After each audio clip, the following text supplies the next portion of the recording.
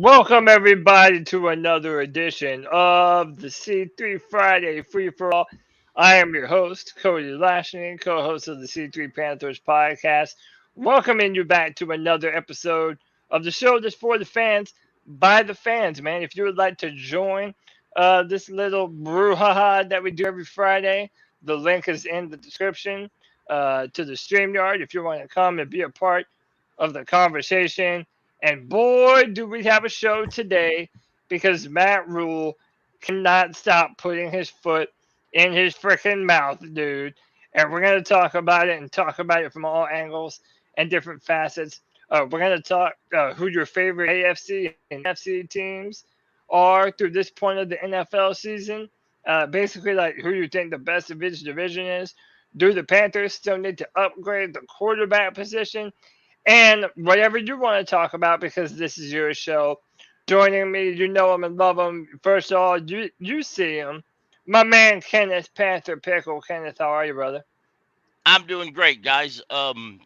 Today you're going to find out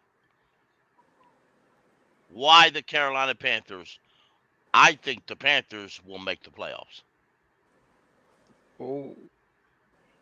All right. Making the play. I mean, look, this division right now, it's up for anyone. Like Right. every single football game matters in the NFC South, man. So it should be fun.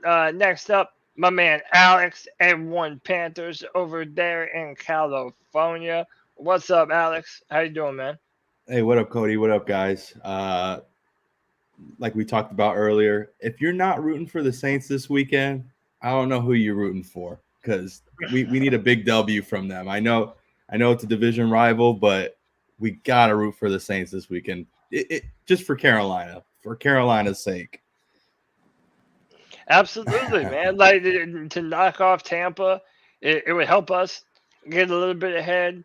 I think it just it's pulling for New Orleans that just doesn't feel good down deep in the pit of my stomach. But we'll talk about that and more. Next up, joining us, my man Carolina all day. Carolina, what's up, dude? What's going on? And go Saints on Monday. Yeah, man, for sure. Puts us a little bit closer to where we're trying to go. Gentlemen, ain't nothing Wrong to it button. but to do it. Nah, you're good. Ain't nothing to it but to do it. Let's roll. Listen, Matt Rhule has had a lot to say. Now, he's had about 15 different clips of him saying different things. I just want to play one of the most egregious for you all and then get your reaction to it. And then we'll talk about it. 2.5 years in the NFL as a head coach, and in the same vein, if you could do it all over again, what would be the one thing you would change looking back on it? As obviously it didn't work out with Super Bowl victories or anything like that.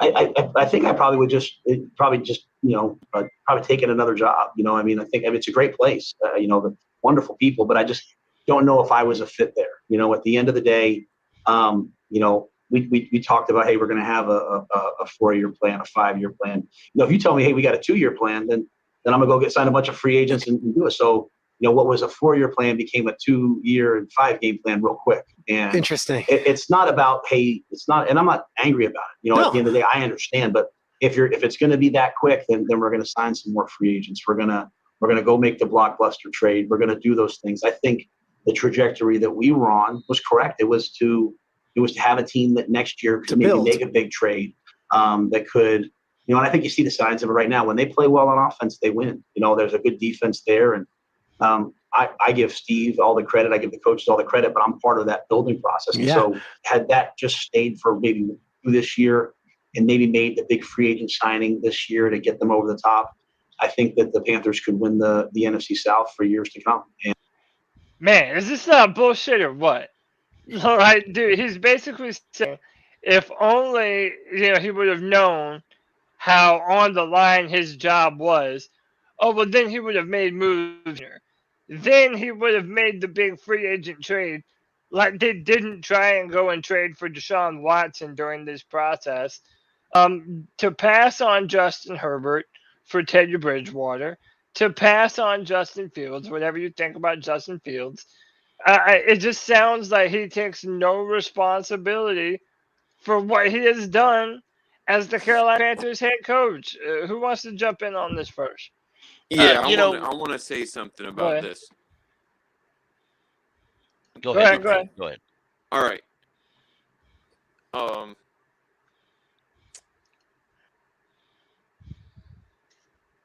Matt Rhule went with not only Teddy Bridgewater over Herbert and Justin Fields. He went with Teddy Bridgewater over Cam Newton. And one of the things that we have to remember for why we got the rationale for getting rid of Cam Newton, it had nothing to do with when he's healthy, he's good. It had to do with his health. We got rid of Cam because the team didn't think he could stay healthy anymore. And what did he proceed to do? He proceeded to play in 15 games with the New England Patriots. He stayed healthy all year. The one game he missed was due to COVID. And just think about how different Cam's career trajectory could have been if it wasn't for Rhule cutting Cam with a year left on his contract, $19 million, and then he's going to go sign Teddy Bridgewater for 60-some million. What would Cam's stats have looked like in 2020 if he's still on the Panthers and he stays healthy for 15 games with the Panthers? He'd have had McCaffrey. He didn't have a McCaffrey in New England. But guess what? When he was in New England, Julian Edelman, he didn't play very much that season. He played 6 games that season. But he had Edelman's best game in his career was with Cam Newton at quarterback. If you look at Edelman's stats, the most receiving yards he'd ever had in a game was not with Tom Brady throwing him the ball. It was with Cam Newton throwing him the ball. And he had a decade with Brady and only months with Cam. But whenever you bring up Cam, when you're talking Panther stuff, because just think for a minute. We're running the ball ridiculously right now. Do you see how our offensive line is playing right now? It's our offensive best you've ever had, or one of the best you've ever had. This is one of the best offensive line we've ever had. Maybe the best. And think about, we just are running the ball down people's throats. And on Sunday, when this was happening, I just think about how if we added Cam back to the mix. But when you bring up Cam, what I wanted to say was, when you bring up Cam, like I'm pretty sure the chat right now is probably like, oh, get over it. Cam's done. Cam's this, we got Cam one. that. And the thing about it is, if you go back just last year versus Arizona, he looked pretty good running the ball. But for a bigger sample size, back in 2020, when he started those 15 games for New England, I watched every game. He played well. And it really makes you wonder what could have been, right? What would have been if we would have given him that chance. And Matt Rhule kind of did give Cam Newton the opportunity that he was looking for. I don't know if that was ever going to be truly possible, because I kind of think the organization was at that point wanting to get rid of Cam. Like they were wanting to move on from him. And I honestly think that was a David Tepper move. But to kind of keep it on Matt Rhule, and listen, there's so many different mistakes that he has made. And Carolina all day, he also threw Cam Newton under the bus when Cam Newton came back to us.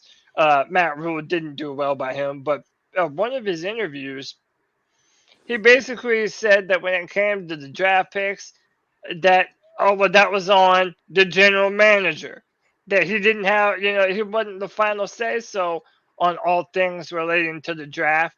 And this video can damn for you different. Guys that we really love is Sewell, because he's an offensive lineman. If this doesn't look like a hands-on corner coach dictating what we're doing, Waddle, you can confuse the hell out of me. That's kind of the rankings. All 3 guys on the board. Take Christensen. take the best receiver. If they're not sure, take our highest ranked guy, Terrace, and then we see what we do. Once upon a time. Okay. Let's take Terrace Mark. Good. Brady Christians. We'll trade 6 with the Eagles. Immediately take Brady Christians. Here's the 4 guys I have right now in my mind. Tremble, Brown, Diablo, and Browning. I got my hand raised. With the 83rd pick in the 2021 NFL Draft, the Carolina Panthers select. He is a classic example of he's going to be a much better pro than what you saw in college. What's up, man? But our first pick, if we'd step, first pick would be Chuba. You good with that or not? 12:35.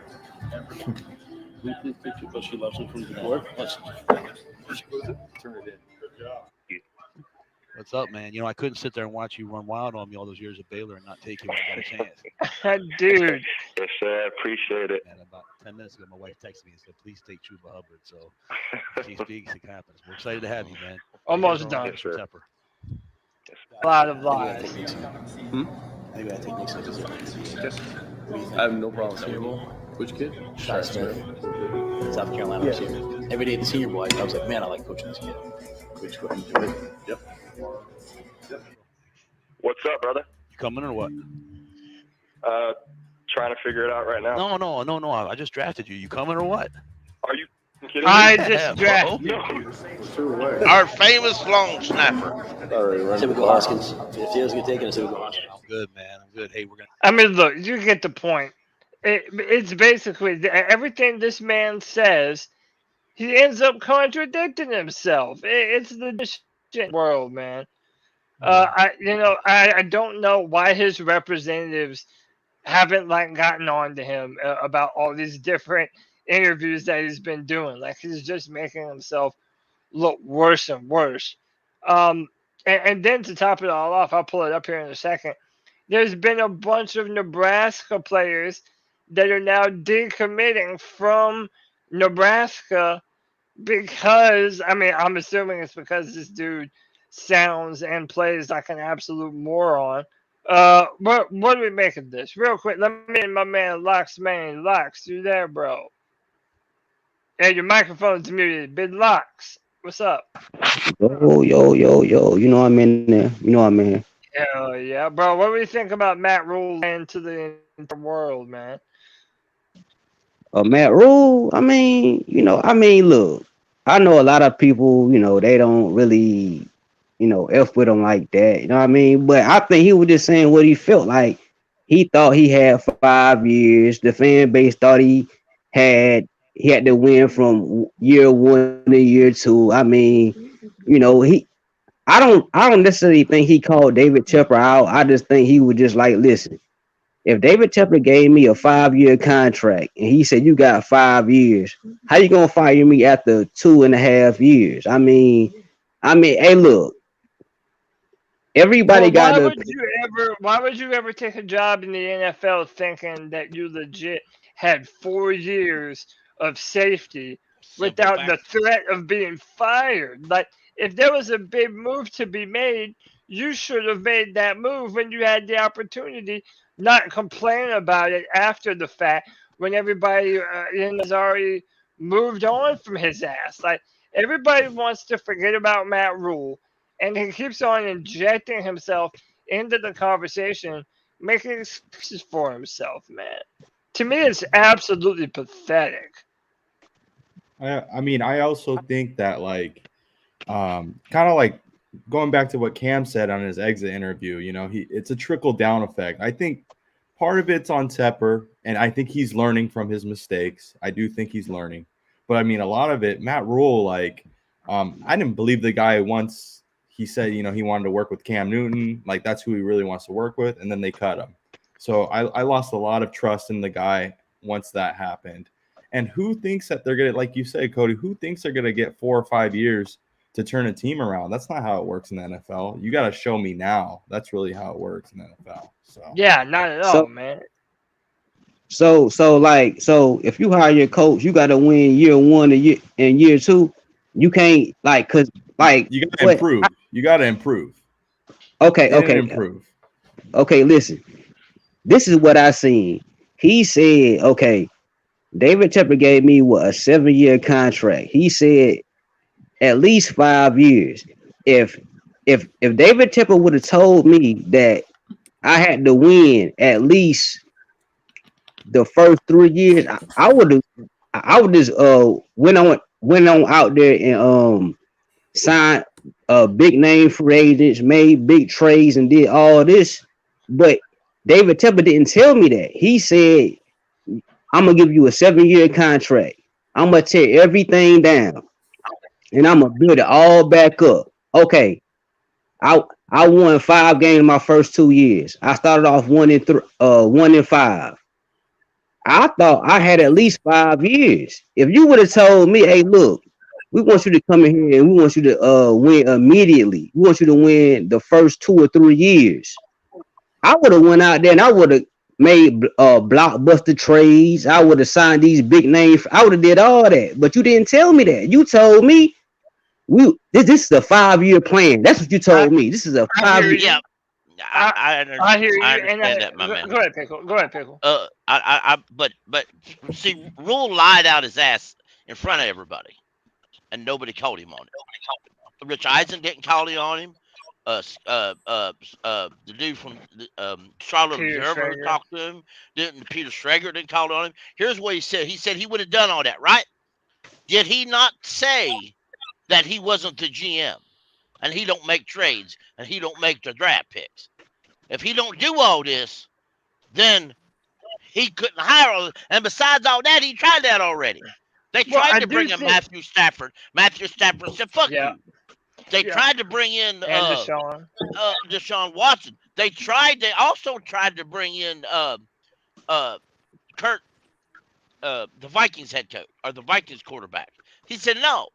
None of the NFL free agents was coming here. Period.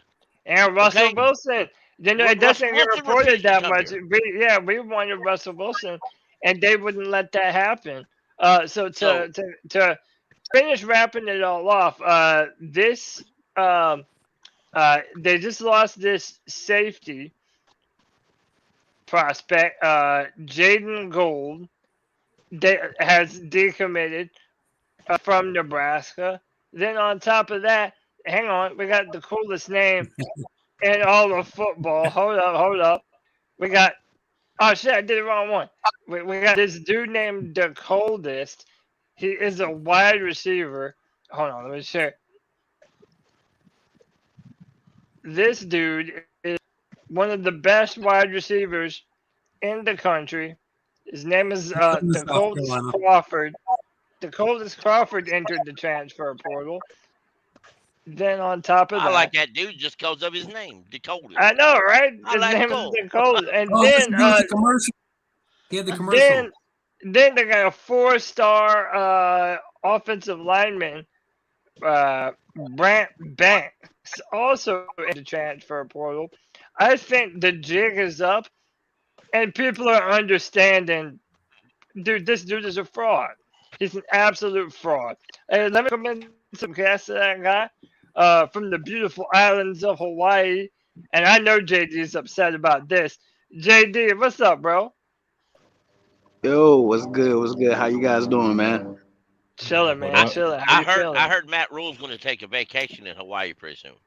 Bro, if Rhule come out here, like I better not be within reaching distance of them, man. This is a very strong team.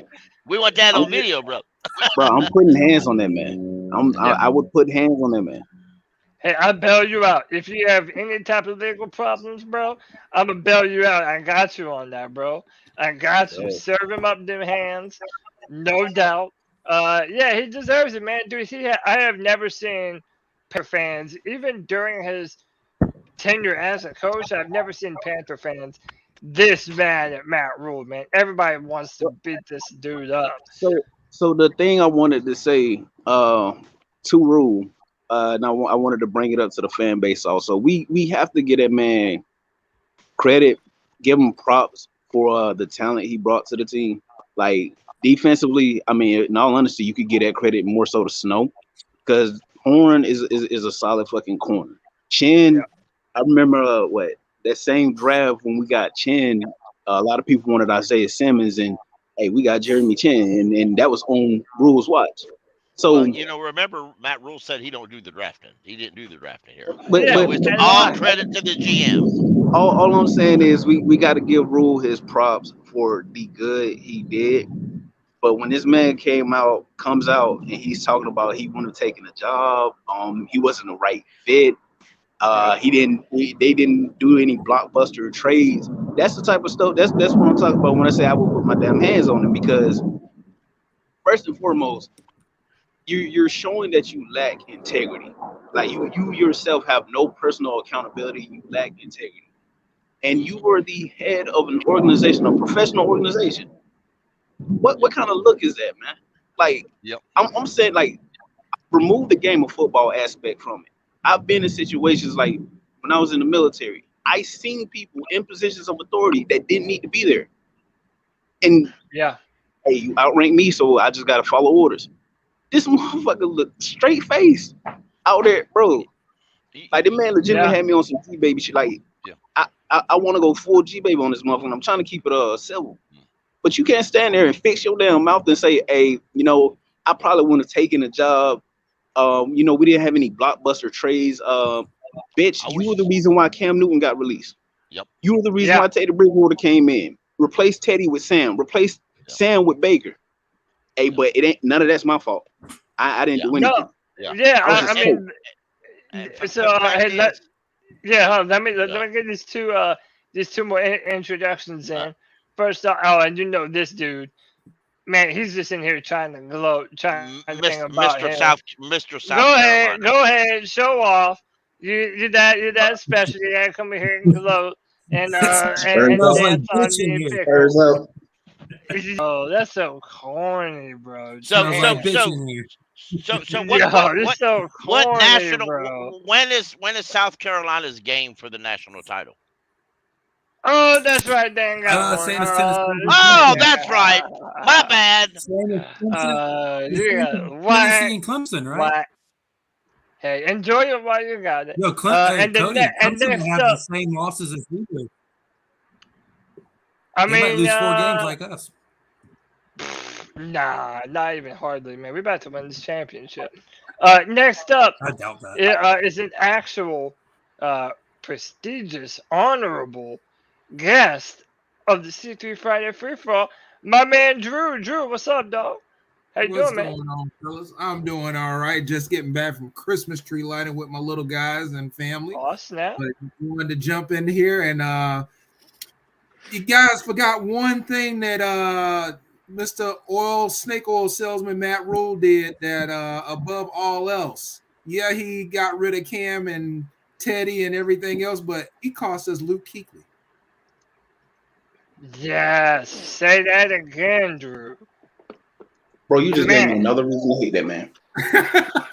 I'm just saying, if Ron Rivera had been here, I don't think Luke would have walked away. But Luke got one whiff of that snake oil salesman, and he's like, "Dude, I'm out."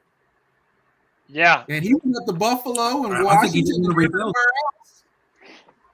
Even Jonathan Stewart called that man out today. Yeah, and hey, real quick, let me welcome my man Dr. Rosen to the stream. Doctor, what's up, man? How's it going, guys? How's it going? So look, I'm gonna play this last clip. It's very, very short, and then I'll open up the discussion to whoever wants to talk about Matt Rhule. Do anyone under? Hopefully, when people look back on my time, they'll say like, you know what? He never threw anyone under the bus. He never made an excuse. No decision was made at the Carolina Panthers when I was there that was made by me unilaterally. Dude, and it comes out of his mouth is an absolute lie. And then he says that he threw no one under the bus. The list of people that he has thrown under the bus includes Cam Newton, Teddy Bridgewater, DJ Moore, Joe Brady, the entire Panthers defense in 2021, Marty Hurney, Scott Fitterer, David Tepper, and the Panthers fan base. Guys, do you remember a Panther for a coach for the Carolina Panthers going out this disgracefully? Because I sure can't, man. Nope. Matt Rhule is right about one thing. He is right. What's that? He's 100% should not have taken this job. His ass should have went up to New York and taken that fucking job. Yeah, he wouldn't have made it a year there. He wouldn't have made it a year. Well, that would have been all right. I mean. Yeah, could you imagine how the New York would have done him? They would have shredded him. Hey, also, I want to take this opportunity on the off chance that anybody in Teddy Bridgewater's camp is listening to this podcast. I apologize to Teddy Bridgewater because after they moved off of that man, he told all of us what Rhule and Brady was. I personally didn't believe him. And we called him a liar. We just did. You're right, man. Yeah. You're right. Yeah, man, dude, we were all kind of upset with Teddy at the time. But man, the issues run deep. And Matt Rhule, it seems like every single way he made an integral decision that tanked our season every year. I mean, am I wrong in that? No. I'll say one more thing, then I'm going to let everybody else talk. The shameful thing is, as a father, I know the guy's got he's got kids, but Matt Rhule, you teaching your children not to own up the responsibility when they screw up. You teaching your children when they go to college or they go to school and they screw up. No, it ain't me, it's everybody else. Matt Rhule, be a man, act like an adult, and teach your children right from wrong. You damn fool! Tell them, Pickle. Teach them how to them kids, man. Some integrity. That's the thing that sets me off. I'd slap him. That's the thing that sets me off because, like I said, remove the aspect of football from it. You can apply this shit to everything in the world. I mean, just within America. How many people are in positions of authority and refuse to take responsibility for shit they say, things they do, actions, and the repercussions it has on other people? I'm forthcoming with this information. I've been locked up 5 times. I got arrested, put in jail 5 times. I'm holding 4 fingers, man. I can't. 5 times. Now, one of the motherfucking times could I sit there and say it was Jimmy and Joe's fault? No, I could have easily walked the fuck away. So I'm sitting in this motherfucker. Hey, I'm guilty as motherfucking charge. All I can do from this shit is learn from it, be better. Yeah. I ain't been in jail since that shit happened. I ain't got no intention of going back or getting close to. That's accountability, man. You're a grown ass man. You're supposed to be a leader of men. But then when the leader of men, supposed can't fucking own up to, hey, how you gonna call a player out when you your damn self can't? Like this is the funny part though. When Cam was hurt and he knew he was hurt, he blamed Ron Rivera and the coaching staff. Well, they knew I was hurt. Well, if you knew you was hurt, why didn't you tell them you was hurt and you wasn't like physically able to perform at the duty of your abilities? Why after you get released, you come out and say, well, Ron Rivera and the staff knew I was hurt. He didn't take no responsibility. He didn't take no responsibility for himself to say he was hurt. He blamed Ron Rivera and the coaches and the training staff. Everybody want to blame Matt Rhule. Matt Rhule, he sucked. He didn't improve his first 2 or 3 years. But goddamn, everybody trying to lick Cam off the hook. You can't lick Cam off the hook. If you know you hurt. Those are damn near 2 different things to me. It's like if you're a football player, you want to be out there for your team. You want to play. Yeah. Your coach's job, if they know that you're hurt and that you're not playing for nothing, you're not going to contend for the division. It's almost like a leadership responsibility thing to save Cam Newton from himself. I mean, I hear what you're saying. It's not all put on Matt Rhule, but dude, he was the leader of this team, and I think that he has to own up for why this team ultimately went so bad so fast, and why Steve Wilks has been able to turn it around. Dr. Rosen, jump in on this conversation too, man. Yeah, when it comes to Cam, think about throughout the time we had him, though. I mean, we can pick maybe a little spot, like where he might have been kind of pissed off and said maybe something like that and whatnot. But for the majority of when he was here, he gave up everything for us. I mean, he put his body on the line every damn time And when he came, he said the opposite of what Baker was saying. He would come in and absolutely say, I need to play better. I need to do better. I didn't do enough to win this game. It's just like the opposite of what Matt Rhule is doing right now. This is pathetic what we're seeing with Matt Rhule. This is absolutely pathetic. And it's who's this talking right now? Who's this talking right now? It's Dr. Rosen. Yeah. Okay. But look at it like this. Let's just say, okay, you work in construction, right? Let's just say your back messed up, and you can't work. You can't do the job the best of your ability, but you got to come in to work. You come in to work, and you say, "Look, I want to work," and your boss be like, "Man, I don't look. I seen you work. Your back look messed up. I don't think you can do it." Oh, nah. I want to work, and you the star of the show, and he know you got all the control. He like, oh nah, I can work, man. I can work.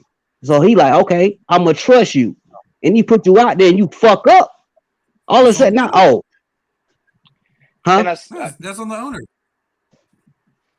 And I see what you mean, but there's a lot of people that get paid to make those choices to where it's out of his hands, because every player is gonna want to go out there. Whether it's, playing high school ball and shit like that. Everybody wants to go out there. People are getting paid a lot of money to make sure it's not in these players' hands, because everybody wants to go out there. Even if they just freaking were out there, just got knocked out, just season up and stuff like that, they still want to go right back out there, even though they don't even know where the hell they are. So, I don't like the way he phrased that type of stuff and whatnot, but still, the majority, the pros outweigh the cons like 1,000,000 when it comes to Cam, to me, when it comes to that type of stuff. Yeah, Cody. That interview, you know what it reminded me of? Man, I got more sense than that. I wouldn't grind my feet on his couch. Yeah, I remember grinding my feet on Eddie Murphy's couch. It reminded me of Rick James. Dude, he's a moron, man. Like, Locks, I understand what you're trying to say, but at the end of the day, Cam deciding to want to play, that's him playing football. Whereas when you're talking about the draft, when you're talking free agency, Matt Rhule was reported to have final say-so on all football matters. And now that he's no longer a Panther, now it was a team effort. Now Fitterer had his say-so when we were drafting. Now it was a 4-year plan as opposed to a 2 and some change. Like, every other word that this man says is an excuse. But Cody, he was actually right though. The draft was a collaborative effort. Didn't his wife draft Chuba Hubbard? That's right. His wife had a big time so. So it was a collaborative effort. It was. If I may throw out, in times past, trainers, if they didn't want a player on there that bad, especially in the middle of the game, they would just go take their helmet and hide it. No, I remember John Fox, trainer, taking Steve Smith's helmet back to the locker room. Steve was running around on the sideline looking for what Steve? I'm sorry, excuse me. It was Dan Morgan's helmet, and the backup had to go out and play. And the reason why is because Dan had concussions real bad. And the previous play, Dan got up and went to the other side, to the opponent's side, and sat down. Because in his mind frame, he wasn't right to play. They got him back on the Panthers, and he took his helmet back to the locker room where he couldn't get it. And an NFL, there's a way. The one thing Matt Rhule did wrong, and a lot of players spark up to this. Matt Rhule wanted to come in, and Steve Smith said this. He tried to teach grown men. He tried to make grown men college kids, and it didn't work that way. And when college kids were drafted, he didn't let them become grown men. He wanted to teach them just like he did in college. And it doesn't work that way in the NFL. So, when you lie, when you make your bed, you lie in it, whether you like it or not. All right, Matt Rhule lost the trust. There was an article written that said that Matt Rhule was correct. He really didn't lose a locker room because of a few selected players made sure he didn't. Okay, we're talking about the stars of the locker room who said we're going to do this the right way, and they made sure of that. That gives credit to the locker room, not credit to Matt Rhule. Yeah, all he had to absolutely. say was like, yeah, it just didn't work out. That's literally all he has to say. It didn't work Yeah, out. exactly. I mean, the man could have easily just pointed to the successes he's had. Like, when they asked him about the whole not drafting the quarterback thing, he could have. I mean, if I'm not mistaken, when they asked him after the draft, he said he'd take Sam Darnold and J.C. Horn as opposed to just drafting Justin Fields because you don't get a top corner doing. I can understand the thought process, the logic behind it. You can sit there and say that what was it 2020? We felt that bringing in Derek Brown, he has the potential to be a Pro Bowler, maybe a Hall of Famer one day. We just felt that it would be better if we brought Brown in over trading up and going for Justin Herbert. We felt that this player would benefit the team sooner and for a long time. He could have easily just pointed to the successes he's had, but nah, he wants to. I swear to God, bro. And then I said it on Tuesday. The thing is that one of the many things that pisses me off about these interviews he's going on. You could just call yourself out for it. Like take accountability. He could have easily stated something along the lines of, if I could redo anything, I would have been a little bit more stable with the quarterback position. I would have been a little bit more faithful to who I had at the helm of my offense. Because moving on from Cam, moving on from Teddy, moving on from Sam, bro, all of that is what the fuck. Like, you were just slowly digging your own grave. And thankfully, Tepper fucking pulled the trigger and put your ass in it. Mm-hmm. Yeah. Cam Newton goes. Cam Newton had a lot of injury issues. Even if he wanted to let him go, there was a correct way to do that Matt Rhule did not do. I don't know how many people remember this. When the Panthers let Jake Delhomme go, they did it in a respectable manner. They walked in, they sat down in office, they talked about it. A lot of the folks cried. The coaches, the quarterbacks, everybody cried. And then they went out and they let Jake go out there and do an end of a walkout, an exit press conference as it is. There was correct way of doing that. Jake left with respect to the organization all the way through. There was a correct way of doing it, and there was an incorrect way of doing it. Matt Rhule did everything the incorrect way because he was responsible to putting the coaches and hiring the coaches and the staff. He didn't hire any pro coaches. He hired a bunch of college coaches. So they let him redo it all again. He still hired a bunch of college coaches. Yeah, and I also feel like, he also, again, apologies, he's done like 15 different interviews. Like, there's so many of them. And one of them, he said, that team that's starting to show some life now, that he helped to build that team. And now I feel like now you're taking credit away from all the work that Steve Wilks has done to turn down in the meantime. Here is former Panther player Trey Boston, our man, talking about what he thinks about Steve Wilks and how he hopes that he is the new head coach next season. Gets the best out of you. It's going to be the best for him, and you work together, and he's a man who is an amazing leader. He has dignity when it comes to whatever he says out his mouth. It's not, do as I say, not as I do. No, he's going to do exactly and set the example for who you should be.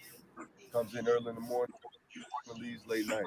Shoot your text in the middle of the night. I don't mean to rhyme, but that's just who he was. To this day, I still talk to him. I communicated with him this season, and I am truly happy to see him get this because you knew that if things kind of went the way they did, you were hoping that he would get this position and to see the guys playing the way they are, man. You can always tell a team by the fight they have for their coach. And there's a difference between laying down. And I played for teams that we've been in interim coaches and we've been on different coaches where guys, they don't want to fight for you. You're not really one of us. And that's what you have to be. You have to be a team, and that's what Steve Wilks brings. He's He's a guy who knows how to rally the troops, and you've seen why this team has been so special while he's been at the helm. Did the team not? Words, man, by Trey Boston.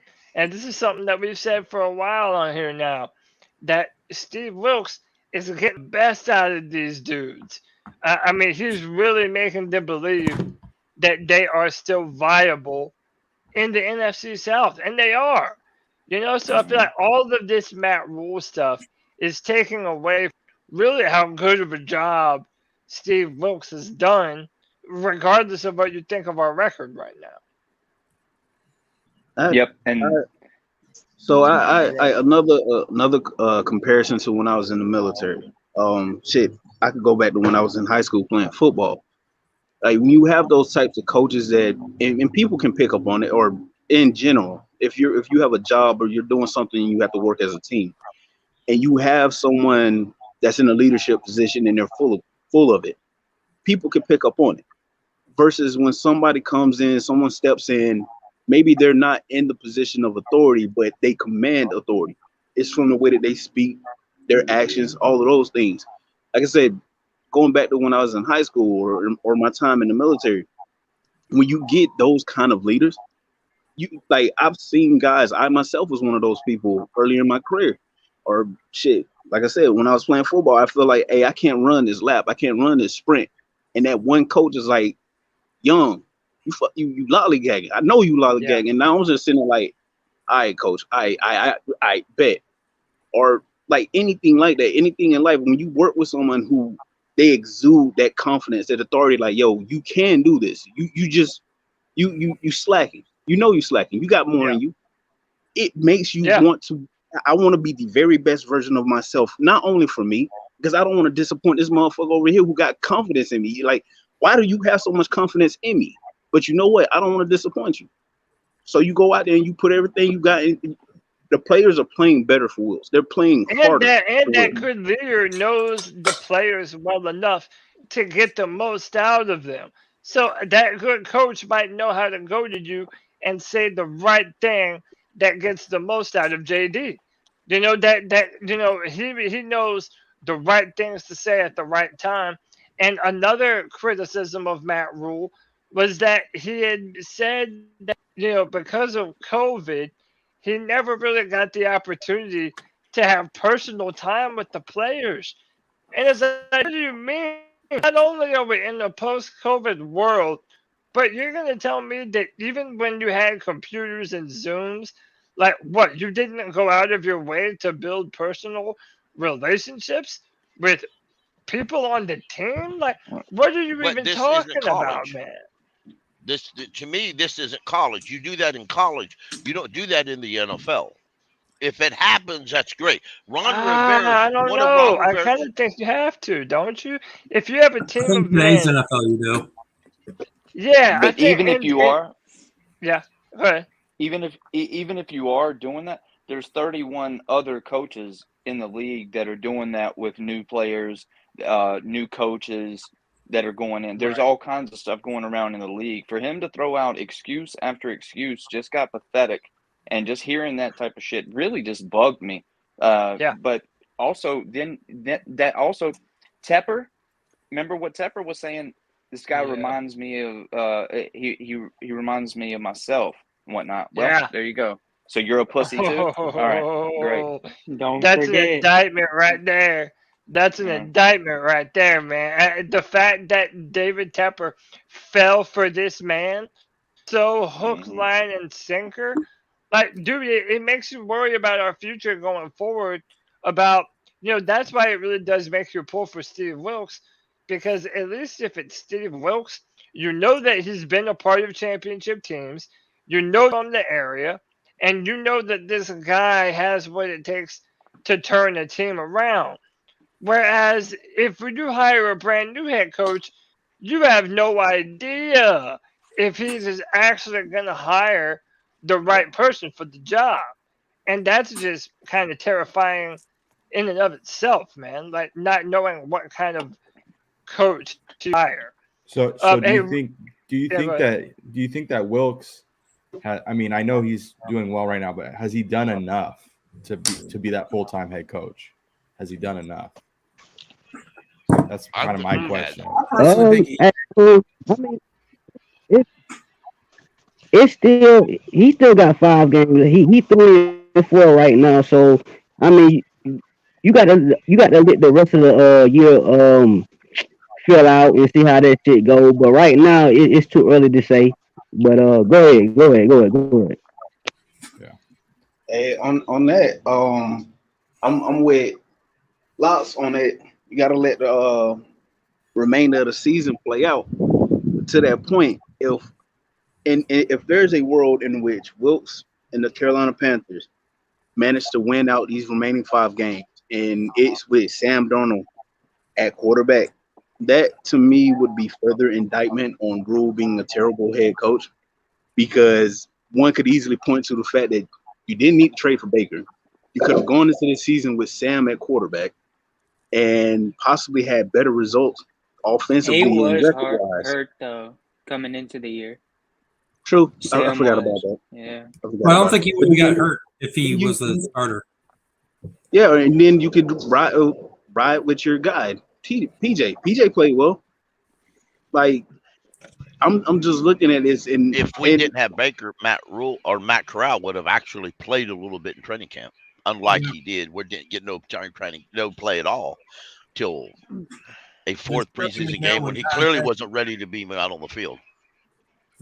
I think it'll be a testament to how good of a coach Wilks is if he's able to get the best out of Darnold. It's like this past Sunday, I like what I like. There were 4 passes I remember off the top of my head where Darnold he was just late with the passes, or he was either late with the ball. There's one that he was targeting Terrace that could have gotten picked. It was like an out route. He threw it late and it got deflected, but it could have gotten picked. One early in the first half where he was just late with hitting DJ. If he hits DJ sooner, it's possible DJ's able to turn upfield, and that's a touchdown. And then there's another one that he just misses. It's like the play breaks down. DJ goes upfield, and Sam just decides to throw it away, which that's a smart decision. You don't want to put the ball in harm's way. But if he hits DJ on that route, that's another touchdown. But if you can get if this team manages, if McAdoo and Wilks manage to get like game manager out of Sam, it's going to be a testament to how good of coaches they are, and further indictment on how terrible of a coach Rhule is. Yeah. Yeah. Hey, real quick, let me add some people to the stream. First of all, you know them and love them. It's the voice that makes them moist. Codizzle Allen, what's up, brother? How you doing, man? Oh, I had to come on here and roast some Matt Rhule with you fellas and just talk about the Panthers, since we don't have any games to talk about regarding the Panthers. But damn, I'll tell you what, if you watch that Bills game, it makes you really want a guy that can command an offense like that Bills Josh Allen can do over there. Dude, he's a freak show, man. He really is a freak show. Yes, he is. And by the way, just a note, I have 10 people right now, but I've got 2 more waiting in the background. So I'm going to filter some people in and out. If you're in there, just please be patient, and I'll make sure to get everybody in. Hey, if you need to drop somebody, man, hey, let some people in. Well, hey, man, listen, and you can either hang out in the background and come back a little bit later, or however you want to do it, man. We're definitely open to however you want to do it, man. We appreciate people coming to hang out with us. Hey, go ahead and let me know. Yep. Yeah, that's what I'm saying. Want to hold anybody up. I'm trying to let my phone charge. All right, yeah. Like I said, whoever wants to come back in, you can come back in too. I'll see you a little bit, Lux. Let me welcome my man Eric to the stream. Eric, what's up, dude? Hey, what's up? How are y'all doing? Doing good, man. Doing good. How you feeling about all these Matt Rhule interviews? You guys touch all the points.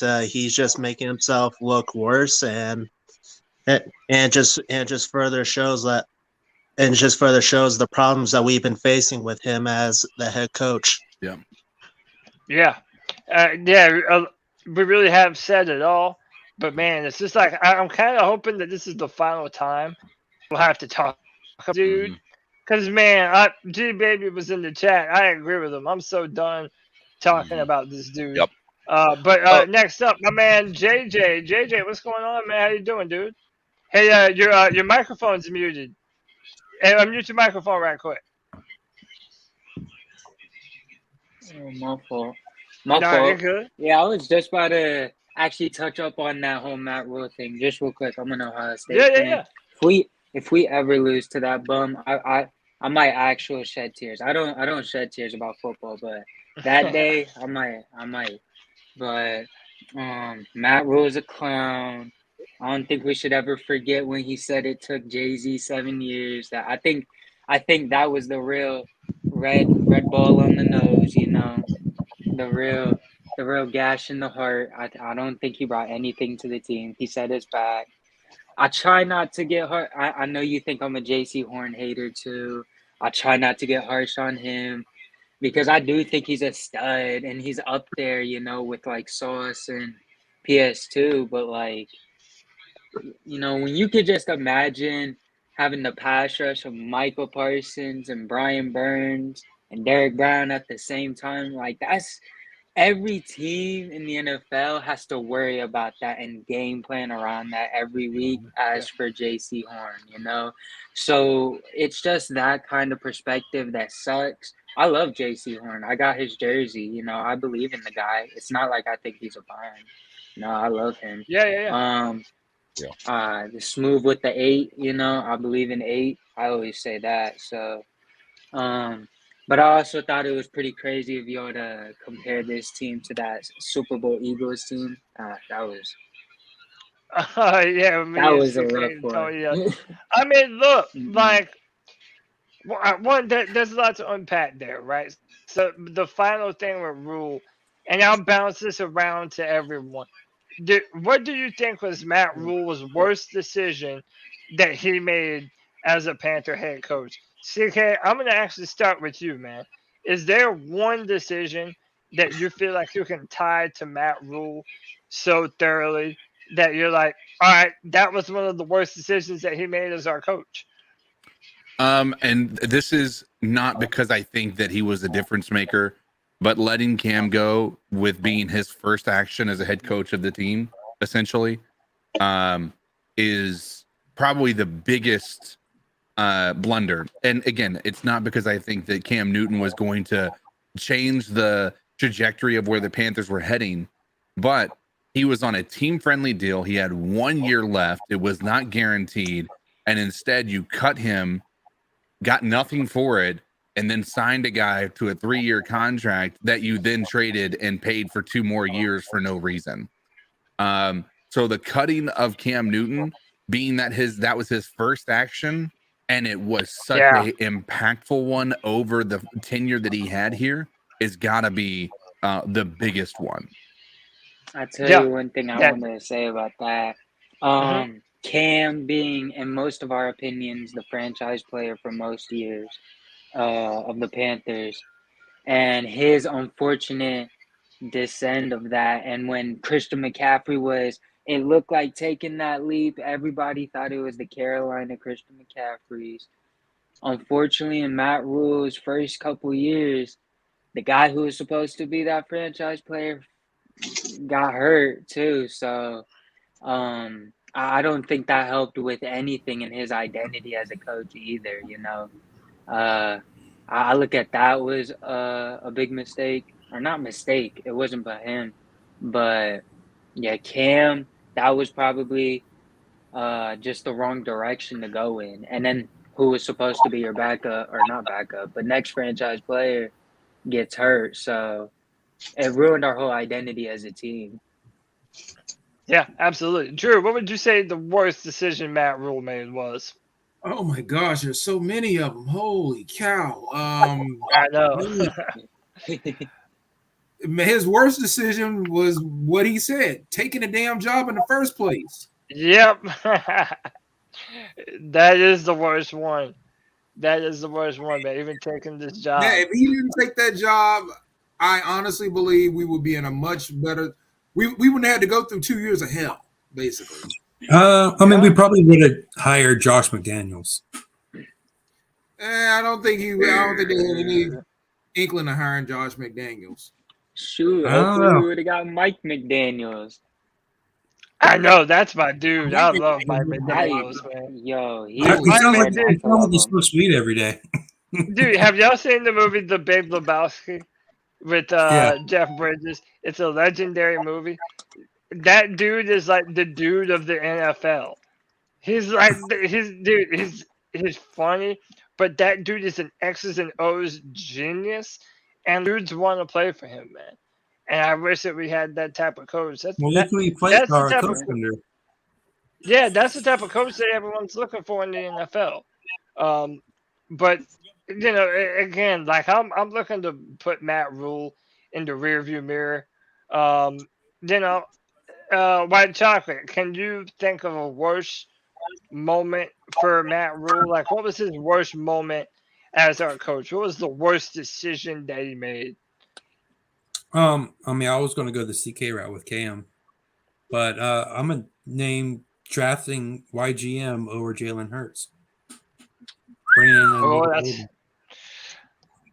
that's not a bad one. Dude, Jalen Hurts is balling out this year for Philly. Yeah, a lot of players, man, that we could have had at quarterback. Justin Herbert, Justin Fields, Jalen Hurts, all of them at one point. You have to imagine we're in contention for us. But think about those guys. If he did draft any of those guys, would they be where they are today if they were under Matt Rhule's tutelage? Really? Well, I definitely think. Well, hold on, because this is also why sometimes I agree with Cody's point of trading for Trevor Lawrence. When you, as a franchise, especially with Jalen Hurts, who has that kind of mentality to always ascend, when the franchise notice they have their guy, or whenever they show signs, they always pick the player over the head coach. Like we saw with Trevor Lawrence in his very first year, they got Urban Meyer up out of there. He's the only thing we've seen worse than Matt Rhule. So, you know, that's always why I believe, like, if we could have gotten those quarterbacks, it would have gotten Matt Rhule out of the door sooner. Yeah, it either saved his job, or you would have seen even quicker that this guy is not the dude to develop young, talented players. I got one. I got another one. Not starting Brady Christensen at left tackle. That's a damn good one too, and we were shouting that all of last year. He probably wouldn't have been on the hot seat coming in. Yeah, Panthers' worst moment as our head coach. Probably. Pickle, you there? Yeah, can you hear me? You're muted. Yeah, you're muted. Yeah, go ahead. Yeah, it's hard to pick one. It really is. I would say that I'm going back to say just taking the job. That, I mean, I don't recall a lot that he actually did, and I'm sure what. Hey, Pickle, you're breaking up real bad. Come in and come out. Yeah, come in and come out, and maybe that'll fix your audio. I barely hear anything that you're saying. Alex, you're the final one for this question, and then we'll move on to the quarterback discussion I was looking to have. To you, is there a worst thing that Matt Rhule did as our head coach? I mean, I'm just gonna go with CK and what most of us said. I mean, cutting Cam. I didn't think that was the best move. Just with everything going on, new coach, you kind of want to have an established leader in there in the locker room, not just yourself, but someone that you're gonna have follow you. And Cam's a team guy. You could just tell every year in, year out, he always is the guy that's saying, it's on me, it's on me. So he even was someone that when he came in second time around, he tried his best to work with Rhule and doing everything that he wanted him or whatever he was asked. And even when he got benched, he didn't frown upon, he didn't have the towel on the head. He was, he was the cheerleader with the pom-poms helping out Sam Darnold. You could just tell Cam Newton's that leader. And I just thought that was a huge mistake getting rid of him. He only had a year left. Just finish it out and then, go from there and see what happens. But yeah, that was definitely the biggest mistake for Matt Rhule because we haven't found a quarterback since. So cutting cutting Cam was definitely a mistake, but in my opinion, it was so unceremoniously the way they got rid of him. But I like how unceremoniously they got rid of him. That's kind of what pissed me. That's kind of what pissed me off. Just like getting rid of him, almost like he meant nothing to this franchise. And they tried to put it on him. They tried to say that like, oh, he could look for a trade. He said, oh, he could look for a trade, like he wanted. Cam like he was said, "I asking never for a looked for trade. no trade." Cam said they told him they were going to bring him back. Everything was cool. They have he was that Super Bowl week after Rhule was hired. They had a Super Bowl. He was there at the Super Bowl media week prior to everything, and he was telling people like, "I'm looking forward to being coached by Matt Rhule." Like he was like he had every intention of being here. And quite honestly, I'm surprised that he came back last year at all. Like after the way that he was just ousted, that honestly surprised me that he actually re-signed with us. That just shows you, who he is. That shows you who he really is. You know, he's the bigger person.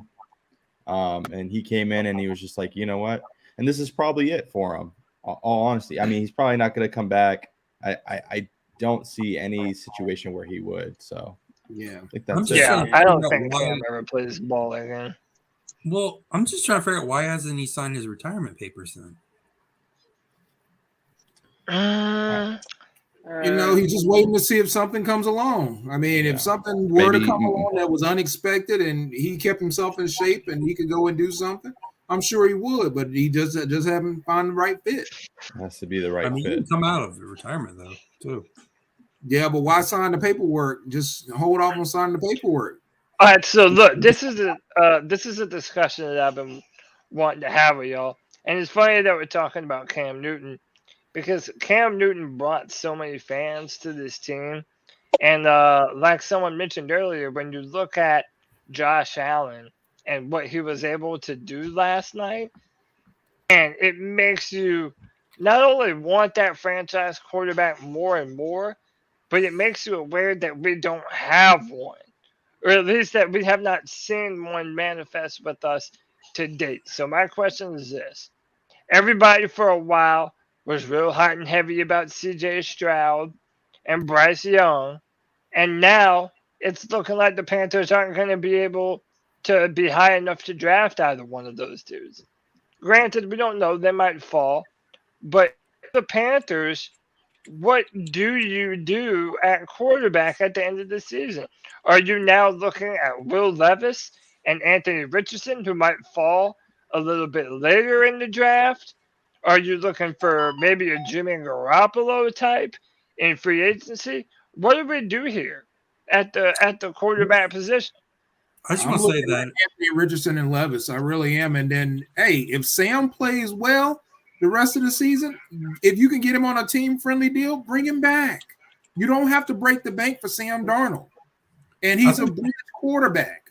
You're not bringing him in to be the franchise. You're bringing him in to be a bridge. And you've got Matt Corral, but you do have to draft a quarterback. You cannot go in the next season with just some bridge veteran and Matt Corral. It's not going to work. I think people are like thinking that if we draft a quarterback, he's going to come in like Cam with over 300 yards, 3 touchdowns in his first game. Yep. It's not going to happen. No, it's right. It's not going to happen. And I'll tell you what, right now, I am ready to do it the way that you see the most successful quarterbacks in the entire league do it. Draft and that is for a year. Exactly. Similar to what Matt Corral is doing right now. Right. So that number one, if you do that, let's say you draft a Will Levis or any of these guys, you let them sit behind, even if it is Matt Corral, right, for a year. Whatever happens, happens. I don't know. I'm not saying it's a recipe for success, but you're going to get to see what Matt Corral is able to do. And if he's the guy, and if not, well, next year the guy has that little less pressure on him that he's not coming in here as a rookie, having to learn a brand new system, learn how to be a professional player. He's able to come in here and be a little bit more confident in what he's doing. And you would think that same principle should have, apply to Matt Corral. I'm really torn at this point because I am very adamant about getting a quarterback in the draft. Like I'm very adamant about it.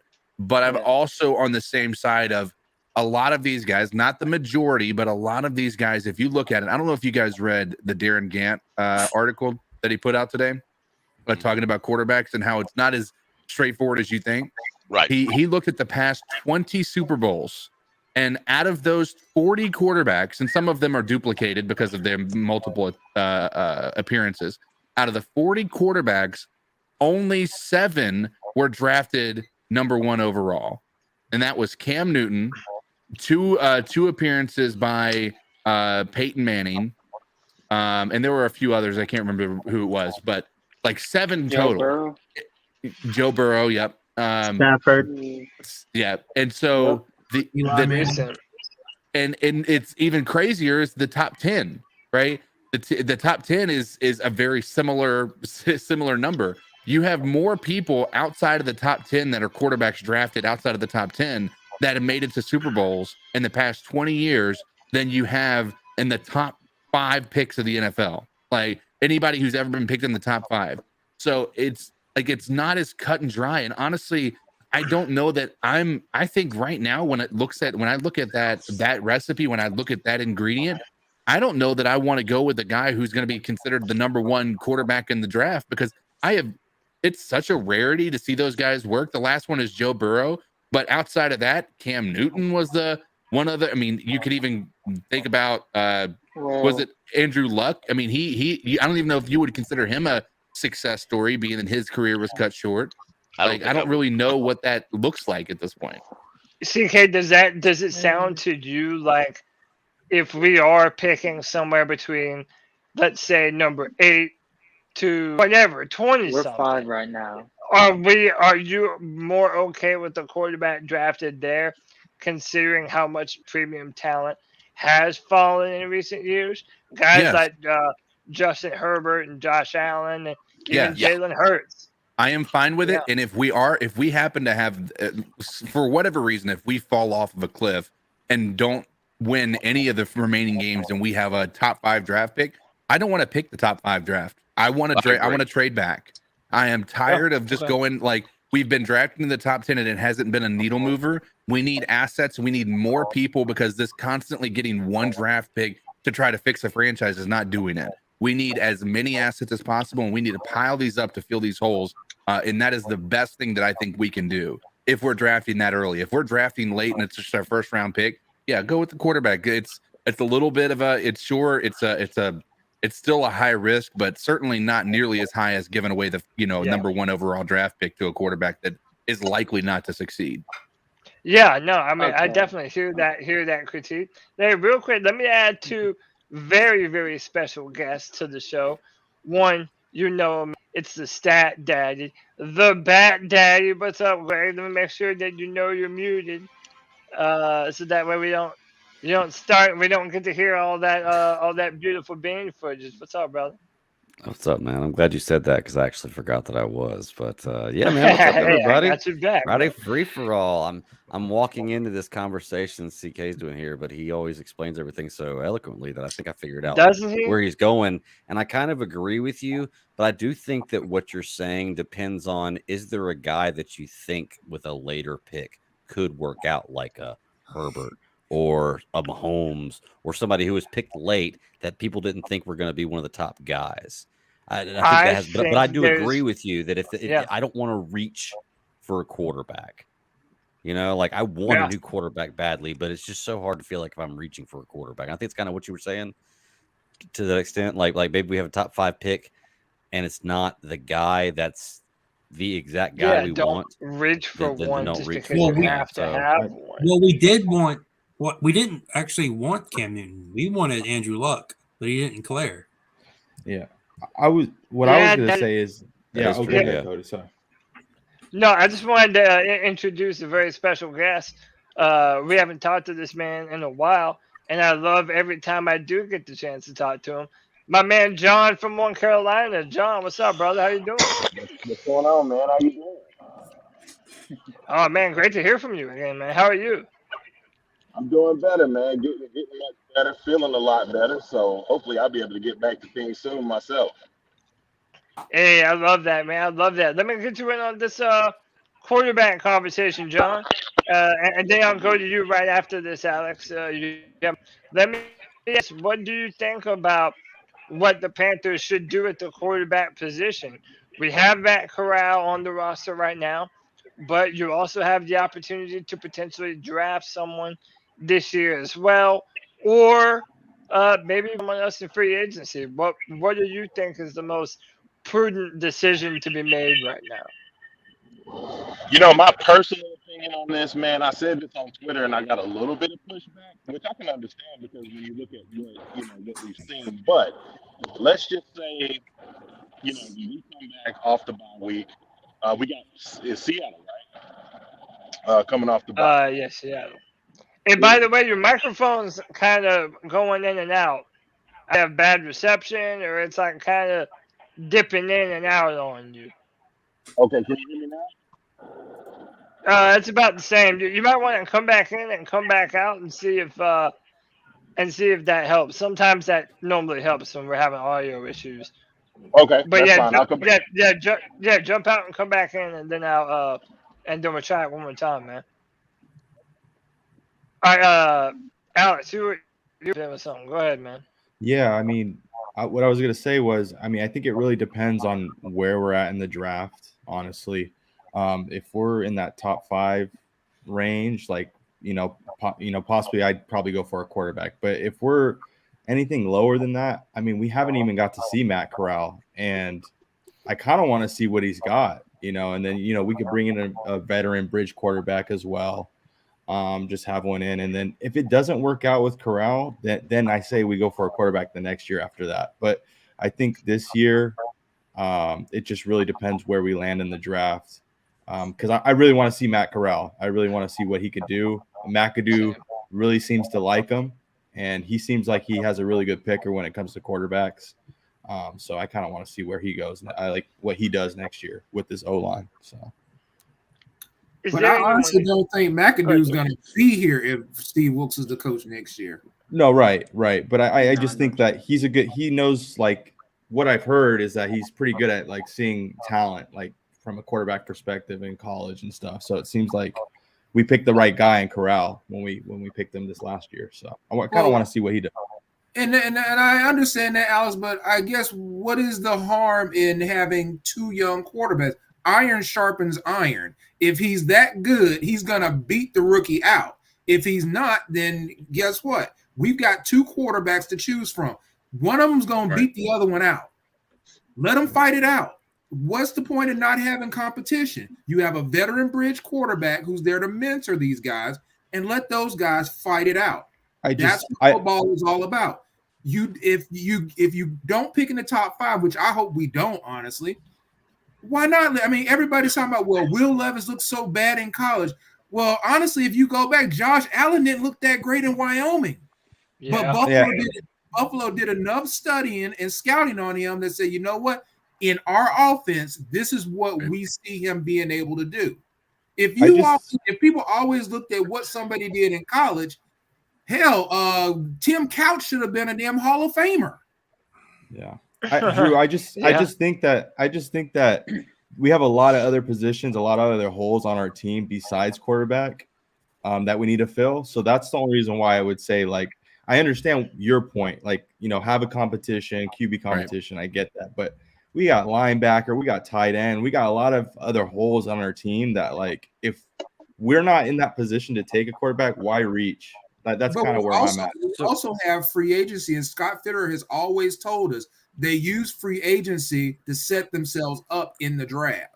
Absolutely. So we don't know. They could find a veteran linebacker and fill that hole. They could find a veteran tight end and fill that hole. So, I mean, we're guessing right now of what we would like to have. But nothing's going to be settled until we get through free agency to see what kind of holes and veterans they're able to bring in so that we can round out our draft at that point.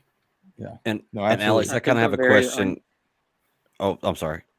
No, go ahead, Daddy. Okay, based on what oh, sorry. Hold on, we'll go Bad Daddy and then JJ. Okay, based on what Drew was saying right here and based on what Alex is saying right here, what I'm wondering, Alex, is I get what you're saying, but linebacker, I agree, is a position we need to fill. Is there a guy that if we're picking in the top 12 that's a linebacker that's going to fill that spot? Is that I've got to take that into consideration too. Like, is there anybody like I think linebacker, defensive end, maybe solidify the offensive line? There are a few positions that we do need to fill. I agree with you there. But is there anybody in those positions that would fill those positions better than a quarterback if we had the choice of a quarterback in that spot? Those are just the kind of questions I got to ask for that, because I really don't know. I'm not as well versed with the draft, but I would have to ask that if I was going into it. Like, is there a linebacker that is a for sure linebacker that I could pass this quarterback on and take a chance with Matt Corral with to get this linebacker? That'd be my only question. And like you said, it's kind of just depends on where you're positioned in the draft. So it's kind of hard to ask those questions, like, just because we don't know where we're going to be. We could literally make the playoffs if we win. 20s. Yeah. So we just don't know. But yeah, I agree. If it's a high draft pick, and there's not really a lot of linebackers right now. I mean, it's tough. Defensive end, there are some guys out there in college, but I mean, it's just a tough question to ask and answer. So it's defensive end or edge rusher. You got to be careful, because some of them edge rushers in college are true linebackers in the NFL. They're not outside linebacker types. And it depends on what system. If Wilks is rehired, he may want to run a traditional 3-4 outside linebacker, or a traditional 4-3 defense, rather. Yeah. And as this was sent by White Chocolate Espresso, it says the first round gives you a 62% chance of finding a starter. Second round gives you a 27% chance. A third, a 17% chance. And then it really plummets from there, with 8% in the fourth, 6% in the seventh. In the last 10 years, 38 quarterbacks have been drafted in the fifth and sixth rounds, and not one has become a starter. So there is a point to be made that the longer you kick the can down the road on backs, I mean, you're almost kind of delaying the inevitable. I agree. As a big fan of Matt Corral, I think it should be a quarterback competition. Especially if you draft a guy, because there's no reason to say that they're any further along than Matt Corral would be.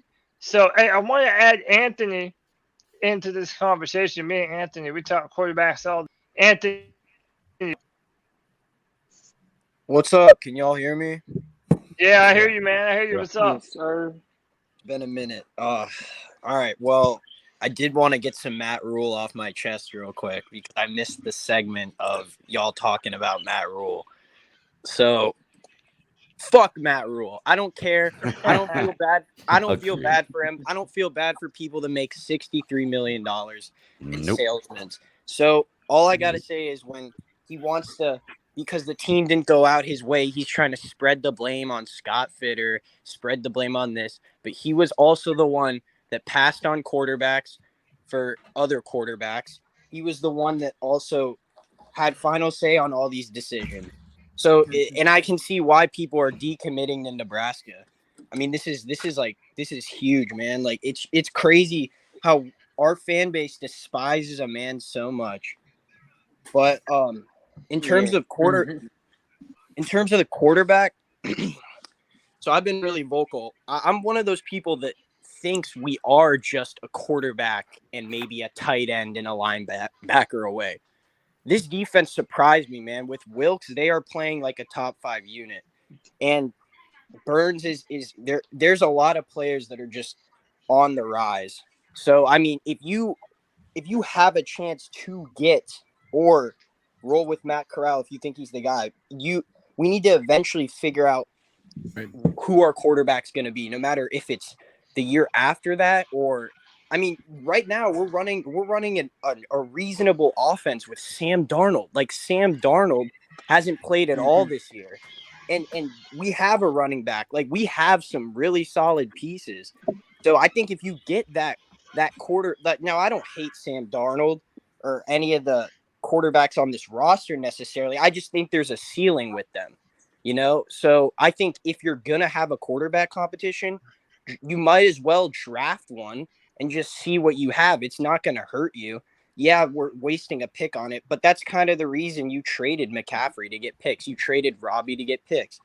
So I don't know. I still think we're only a couple pieces away, guys. I don't think this is like a huge like we're gonna be bad for years to come. I think like once we get that quarterback, if we get above average play from that quarterback position, whoever it is, next year, the year after, I mean, we'll get it rolling. Like,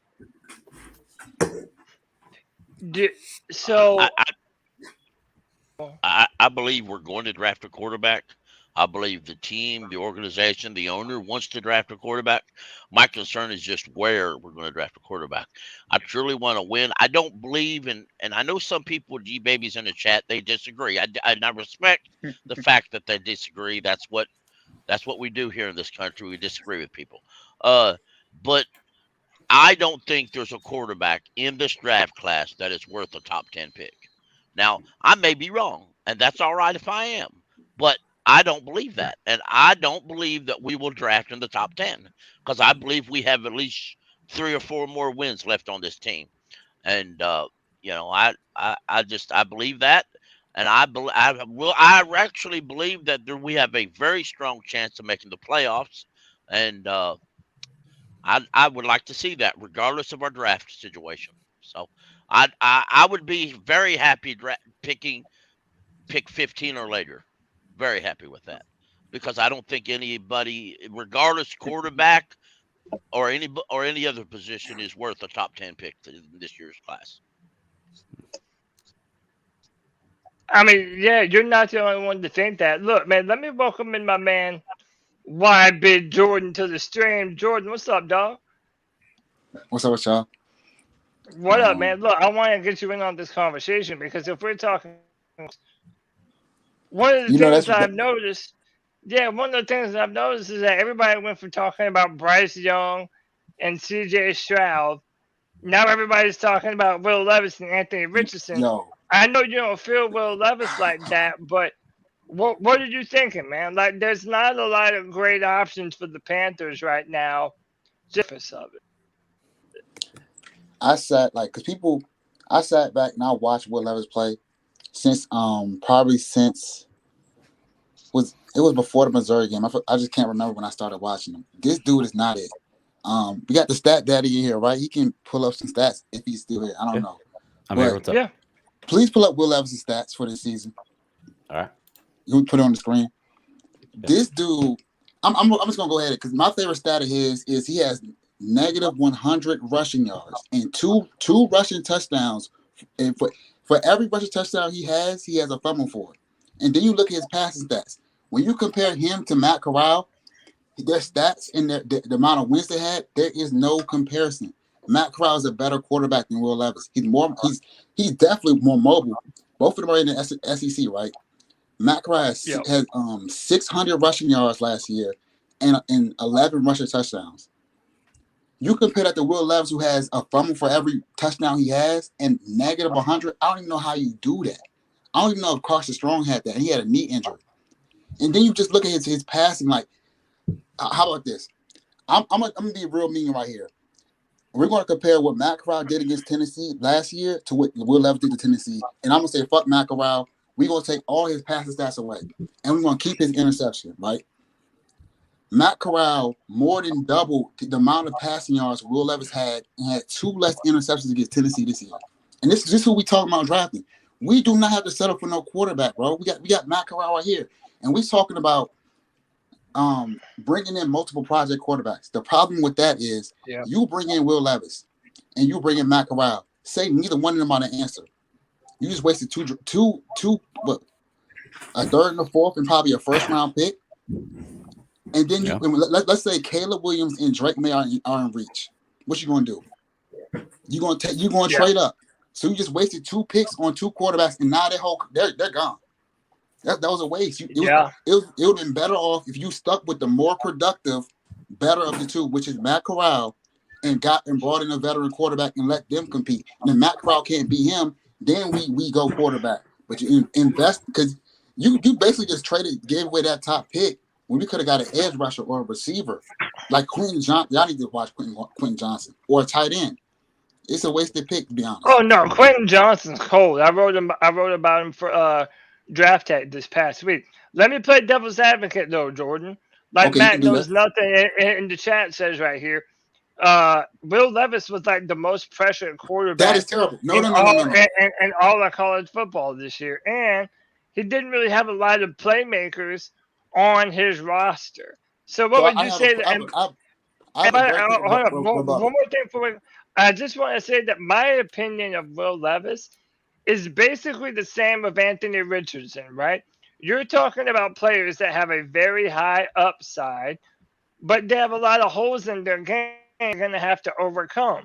Now, you don't know if that's a product of the offense that they're in or if they just aren't that far along yet. But my question is this, though. If you're on a bad team, how do you expect a premier talent to be able to overcome that? Did Matt Corral do it? How many players from Ole Miss got drafted last year? It was 2. It was Snoop Connor. With that, first of all, I only know of one offensive player that got drafted last year from Ole Miss. And actually, I know 2 offensive linemen last year from Kentucky got drafted, that being Darren Kennard and Dylan Parham. Matt Corral had nobody around him. His top receiver was a UDFA for the Dallas Cowboys. I don't even know if he's still in their practice squad. So I don't know. We talking about Kentucky don't have anything. Ole Miss had. What did Ole Miss have? Who's from Ole Miss that we like? That's even in the league. That was even close to being in the league. I can't name anyone. No, I really can't, man. I mean, look, like, you know, I'm a Matt Corral fanboy. Like, yeah. I think this dude has Tony Dunn every Tuesday night tells me that it's malpractice to start the season with Matt Corral because of this foot injury. Yeah, and so get a veteran. Yeah, all right. So then that's my thing. What veterans are even going to be available that are even going to want to come to the Panthers? And by the way, everyone can jump in on this conversation. Hey, Cody, can you guys hear me for a minute? I got some stats and I wanted to throw them out to the people. Please. I got a quarterback who came out of school. He played 11 games his junior year, completed 152 passes, 56.3 completion percentage, 1,812 yards, had 16 touchdowns and 6 interceptions with a rating of 127.8. Was it an improvement? I know you're talking about. Is it an improvement over what he did the previous year? Yes. No. Yes, it was. Josh Allen definitely improved. What am I talking about? You talking about Josh Allen? His sophomore year, he completed 209 passes, 56% completion percentage. Touchdown interception ratio. He threw for 3,203 yards, 28 touchdowns, and 15 interceptions. Right. And a quarterback rating of 144.9. So he improved on the interceptions, right? Let me finish. I'm going to give you another quarterback. Okay. Played 11 games his last year in school, 185 completions, 65.4% completion percentage, threw for 2,406 yards, had 19 touchdowns, 10 interceptions, and had a quarterback rating of 151.9. Who was that? I don't know. Levis. That's not good, bro. But and the thing is, when you look, I only brought up the numbers because I was comparing Matt Corral to Will Levis. I can talk about the play because I sat there and watched him play. Comparing Josh Allen's last year numbers compared to Will Levis' last year numbers. No. All right, so you compare those two, right? First of all, the touchdown and interception ratio is Josh Allen improved that. 16-6 is way better than 19-10. That's not even a 2-to-1 touchdown and interception ratio in college. That's not good. But he went from 28 touchdowns to 16 touchdowns. So didn't Will Levis regress in that area as well?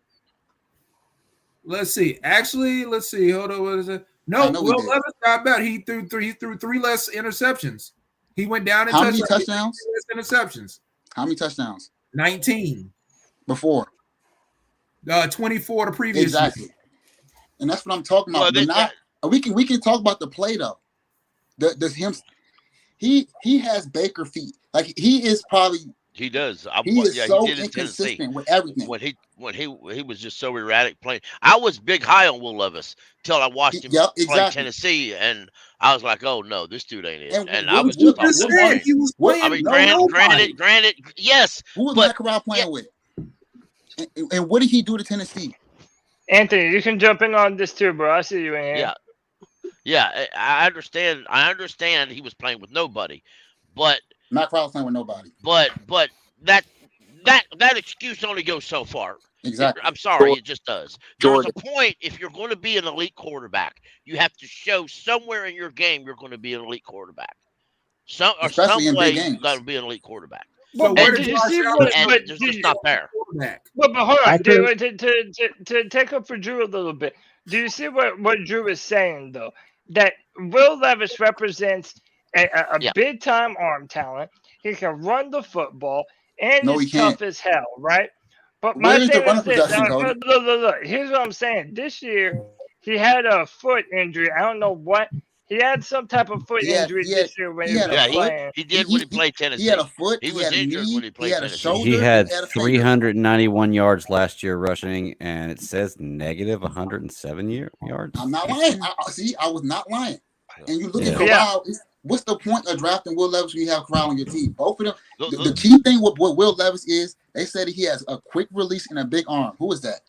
Matt Corral. Who's more mobile? Matt Corral. And guess what? These two are both going to be 24 years old next year. The one thing I will say is Matt Corral did have.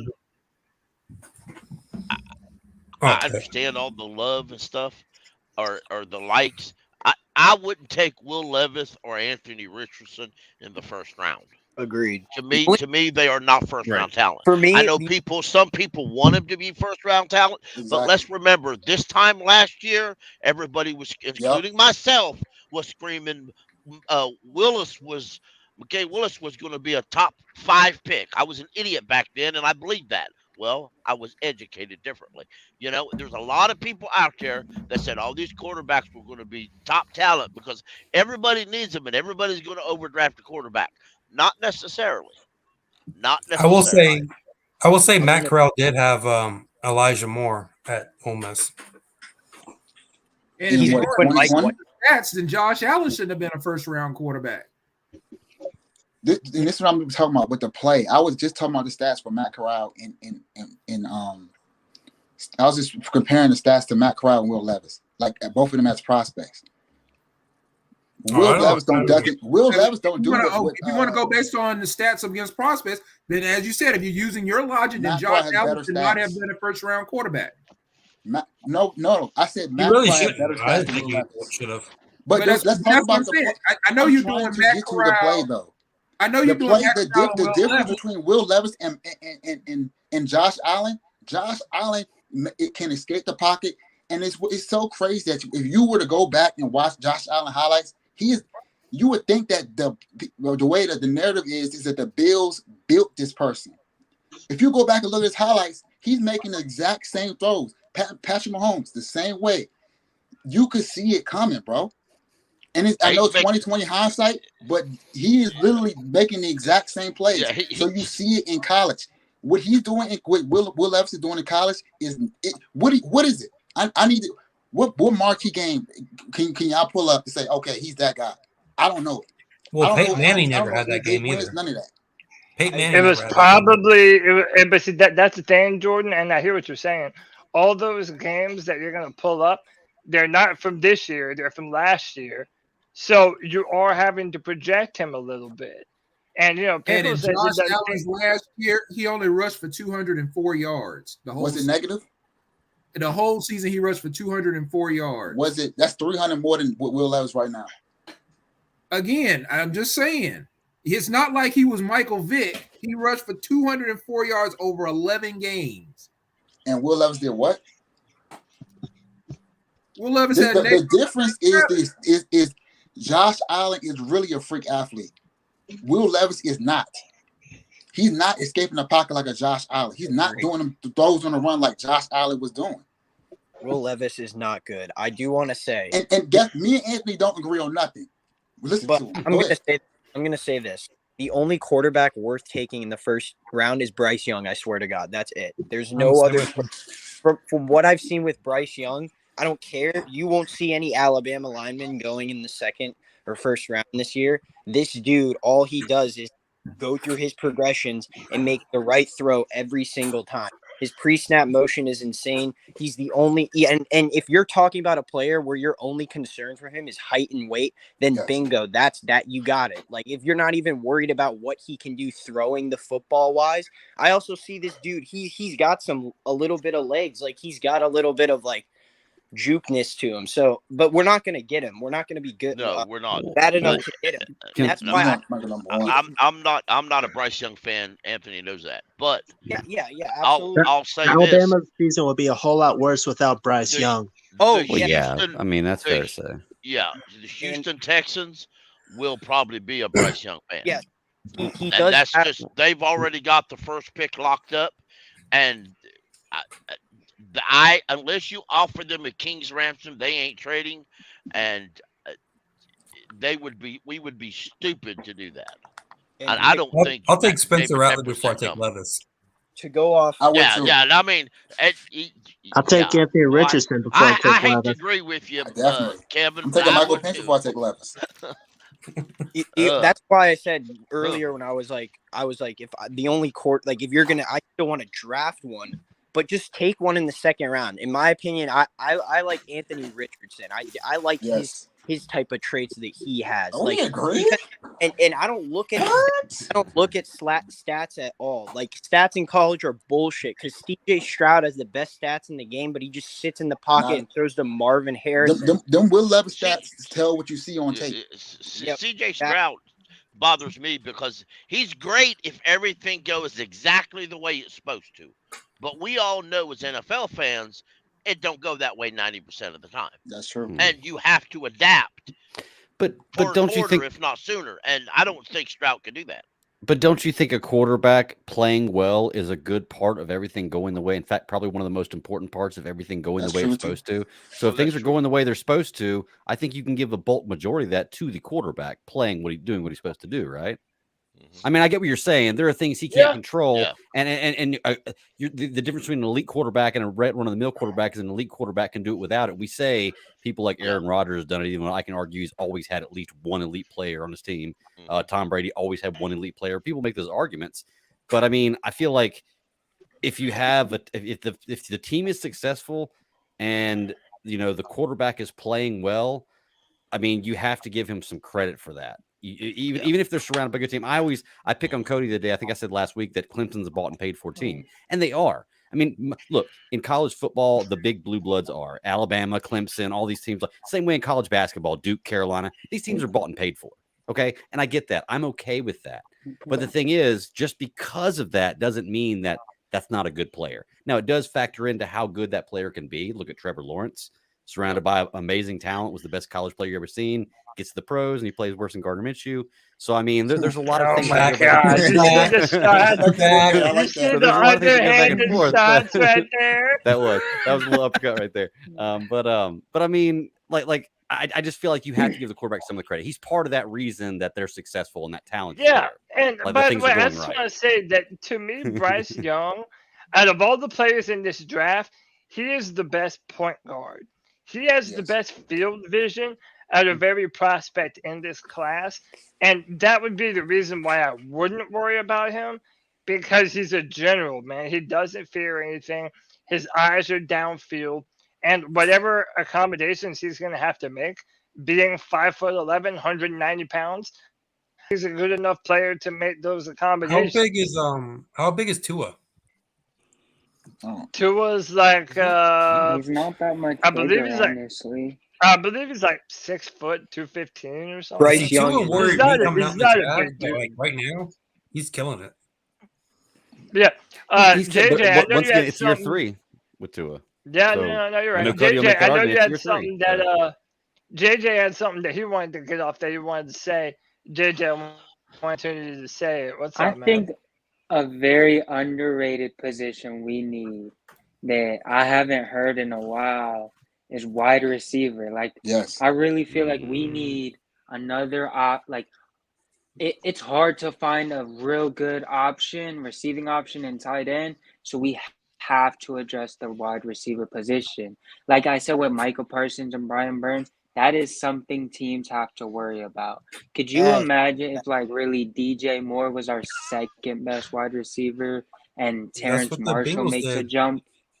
Well, Exactly. To go off what you said, though, like no wide receiver can do anything unless they have a quarterback to throw them the ball. Like, what if Jamar Chase had Brandon Allen throwing the backup throwing him the ball and not Joe Burrow? So, like, you need to think about those type of things. Like, if Sam Darnold's good enough to get DJ Moore the ball, then I just don't think receiver is the biggest need on this team. I think tight end is the big offensive hole.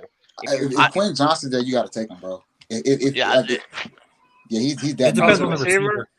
Yeah, if we go, I think it's gonna go Bryce Young, C.J. Stroud, Jalen Carter, Will Anderson. If we sit there at 5 like we are right now, I'll take Quentin Johnson.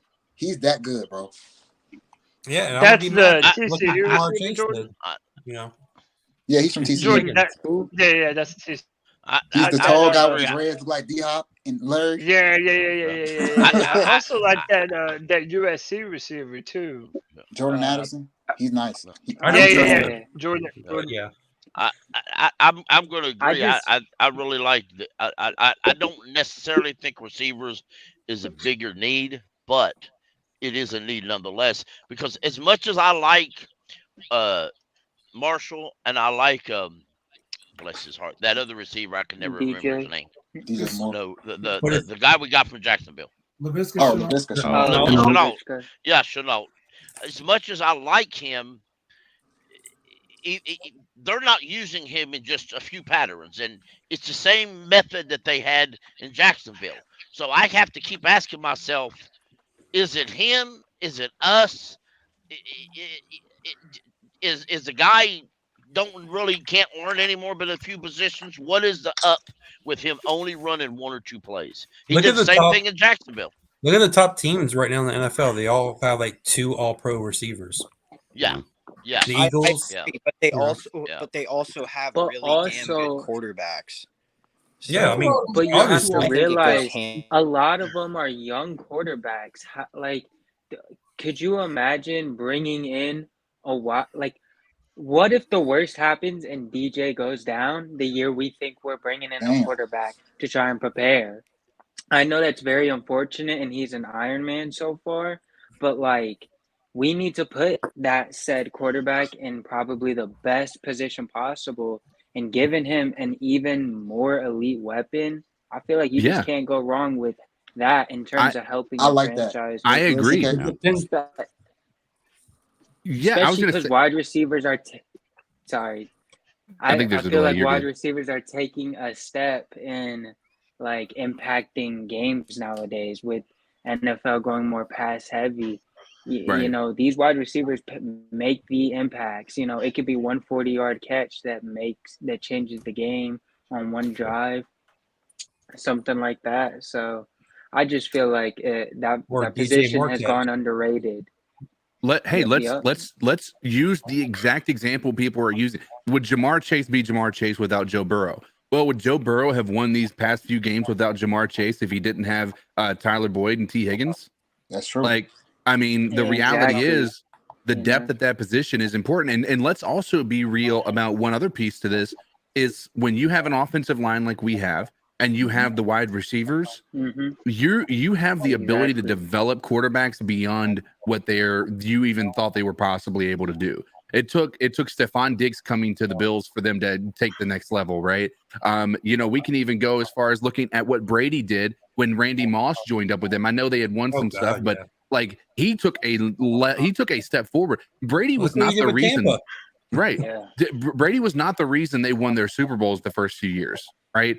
It was, but after that 2007 season or something, like whenever they got Randy Moss on there and they were breaking records, when you have the weapons, man, I tell you what, these quarterbacks can look elite, and they can take right when you don't have to think so much about where you can kind of learn the game without worrying about whether other people are doing their jobs. you're going to be able to develop a lot better as a quarterback. And I think that's where I agree with this point. As far as if we have the option for a wide receiver or even hell, a tight end like a Travis Kelce, I'm still holding out hope for Tommy Tremble. If we don't get a quarterback or a pass rusher in the first round, I'll be all right with a receiver because you're going to need two receivers. Let me ask you this. Hey, hold on, real quick. Wait, time out. Real quick, two things. Greg has to go. He's getting ready for his show. Gigs chasing squirrels across the multiverse. I'm going to be joining tonight. We're going to talk about some Game of Thrones. Yeah. So that would be cool. Greg, tell them where they can find us, man. Yeah, man, we're going to go live here in about 15 minutes, 9 p.m. Eastern Standard Time on YouTube. Check out Geeks Chasing Squirrels across the multiverse. We got a big show tonight. We're talking about the Peripheral finale, Titans mid-season finale, Indiana Jones, Guardians of the Galaxy 3, Beast Wars, all those trailers. I watched Willow the movie again for the first time in 25 years and the first 2 episodes that just came out on Disney. And then we're going to have a little Game of Thrones fest. Me and Cody and Ross and I believe Kevin, White Chocolate Espresso is going to join us too. So it's going to be good stuff, man. So, we're about to go get that ready to go. I appreciate y'all having me on. I'll be here Sunday for the charity show. Great. Seriously, promote it, y'all. Like let's build up this drive. And I haven't mentioned it on the show yet, but I went ahead and decided that for the drawings, because I'm gonna have some autographed cards I'm gonna give away for drawings. I'm gonna give away 3 of them. For every $5 you donate, you get 1 entry into a drawing up to 5 entries. So $25 you get your 5 entries. Once you've, if I draw your name and you pull the card, I'll pay for the shipping. You'll get the card, the autograph free, and it's just part of being contributing to the show and the charity. So check that out. And I'm really trying to push that this week, y'all. So we got 3 more days, trying to hit a big goal. Give to kids in need. Nikki and Bradley Bozeman. That's right, man. Really Absolutely. Yeah. So, but I appreciate it. Appreciate you, brother. Yeah, we'll be seeing you a little bit later on. Yep.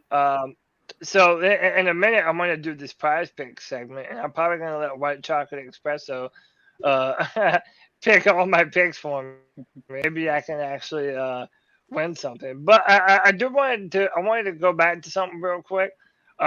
Jordan, I'm telling you though, and I hear everything that you're saying about Will Levis. I'm just saying, if the Panthers are picking top 15. Remember, we're not the decision makers, man. And there was already rumors that David Tepper was in love with some Will Levis. That before he was the season.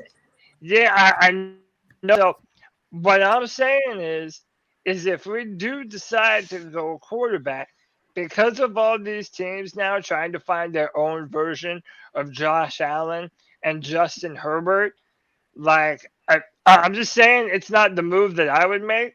I personally have Anthony Richardson ranked higher than I do Will Levis right now. But I'm just saying, if he's the belle of the ball, and if he goes to the combine and runs a 4.4 and has all this other stuff, I'm just saying, man, don't be surprised if either the Panthers, if the Panthers this man for the quarterback competition. Also, remember that in Arizona, Steve Wilks never had his say-so. They had Josh Rosen, and that's it. If Steve Wilks is retained as the head coach, we have no clue who Steve Wilks is going to find at the top of this draft. If he does want to roll with Matt Corral, what options would even be available in free agency?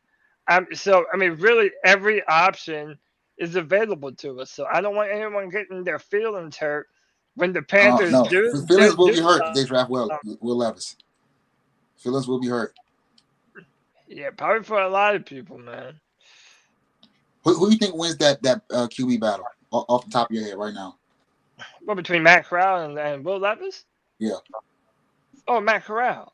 I think Matt Corral has been in even though he hasn't been able to play man, I think the fact that he has been in an NFL system for a longer amount of time, I have no reason to not believe that Matt Corral is further along.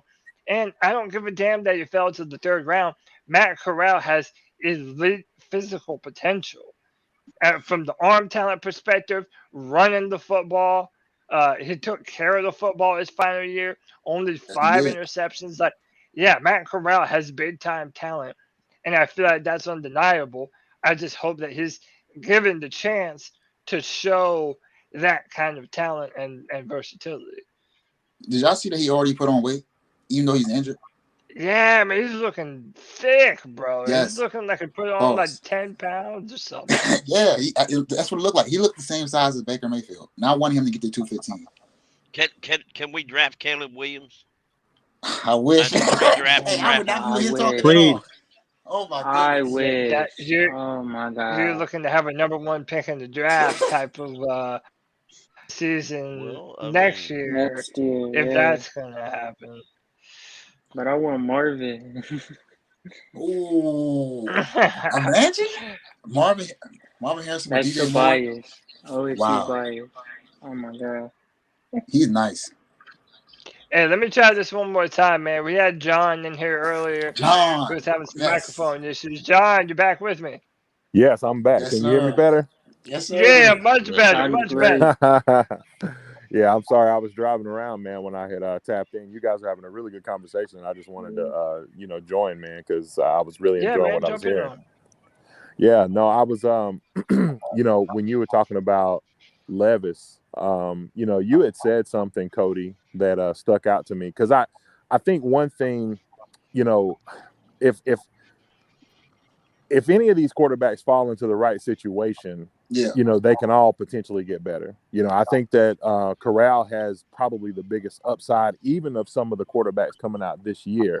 But Levis just has some physical traits. Like, I'm not talking about like his ability to, rush or run, because we don't really see that often. One, because he doesn't have the best offensive line. Two, because he runs a more pro-style offense that doesn't require it. So, like, we don't get a chance to see his athleticism that much, but it's there. Like, it's there. You can see it in streaks. But John, to have negative 100 rushing yards is absurd. Well, I understand that. And one thing we got to keep in mind, too, is that Matt Corral was brought in to run a specific offense. Like, Will Levis doesn't have the same kind of, like, I'll put it to you like this, Big Jordan. If you or I were given a model Ford to build, or you gave it to Henry Ford, they gave us the same build sheet, the same tools. You think it's going to come out the same way that Henry Ford built it, that we built it? Probably not. No, I feel you on that. And see, the thing is that with Matt Corral, he was brought in because he's a specialist at running the RPO, which is Lane Kiffin's special offense, right? Will Levis doesn't have that luxury right now, nor does he have the personnel. So it's really hard to get a grip on what he actually is. And so, but his physical upside, Cody, I heard you say this one time before, when you look at his arm strength, like his ability to read, because he does go through progressions pretty well, and things like that. I can't give you that. I don't agree with that. And here's the thing: you brought up something about Tennessee. Matt Corral didn't play this year's Tennessee. He played last year's Tennessee, which is night and day. Like you and I. You know who did play this year's Tennessee? We got to defer to pick. You know who did play this year's Tennessee? Look. There it is. Man. All right, make your dumbass Matt Spencer Rattler jokes. Look. This is look. Okay, this is Jordan and John are both correct in this, right? There are some very real flaws to Will Levis's game, and I'm not trying to tell you that there aren't. But what I am saying is, okay, Jordan, you're saying negative whatever rushing yards. That doesn't sound like a Will Levis problem to me. If I'm being very honest, like that reeks of a very bad offensive line. And by the way, Tennessee does not have a very good defense, and Tennessee beat the hell out of Kentucky with their D line. And this is what I'm saying. A lot of times you can be in a position where your offense and the tools around you doesn't let you show off the full capability of your skill set. And I do think that there is something to be said for that, to project these players into the NFL. That's like CJ Stroud and everybody wanting to write him off because he's an Ohio State quarterback. Well, if you're just going to judge the helmet, you're completely missing on all the things that CJ Stroud does well and all the things that he has to work on to become a full-fledged quarterback. So you really have to evaluate all the different things that determines whether or not they're going to be successful. And then my final thing that I'll say, another thing that we don't get to do as fans, we don't get to interview these dudes. Sometimes you meet a person and you get to know them and you understand what they were dealing with in college and the type of offense they were in. And then all of a sudden you're like, maybe this is the guy that did him an attention put into him. And then he might be able to do all of those things. So I do see that conversation with Will Levis, and to that degree, Anthony Richardson himself, because he also has a similar evaluation, a ton of upside, but there's a lot of concern on that film also. Also, I want to add real quick. Last year's Tennessee team beat last year's South Carolina team 45. You're talking about the so past let's, history. let's talk. Well, yeah, we was exactly. Was it 63 Will Levis beat. Will Levis got whipped by Tennessee this year, and Will Levis got whipped by Tennessee last year. And South Carolina, Rattler got lucky this year because last year he got whipped. He got lucky? Oh boy. Yeah, he got lucky. Lucky with 81% passing percentage? Yes, he got lucky. That's all luck. Yes, he got lucky.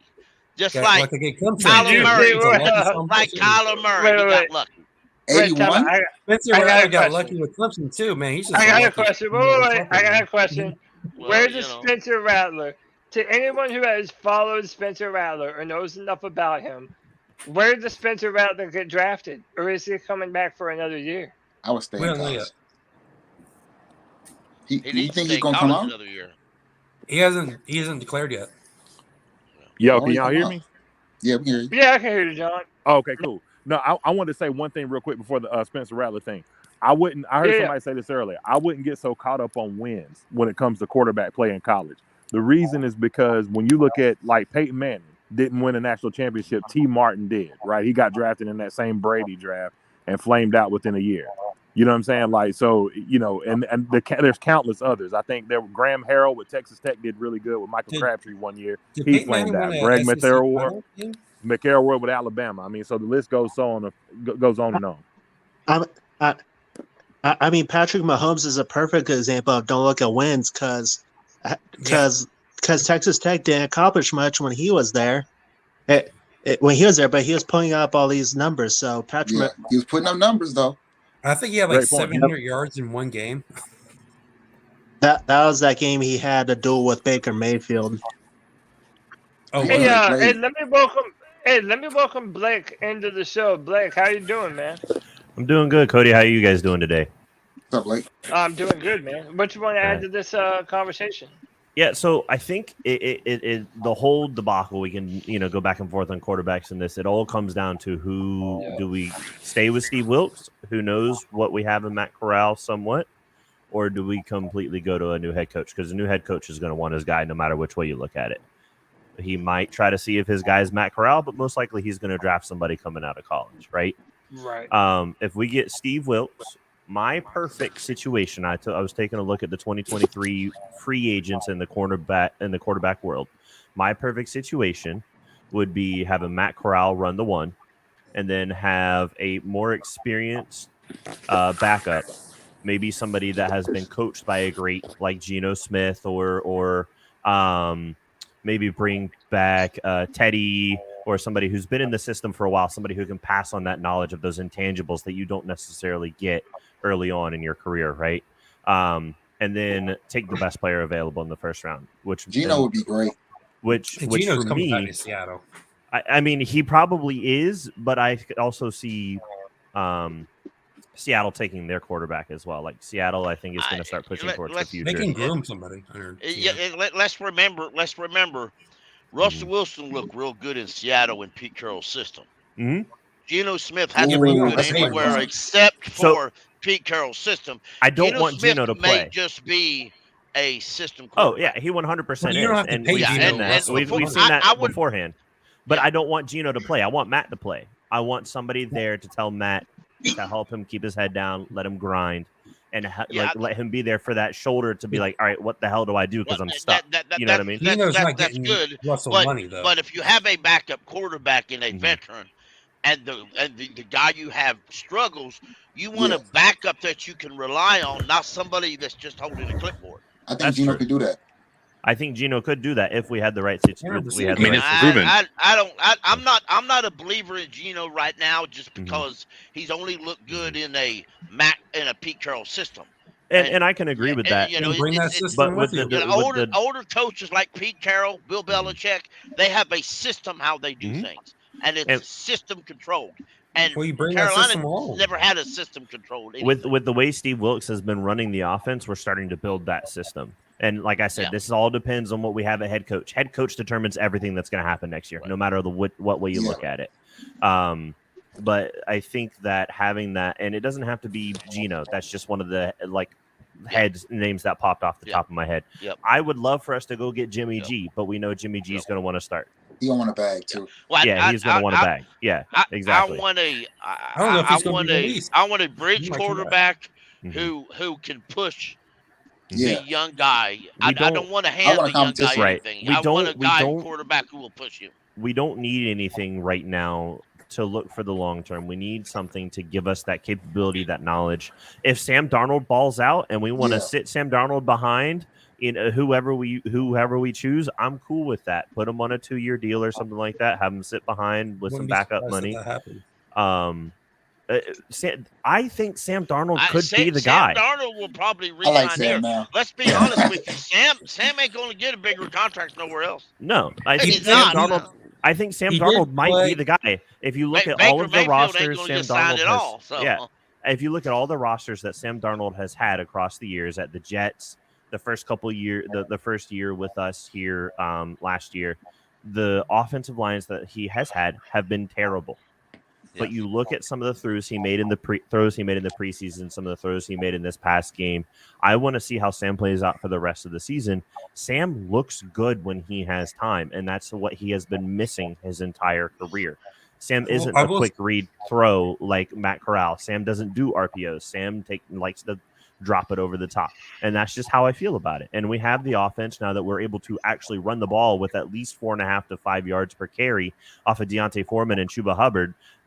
We're looking like good old D'Angelo Lightning Thunder going again with Foreman and Hubbard. So we don't need a quarterback to win games.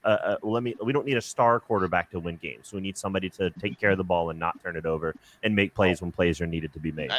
He did look good with against Denver, who has the third best pass defense. Yeah, exactly. Let me ask you this: is there any doubt that Sam comes back on a much cheaper contract? Like, if you're Sam Darnold, are you pretty much like, well, if I finish out this year good with Carolina, I basically kind of have to give me, because the Panthers are going to be the only one that's really going to even be offering me a contract? I think so too. I think that I want to say a good 90% of the quarterbacks in the league are pretty invested in and set. A few buddies of mine were going down the list the other day because we were like, who's going to get Lamar Jackson?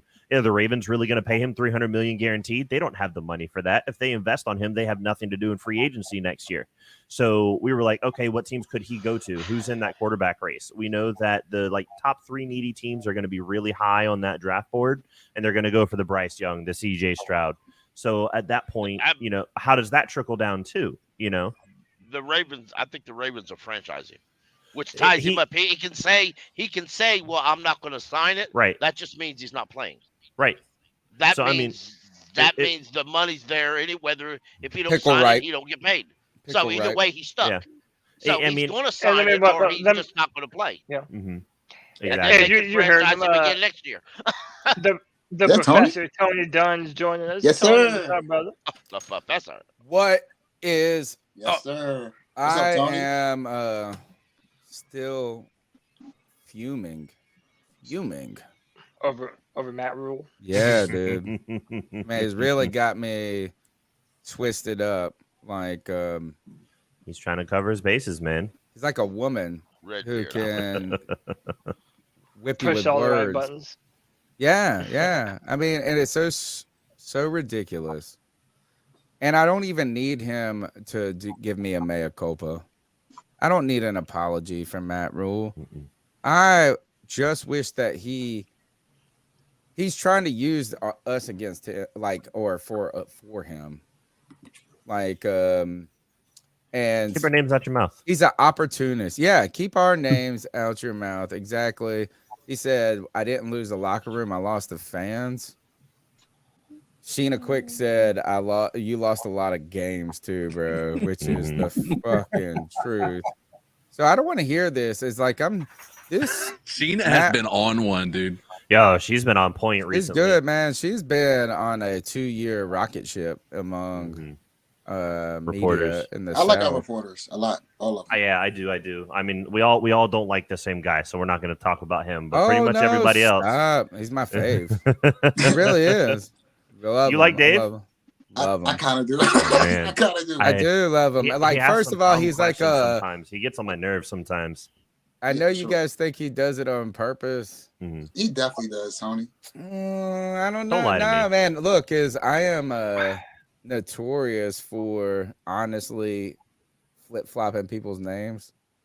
You know, like Jacoby Forsett rather than Jacoby Brissett. Like, I do this all the time, honestly. I think he is a rusher. I think he rushes his shit. He's older than he's in his 50s. This is true. But I hear it. So I think these are like honest mistakes, but he also knows like I can like, oh, well, I'm not going to apologize for this. Just let that tweet sit there for a minute. Hey, I'll tell you what. Sometimes David Newton asks questions. Yeah, and he does ask some of the really tough questions. He definitely asks some of the really tough questions. He is he's more than comfortable making the conversation awkward. Yeah, he doesn't give a damn. We do get some top quality doesn't content give a from the damn. coaches and players when he asks those questions too. I'll tell you what, I hated his reporting way more when Cam was here. This But since like, because it just felt like, I don't know, maybe I'm remembering it wrong. That's Fowler, sure too, but like Tepper too. I mean, not Tepper, but David Newton as well. But hey, real quick, everybody put on your flame retardant outfits. We know so this that is. you don't any second degree burns. G baby, go easy on them, bro. On who? I'm chilling tonight, boys. It's good with you, boys. Okay. Yeah. Oh, man, I was ready for the fire, bro. I was ready for the I ain't fire. scared. Nobody's scared of G baby. I'm not. It's a bye I'm week, ready dude. to rock with We're G all baby. hanging out, bro. We're all just chilling. It's a bye week.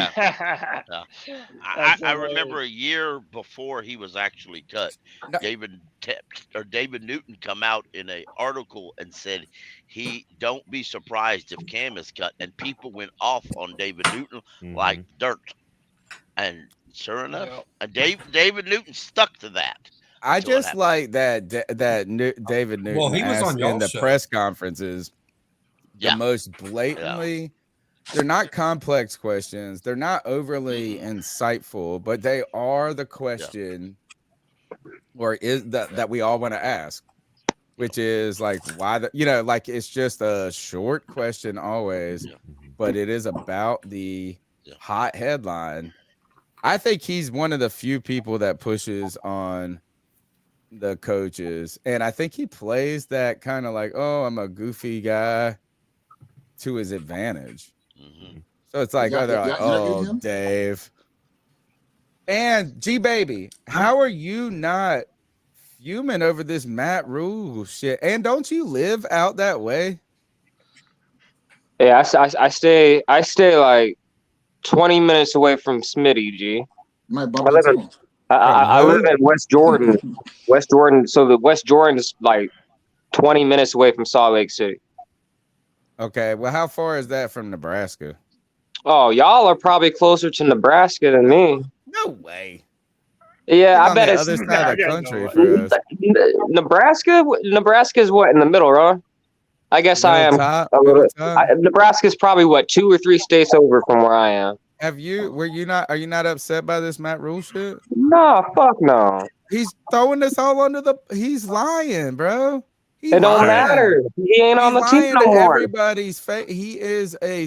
What do you expect him to do though, Tony? What? We all knew this motherfucker was a rat. Say less, homie. Say less. Say less. And this is the thing, Tony. He's not the biggest problem. Who is?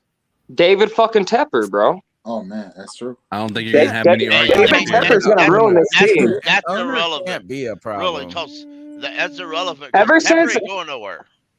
David, listen here, y'all. And I swear to God, man, David Tepper is gonna ruin this fucking franchise.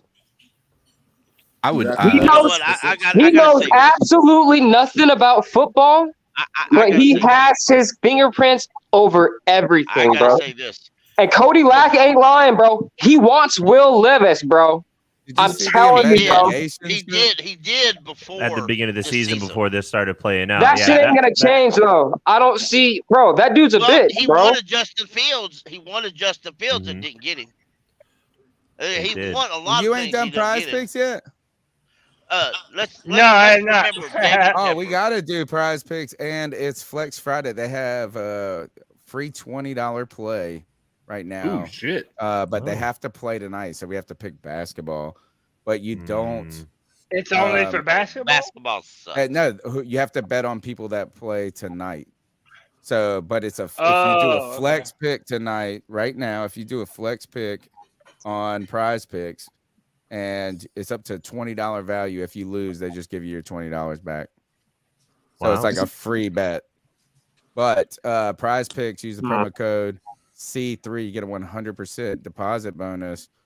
You know, Cody, you said this. You said no Josh Allen slander across my fucking timeline the other day. Fuck yeah, man. 200. He couldn't cover them yards, yo. He fucked my prize you put pick more up. on the yards? Yeah, yeah, man, that it was wasn't me, that right? much. It was like 260. It wasn't that much. I knew that, but I knew that was going to be a running game. They just got a lead and then just beat their ass. Tepper's fighting South Carolina in court. He's under investigation. Wow. He'll be all right. That is right. Whoever said he'd be all right. It's always something. We always in something. Oh, he's always in something. That just came out today. Dude, David Tepper is a fucking walking disease, man.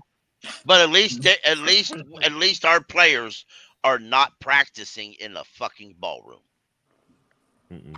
Okay, man. You know what? They did better when they danced better when they did. Yeah, I don't think very much is going to come out of the South Carolina thing. If Matt Rhule had him practicing in a ballroom, they would be dancing. Yep. I don't think Tepper is going to have much come out of the South Carolina thing. It's more looking at allocation of funds and stuff like that, and I don't think he's stupid enough to mishandle that. But I mean, he has enough money; he can bury whatever he wants at this point. I'm hoping. I'm hoping. Hey, Go ahead, Cody. No, I mean, look, I want to dive into the David Tepper thing. I just want to make sure I get this out. These are my picks for PrizePicks. I got Joe Burrow more than 295. It's always the highest scoring match against the fucking shootout. Kansas City. Did you play the girl crying video? No, not yet. We're playing that right after. But every time Joe. Right now, Joe Burrow is 2-0 against Kansas City. And Kansas City doesn't have the greatest defense right now. They're gonna get smoked. So I put that. I got 68 receiving yards. Like Nick that. Chubb, like that. Nick Chubb is playing the Texans. I got more than 90 and a half. I like rushing this ticket. yards. Did you do flex or did you do the big boy? No, I did big boy, baby. I went all the way. I'm trying to hit them payouts, man. I'm trying to hit them payouts. You gotta hit wood, bro. You just gotta hit wood. You get to play for like 4 weeks. I know, dude. That's what I'm saying. I need white chocolate to make all my picks for me. But if you didn't know, what do you not like about this ticket, my son? I mean that. Yeah, they were good. I mean, Waddle scares me because San Francisco's defense. But the only thing that scares me on this ticket is Joe Burrow against KC. That's the only thing that scares me. A little bit. You're right. The top two ones are. Oh, that's true. Chase is coming back. That's Yeah, true. Chase will be I back. thought he was coming back last week. Is he? Yeah, it's he's this healthy. week. Yep. Yeah, He's it's coming much- back this Also, week. Cincinnati's behind, and he's going to be throwing the ball a lot. Can too. we? Exactly. All right, so we He's do gonna need to throw that remind ball you out. guys. Look, is I'm a liking lot of that. people have been having fun with Prize Picks. Not only us, my nephew, my illegitimate son, my brother from another mother, White Chocolate Espresso, has been putting some money, getting some money on that shit right now. Use the promo code C3 on your first time deposit. You get up to a 100% deposit bonus, up to $100. I spoke with my boy Michael at PrizePicks. He's looking over this, and we got extended for January and February because you guys are playing it. Because you're playing it with us. Hey, Yeah, love so that you're helping the podcast if you just go in there and have fun. And so many people have fun. We have fun on it. Cody, we got to watch this shit about Joe Burrow, man. I have watched this shit like 7 times, dude. Hold on, let me read this thing real quick. Download PrizePicks today and play daily fantasy sports with us. Make sure you use promo code C3 when you sign up. All first-time users that deposit and use our C3 promo code receive a 100% instant deposit match up to $100. If you deposit 100, PrizePicks will give you 100. If you deposit 50, PrizePicks will give you 50. Shout out to PrizePicks. I'm trying to make some dollar bills. Hey, are there any UFC or anything? That's what you guys start looking at. Help us out. No, I know. They do significant. Are there any fights this weekend? Yeah, they are. It's a good card. Yeah, there's some fights. Yeah, there's some fights this weekend. All right, I feel like there's a I think fight this every weekend's got some good fights going. I've been sending Cody, I'm surprised you a didn't put no bunch. Clemson players this week. The only way David Tepper is gonna win me back, bro, he's got to fire Scott fucking Fitterer, bro. Damn. That's the only way That's a hard I'm gonna take, get. homie. No, it's not. What has Scott done? No, He also bro. is like a lip noodle. Fuck that shit, Scott, nah, bro. man. Might What has be, give me one thing? lip What has noodle. Scott done? Calm Hey, baby's gone. hey, real quick, let me book What has Scott Fitterer done? Yo, Twan, what's up, bro? He's not done Hold a on, goddamn We're thing. coming back. We're coming back. We're coming back. Look at this. Everybody's Yo, having Twan, fun. you in here, bro? And that Yeah, dude what's didn't good, do man? shit at Seattle either, because Seattle's still fucking making all these damn fucking great draft picks. Y'all fucking that's tripping, fine. bro. Scott Fitterer fucking sucks. All right, G baby, 1 second. Here we go. Cody. Yeah. No, I'm just saying, wanted to welcome Twan to the show from 704 Don. Charlotte Bound. Twan, Yo, what's up, going bro? on, man? What's good, yo? Chilling, man. Chilling. All right, now y'all jump in on this, man. Y'all I got to fucking see have this at it. girl, bro. All Look, right, this- hold on. You want me to pull look, that all up? right. So every Panther fam, raise your children like this. This girl got good You want me to parents. share it? Yeah. This girl got All good right. parents. And my friend said this when he saw this. He said, "All I could think about you and Cam, Tony. I cannot wait to have a quarterback that I ride and die with." Cody, this man, I've watched this stuff. It makes my heart happy. Let's go. It is pretty hilarious. I don't. Sarah doesn't sound crazy just listening to it. I didn't think I should. I can hold her.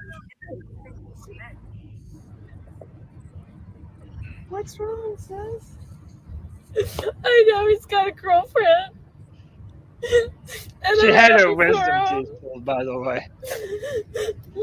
But I'm not happy for me in that situation. You love Joe Burrow, don't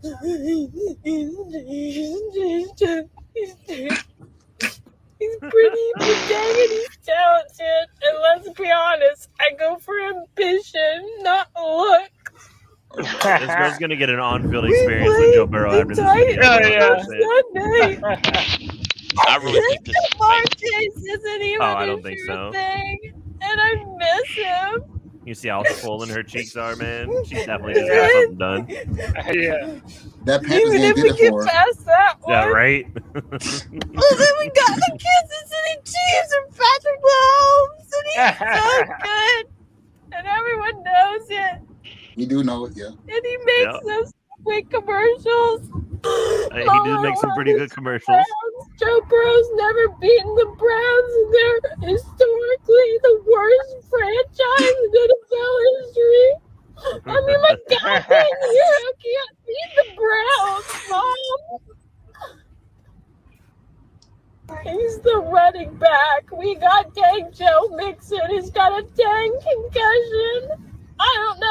couldn't even play on Sunday.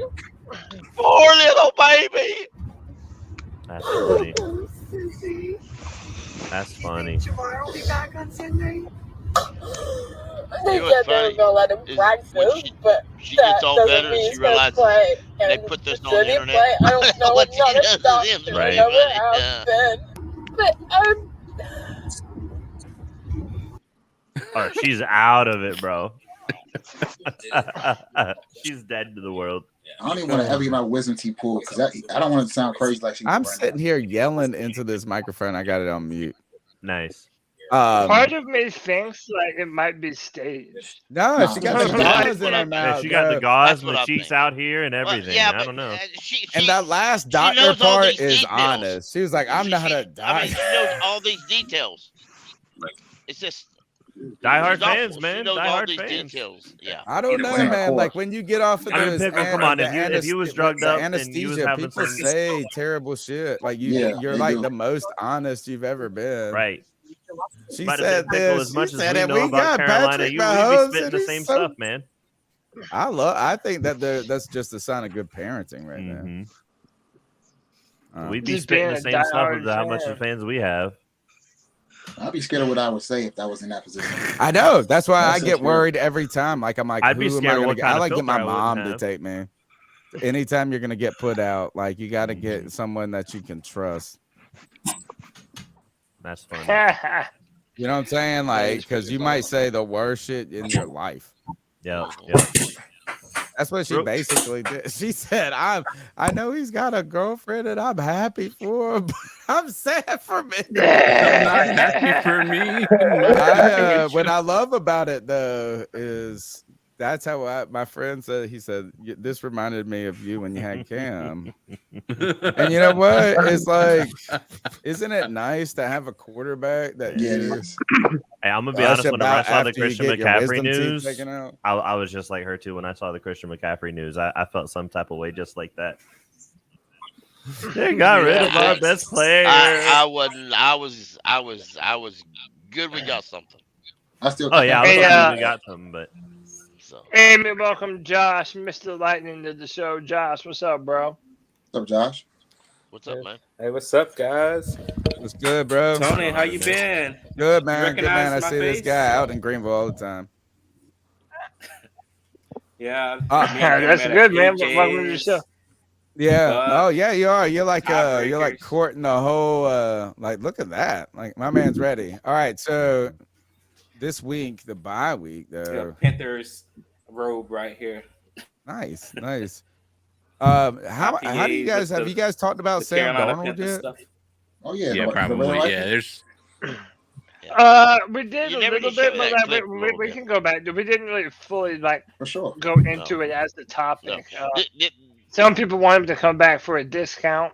How about this? Can we not worry about trying to bring him back yet? What do you guys think is going to happen for the last couple of games of the season? I think Sam's playing better than he was. I've sent Cody a can go clip 5-0 or 0-5. that shows to me the old Sam would have just made a bad decision, but he threw the ball with pressure in his face and a really nice, perfect pass. That ball to DJ and then that deep 52-yarder that he had on the right-hand side, those both had pressure in his face. That was a perfect pass. I think he has more trust in this offense than he has in teams past.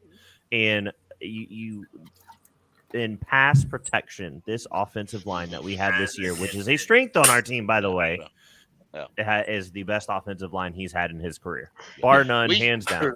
Yeah. We should call him Captain Redbeard. Yep. That's I'm what cool we with that. should call him. Cody, do you have any of the Yeah, right there it is. Oh man, I love this. So any this of is the pass patterns for one this that, game? Yeah, this is the one that Pickle shared with the pressure in his face. Big time Demonetized. touchdown. Really? Nah, if we like go that. fast enough, it won't. So this is a. Is this a great play or is this just a long No, this is developing play? this is No, I mean, look Watch that pressure he gets in his face. This The is old good vision Sam by would have freaked Sam. right then. And a They good made that enough shot during the DJ. preseason. to Rashard Higgins. That's what I was about to say. Make the same exact one. Yeah, it's the same exact play from the preseason. Whenever he dropped that ball to Higgy, give him a Mahomes deal. He's done. Like Darnold is capable of these throws, these plays. G baby, I see you shaking your head, man. What's because this is we should give him that cam deal, dude. Y'all get a hard on for a fucking 1 touchdown, bro. No, there's no hard. No, bro. Like, can I see the motherfucker do it the whole fucking season? Y'all get hard on for fucking a touchdown during one fucking game? Like, damn, bro. Yeah, dude, we know what fucking Sam Darnold is, man. We should this sign is him his to like a 10-year season and he still sucks. We should sign him to a 10-year fully guaranteed contract and give him part ownership. Fucking Christ, bro. Just give him a chance with a solid offensive line. Yeah, that's all I'm saying. I think we can see more out of him with the best offense. Sam Darnold is Sam fucking Darnold, bro. Well, we're not talking about franchising the son of a bitch. Jesus fucking Christ, baby, calm the fuck down. We're not talking about giving him a 20-year contract. We're talking about, hey, he looked good for one fucking game. Y'all over here talking about, we gonna keep him the next season? I would. He's better than Baker Mayfield. You can't go into season I don't want none of them. I don't want PJ. I don't want Sam. I don't want fucking Baker, bro. I don't want none of the bitches, bro. Who do you want besides the guy you ain't gonna get? What do you want? You don't like know. It's not that hard, bro. You don't know. Gee, wasn't that a good play though? The one That's one play, Cody. He should have had a. What if that fumble turns into a fumble, bro? It didn't. Yeah, and what if the interception turns into an interception? This is a whole different conversation. Y'all are over here talking how bad fucking Sam Darnold fucking sucks. Like, come on, bro. Next season, do you think Sam Darnold can get a starting quarterback anywhere in the NFL? Fuck no. Where? Where? Okay, well, he could be our backup. I don't want him as a backup, bro. We don't need him as a backup. Who do you want as a backup? I would rather draft young QBs and have them fucking compete. Okay, so what you want to do, you want to spend 4 picks on 4 quarterbacks in the draft, right? No, draft a fucking QB. We still got Pee-wee. Have a real fucking quarterback competition. And they go build a fucking hole. Go into the draft. You want to draft a quarterback, and your backup's the guy who's never took an NFL snap. Yeah, that's going to turn out real fucking good. That's this is the new NFL. Young talent. No, that's called bust. Failed. Wait. Hold on, Peck. You don't like Will Levis or Anthony Richardson. No. So who are you going to draft? I'm a fan of AR-15. Yeah, I want to say. Yeah, you got like Anthony Richardson. I'm a fan of AR-15, but he's not a first-round QB, and I don't think he's a second-round QB. He's a third-round QB. So you're not drafting a quarterback in the first round? I want to draft a QB in the first round. Who? I'm cool with Bryce Young. We're not going to get him. You're not going to be able to get him. Listen here. We have the 5th pick. All the top teams in the top 10 don't need a QB. They don't. That's wrong. What? That's not wrong. That's not wrong. No, it is besides wrong. the Texans, Pull it up and I'll show you. Yeah, pull it up. Chicago has Justin Fields. If you ain't blind, I ain't blind. Seahawks in Detroit. Seahawks have Geno Smith. I feel like Geno Smith is about to get an extension. Geno Smith is 28 years old. He's balling. He's 32. He's 32 though. 28 years old. Oh, yes, excuse me. You're right. He's 32. He's 32 years old. Okay? If they sign him, they're going to sign him to a 1 or 2 year deal, right? Because he's 32 years old, right? Chicago won't take one. Hold on, look at the top 10. Look at the top 10. If you're Seattle and you're Detroit, you're taking a quarterback, in my opinion. I would. Philly already has Jalen Hurts. Arizona has fucking Kyler Murray. Green Bay's can't get rid of fucking Aaron Rodgers. If you're I ain't worried about the teams after us. Yeah. We will get a QB in the first round. I promise you. I'd rather take the best available player. I don't deny that. I've said that before. I don't deny that, but that's not because it's going to be the best player available. Yeah, right. It's going to be because David Tepper is going to kick somebody in the gut if they don't do it. That's exactly what it's going to be. I think this and then conversation it will be the biggest bust we've drafted. I think this conversation requires another person to come in here and offer their perspective here. Cody, what do you think? Who? Oh yeah, absolutely. I gotta clear some room because we got we at capacity real quick. I'm gonna bring out white chocolate and bring in my man Dave from PNP. Dave, what's up, bro? Let's go. Go, Dave. What's up, Dave? What's going on, guys? What's going on, guys? Dave, jump in on this, bro. Jump in on this, man. What are we doing at the quarterback position? I think what folks need to understand is that we're sitting here saying that we need to get the top quarterback, not realizing that we already have two players that was the top quarterback in the draft back in 2018. Mm-hmm. And you have two iconic players that were way better than them that were taken later in the draft. Remember, Baker Mayfield in 2018 went number 1 overall. Sam Darnold went 3. Josh Rosen went 10. Josh Allen went 7. Lamar Jackson went 32. And he would have went in the second round if the Ravens didn't come back in to go get him. So I say all that to say, if there's a guy that the Panthers truly like, they'll go get him. I wouldn't worry about wins or losses because I want us to win. I don't have time for this because if we're a bad team, we're a bad team. Bad teams lose to Denver on Sunday. We're not the number 3 defense in the league, something like that. Yeah, like if we're a bad team, we're a bad team. We lose games like that. If Rhule was still, if you guys wanted to tank, you should have let Rhule stay, let his ass stay here, and then maybe he gets a college job after this season. Mm-hmm. Then we would have been good to go. Like, and you would have gotten, the tankers would have got what they wanted. But from the standpoint of what Wilks is trying to do, Wilks is trying to win the division. So you're not going to be in a position. Yeah. You'll be in a position to get a BPA guy that might fall. Maybe you have a quarterback that falls to us in the 20s that you might like. Then maybe you consider it. But that being said, do you really want to start next season with P.J. Walker and Matt Corral and a rookie quarterback? Do y'all think that's really wise? It's not. Nah. One of these quarterbacks on the roster, either Baker or Sam, is going to be on the roster next year. And if I'm a betting person, it's probably going to be Sam. I agree with that. It's going to be Sam. Yeah. Dave, I put this point out earlier. I want to get your thoughts on it. I think our quarterback situation depends 100% on who our head coach is next year. If we get a new head coach out from the outside, they're going to take their guy. If Steve Wilks stays, we might see something that's already on the roster. I absolutely agree. And I think that I absolutely agree with that sentiment because if we end up getting a brand new head coach, here's the thing though, here's the catch. Mm-hmm. Depending on which line of what disciple we get, if we decide to go and get a brand new head coach, probably going to be an offensive guy, right? Right. If we don't roll with Wilks, it's going to be an offensive guy. So whatever offensive guru you're talking about, go look at the backup quarterbacks they got because that's going to be the guy that's going to come here.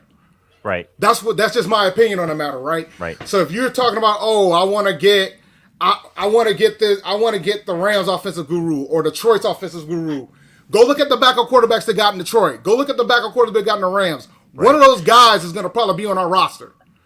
Yep. So just take that. Like it's just like when we hired Rhule, Joe Brady was our OC. Who came first? Bridgewater. Where did he come from? The Saints. Why? Brady was there. Joe Brady was there with them when he was balling for the Saints. Yep. So Dave, you do gotta. You think the Panthers are going to reach? Yeah, he was. Did you think that the Panthers? No, but I'm saying, do you think the Panthers are going to come into this draft with the mindset of we have to take a quarterback no matter what? No, because a lot of fans believe that. Dave, no, they think that we're so I think there's too much in free QB agency to have that mindset right now.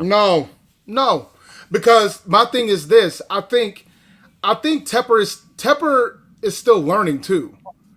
And then you got Scott Fitterer. Remember, man, the guy, when he was in Seattle, the guy they took was in the 3rd round. We played him last week. Yeah. Mm-hmm.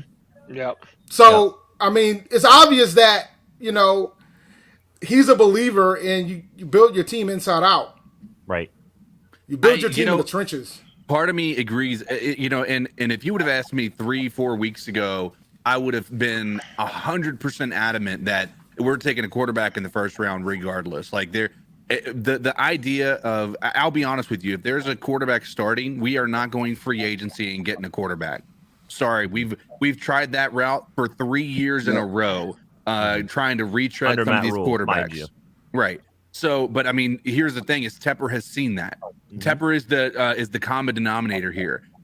That was my feeling. Again, a few weeks ago, I would have told you we are 100% going quarterback. Now I believe that there is a chance that we're looking at what we have, and there is a good chance that the quarterback, one of the quarterbacks on our roster now, could be the starter next year. And I would bet on Matt Corral being that guy.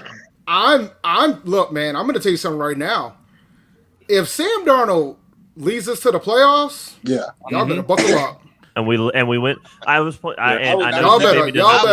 better buckle up, guys. Yep. Dave, y'all better buckle up. Here's the thing. I'll tell you to buckle up even further. Even if we don't make it to the playoffs, wins but 2 more games, he's coming back. That's what I'm saying. 3 or 4 more games, Sam Darnold will come back. How about this? How about this for you? How about this for you? No, how about this for you? I already think he's coming back. I do too. I already think he's already here. You see how quick Wilks was to come and say that he's got a good chance. The starting quarterback next week? Bro, time out. After one game, not one game. He's got a good chance, but no idea. We don't know who the staff is. Let me explain to you why. Let me explain to you why. He's back. I'm telling you. Let me explain to you why, though. Let me explain to you. Let me explain to you why. Let me explain to you why I feel that way. What has been, and for those who do watch P&P, what has been my biggest beef with everything that's happened since Matt Rhule showed up? I should know this, bro, because I watch all y'all shit. What has been my biggest beef? I don't know. Fill me in. Fill us in. Patience. Yeah, I was gonna say inconsistency, but yeah. No, just patience. Like we made the decision to walk away from Cam. We decided that they're gonna sign Teddy Bridgewater. I was like, okay, cool. You signed Teddy Bridgewater. You know that you have all these holes that you gotta fill. You start building from the ground up. You potentially could take a quarterback in the following draft, and then you bring Teddy Bridgewater back for the second year, and then the third year, you got your guy. Whether it's Justin Fields, Mac Jones, whoever, you got your guy, right? You got your guy. Then you walk away from Teddy. You got a guy that's learned under him, and then maybe you'll go sailing. But what happened after the first year? They panicked. We ran Teddy out of here. Y'all. The fan base was talking 0-8. Tepper was out here talking 0-8. They panicked. They panicked. And then when they panicked, they were out here trying to get Matthew Stafford, and Stafford did the Rick James and said, "F your couch." Said, "You know what? I want to go to LA." Somebody today, you know what? they go tomorrow. Yeah, and then so then you trade for Sam Darnold. Then you trade for Sam Darnold. I got it. Then you trade for Sam Darnold, right? You trade for Sam Darnold. You know, you didn't fix the problems that he had with the Jets. You give him this trash offensive line, trying to wonder why Sam is still Sam. We pull up all the crazy stats about, he's terrible in a clean pocket. I would be too if I don't know if my shit's gonna be clean or not. So you bring him out here. You bring his ass trotting out here. That man in his career has only had 3 games where he didn't get sacked once, and one of them was on Sunday. He's been in the league for 5 years, bro. He's been in the league for 5 years, man. I don't want to hear that, bro. I don't want to hear that, and he's bro. had draft protection for 5 years. Sam Darnold, bro. Come on, G. I don't want to hear that shit. This is 5th year, and there's still no improvement. He did improve. He's what still are you the talking same about? guy. That man had a high. He had a higher quarterback rating, dude. Y'all were, and then on top of that, so then you're like, well, he's Sam Darnold. Then we finally decide to fix the damn line that I've been begging for years. We finally fixed the line, and then you say, then we're gonna give it to Baker, who Baker had the number 1 offensive line in the damn NFL. He don't know how to handle anything unless it's number 1 or number 2. So you bring him out here. Our line is right now by PFF standards is top 10 in the league. So he got a top 10 line. He out here. All of a sudden he's inaccurate as shit. He's making all these turnovers. He can't make a decision. He can't throw the ball downfield. He can't find DJ Moore to save his life. Crazy feet. And then you bring in PJ Walker, and then all of a sudden, PJ's out here balling out of his mind. He's taking more risk. Then at that point, I'm like, all right, Baker should be done. The PJ gets hurt. Sam's not ready. You got to play Baker. He has one more chance. He still blows his gasket. He sucks toilet bowl water. And now he's done. We're not going to see Baker again. And Sam actually looked competent. I said from the gate when we traded for Sam, all we needed was average Sam. Game manager Sam, not slang it Sam. Game manager Sam. And that's what we got. Game manager Sam with a good offensive line is going to win us some games, bro. Bro, when you can run y'all going to be hurting when he's on our roster next year. 170 yards a game against the number 3 defense in the league, you chilling. That's all I got to say. We don't need to see people throw 300 yards. That's not what we need. That's not our team. And matter of fact, we lose more games when we do. Yep. It's like people look at Kirk Cousins as if like, oh, he's not a good enough quarterback. He's not that top tier. But Kirk Cousins is doing what he does. Even before this year, he was a very serviceable quarterback, and he's like getting that team what they need. We don't necessarily need a Pat Mahomes, Josh Allen, or whatever. We just need the Panthers have somebody who's going to manage the game. Denver had no QB play. Russell Wilson's a fucking atrocious. You know why they had no if they QB even play? have You know who else? somewhat You know, of a QB hey, yo, play, guess bro. what? You're right. If they have You're right. somewhat of a You're right. QB play, You're right, we bro. lose that game. Bro, guess what? You know who else don't have no QB play? Denver in Super Bowl 50. They didn't have no goddamn QB play either, and we still lost. Why? They had a phenomenal defense. Peyton Manning's ass got bitched during the We lost season. that game because they wanted to send Peyton Manning home with the fucking ring, bro. Yeah, no, we lost that game because Von Miller is a beast. No, that play doesn't happen if that catch is a catch. I hear Tony. Look, yes. I Yeah, hope you sorry, can hear me. Tony. Can you hear I've me? taken over. Yeah, we can hear you. Ultimately, Yeah, you're good, this boss. is, Cody had to go to jump on Greg's podcast, so I'm now the dad of this group. guy. Oh boy. The dad, yeah. I'm the dad of this group. But look, first of all, why are you gonna just yell Super Bowl 50? Like, come on. We don't need to be talking about that. Super Yeah, Bowl I don't with give a this. fuck about that shit. All right. So next. Well, is if you're, this. but Hold on, the point, I'm the still point. not over that shit. No, look, Slow down, it's slow down, just slow down. don't look. As G Baby said, Denver sucked at the quarterback, and they're right. He's right. But here, Denver, we beat Denver in every phase of the game. Like they couldn't do anything. Like we ran the ball, we passed the Early ball. on. Yeah, I mean, like they are bad at, like holistically. So I'm not ready. Look, we have beaten Atlanta. Didn't we have like 4 or 5 straight punts? Did we? No, we didn't have a lot of success early. No, we but didn't. Yes, we did. We had 4 or 5 straight punts, bro. No, We still won. I thought we got So out if early. Denver I had thought we got out. John Fox always said the punt was a good Yeah, I'm play. gonna look it up. I thought we got out early, 7-up. I think Denver would be a good team without, with a decent quarterback. Look, like, all right. So my that's next, what they thought. No, real talk. You know what I said about Denver, man. Denver would be a good Super team Bowl if they would have kept the 50. coach they had last year. Yeah. No, Yeah. I'm serious. Like they would have been Yeah. a good team if they would have kept Vic Fangio. Yep. So now they Right. got Nathaniel Hackett in there, an offensive guru that they're gonna have to fire because the new owner's probably like, "What did y'all do before I showed up here?"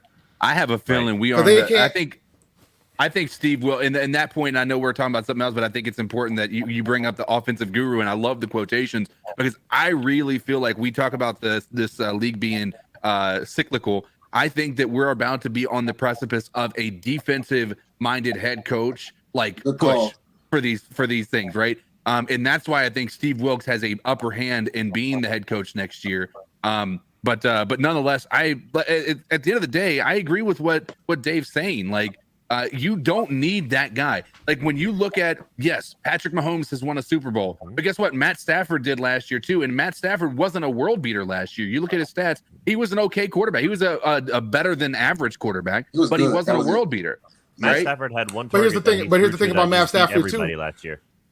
But here's the thing about Matt Stafford too. When was he drafted? Number one. He was number 1 overall, right? How many playoff Yeah, wins? How many playoff wins did he have? How many playoff wins did he have before he showed up to LA? None. Zero. Is it none or one? None. So you mean None. that year they got? We got they the fired. he said wins though. I don't think he won though. I said wins. I didn't say appearances. He only had like 1 or 2 appearances. Look, I'm not arguing. I'm saying this is homeboy. Where did he go with? He went with who was that coach? Megatron. Who's like should be the ultimate. Oh, Jim Caldwell. Jim Caldwell. Yeah, he should be the guy that's like. They should call it the Caldwell suit.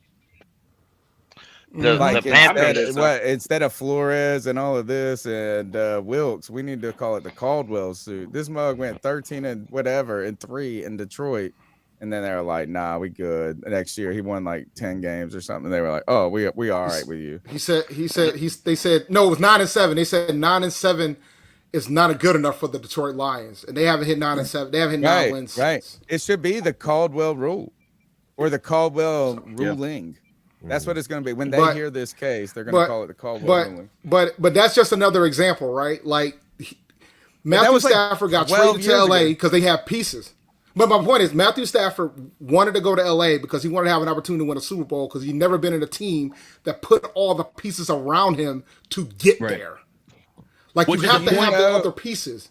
Which I think is more of indictment on being drafted early is not a recipe for success because you're not going to good teams.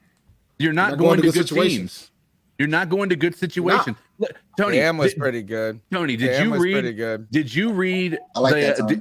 Did you? But it took time. It took time before Cam got to win a record either. Hold on. No. I need you to realize this, Tony. Did you read the article that Darren Gant put out today? Yes, I know. I watched. Does that not prove exactly the point we're talking about? There have only been out of 40 quarterbacks in the past 20 Super Bowls. There's only been 7 appearances by first-round draft or number 1 overall draft picks, right? Because we had 2 last year, right? And we had 2 last year, exactly. And we had 2 in 50 as well.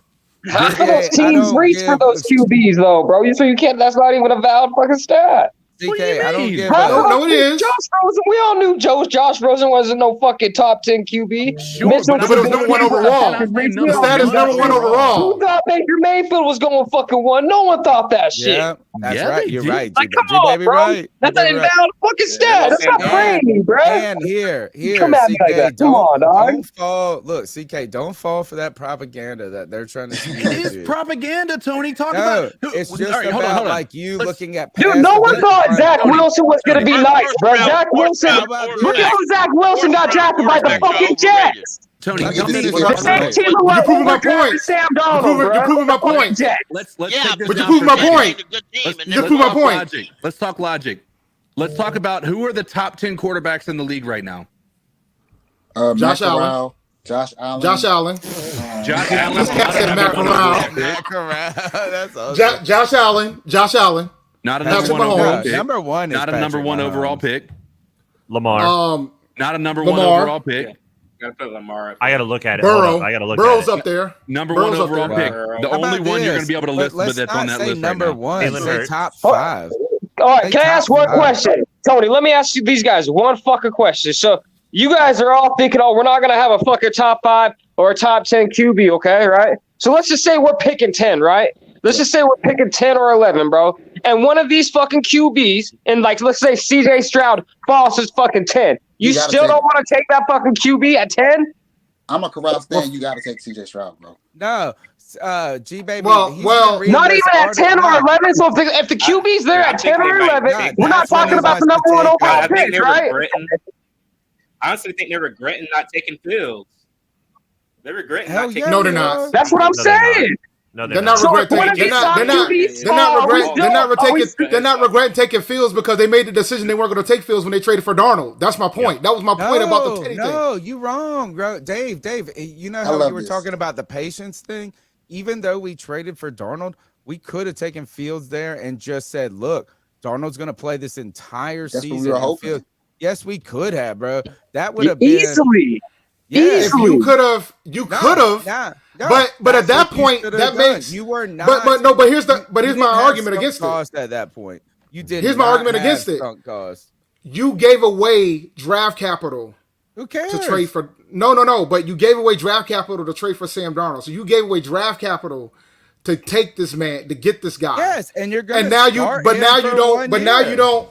You've given up a foundation that you're trying to build around Justin Fields. So you're going to have that guy getting killed just like everybody else was going to get killed. No, you didn't give up that much. You gave up a second-round pick and a fourth-round pick. That would have been nice to have. A second-round pick that was basically a first-round pick. But this is my thing. You guys talk like we got the top 5 offensive line. We got the top 5 offensive line. Well, what if Justin Fields was behind this top 5 offensive line? Now what? We'd be nasty as now what? Where would our defense be without JC? Where would our defense be without Justin Fields? You know what they would be like? You know what they would be? They'll be Chicago. They would be Chicago. They would be Chicago. Justin Fields. All right, wait, stop. Here we go. Justin Fields balling out of his mind the last 7 weeks. Balling out of his mind. Playing his ass off. How many wins does he have? How many wins does he have? How many wins does he have? They don't have an offensive line. They don't have a defense. They don't have shit. But my point is my point. You got to build the team for his ass. You got to build it first. Right. You got to build it first. Dave's right on this. Dave's right on this. CK, Mike to you. Yeah, Dave's right on this because a good quarterback and I lost. Right. So Mike is off on you now, CK. In fantasy football, Justin Fields is my guy, my ace, my man. He's balling for me right now. But he ain't winning no games for Chicago. I started 0-4. It's only won one game. I started 0-4 in my fantasy because he wasn't playing the way he's been playing the last 7 weeks. I have won 8 out of my last 9 games in fantasy because of that dude. So I am 100% in support of it. But here's the thing. 1 in 6. Here's the thing: is we can throw hypotheticals all day. We can say what if we had drafted head coach. What if we had drafted Justin Fields? What if we had drafted Justin Fields? Well, Matt Rhule might still be the head coach if we had drafted Justin and they might have ruined him. Right. They might have ruined them. We might have been. They would have ruined them. We might not have built this offensive line the way we did. We might not have drafted as early enough to get Ike Ekwonu. We might not have been able to. So you can sit here and do all these situational circumstances, but at the end of the day, we don't know that Justin Fields would have come here and been successful. He went to Chicago. He's not successful in the aspect of successfully winning. Successful, CK. We don't even know if he's going to be successful now. Sure. The point is that it would have been the right move. And it depends because hold on, and now Matt Rhule's out there going, if I would have known this, I would have done this, and I would. But he would have done that regardless. He's the guy wasn't accountable when he was a coach here. He wasn't accountable when he left here. Guys. When we went over the coaching carousel after Rivera got fired, and I heard Matt Rhule, the first thing I said was, he's a college coach. I don't want him. I don't want him.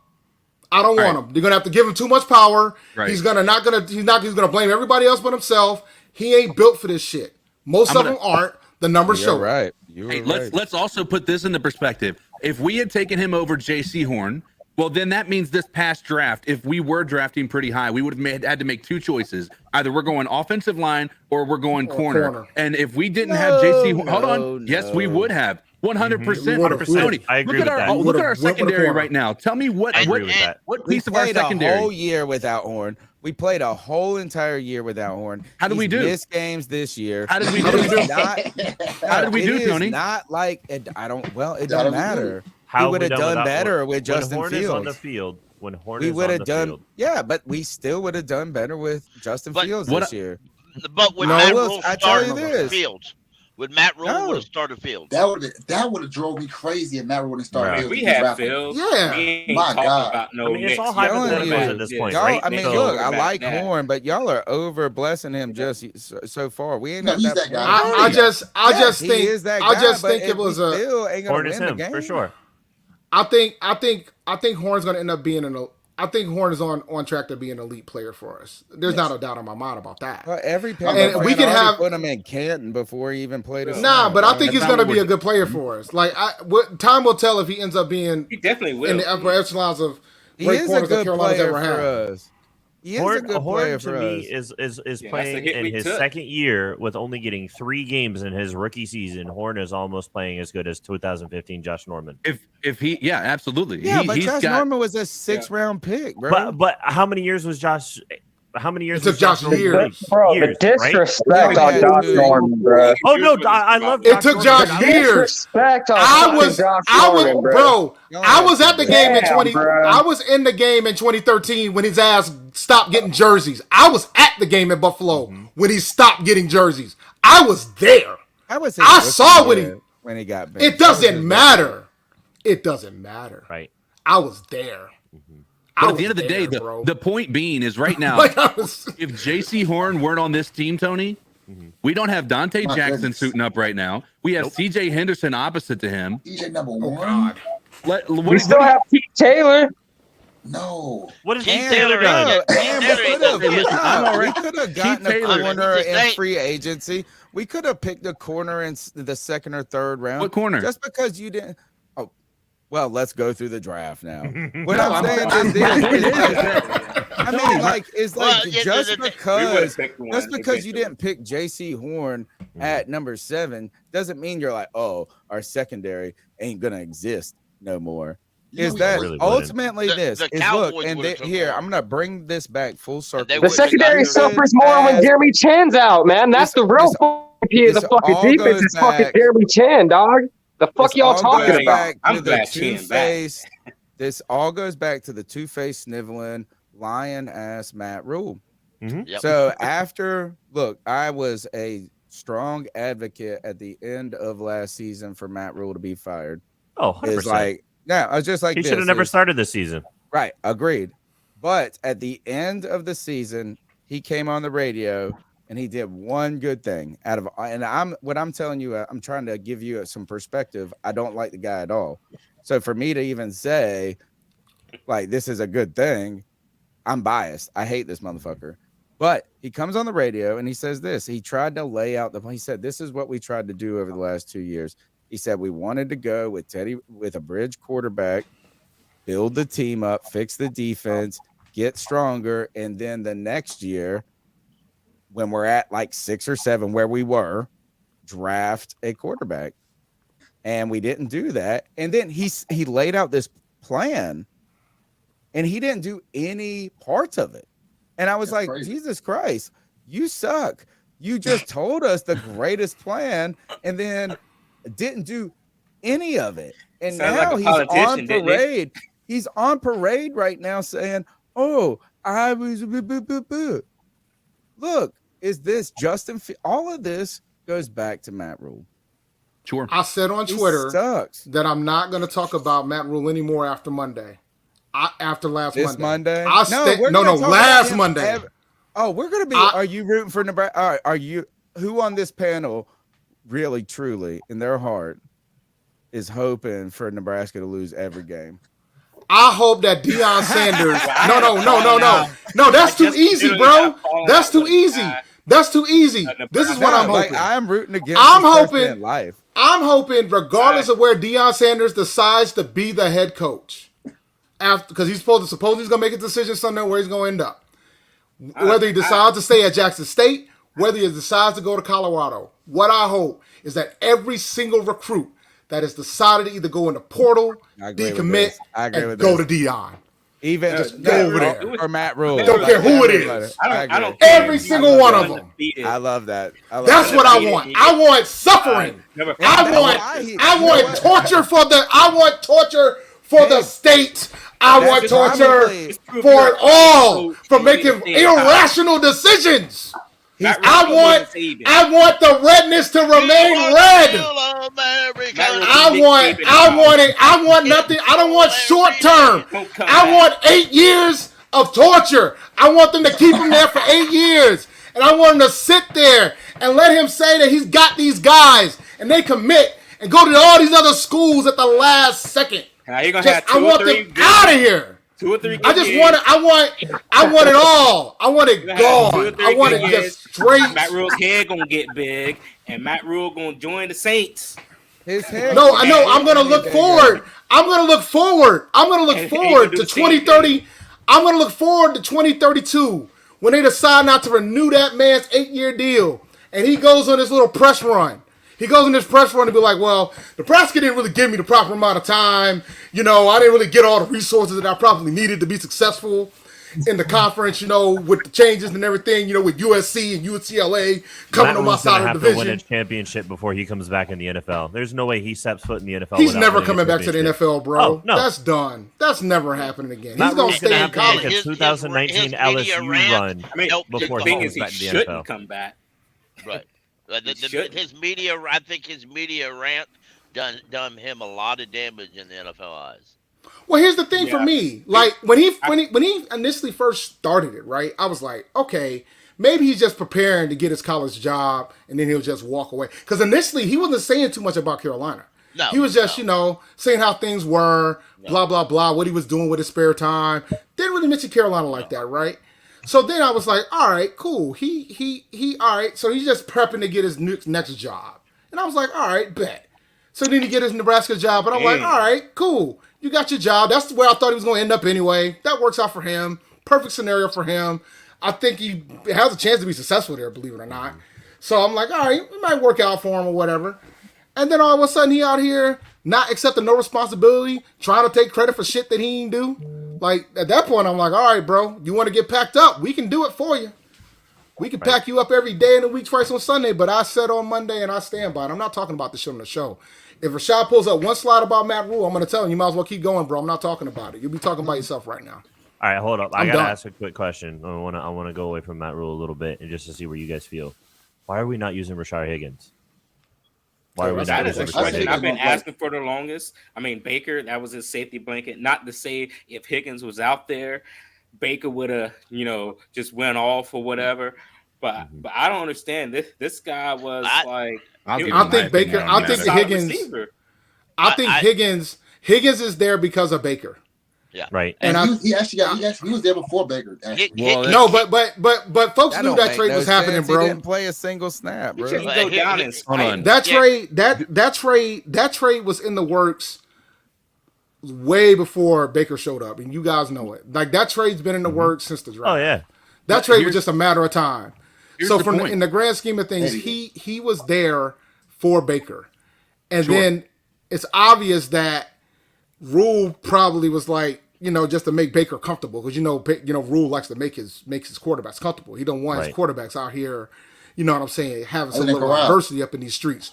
So you gotta put that blanket on him. So that was his blanket. So he had to make him comfortable, and then he just didn't win the damn job. I think we were all. Well, I don't even know if it's that. Honestly, if I'm looking at this roster, I'm looking at Shi Smith and Terrace Marshall Jr., who are two young players who need to get reps in to be able to improve, to get better. And that's where I'm like, I'm not upset by this. I know that I'm not either. These guys have underperformed in a way. DMJ has started to come on a little bit more, but he's still not getting more than 1 or 2 targets a game. Shi Smith has had its fair shares of disappointments, but so did DJ Moore with the fumbles in his rookie year, right? Oh yeah, I remember specifically against the Redskins that year. Right, and so I'm not. He fumbled twice. And with the and all. Yeah, I don't want to hear anything about getting Higgins on the field until they start running routes for LaVisca Chenault. Right. I want to see more targets to TMJ, dude.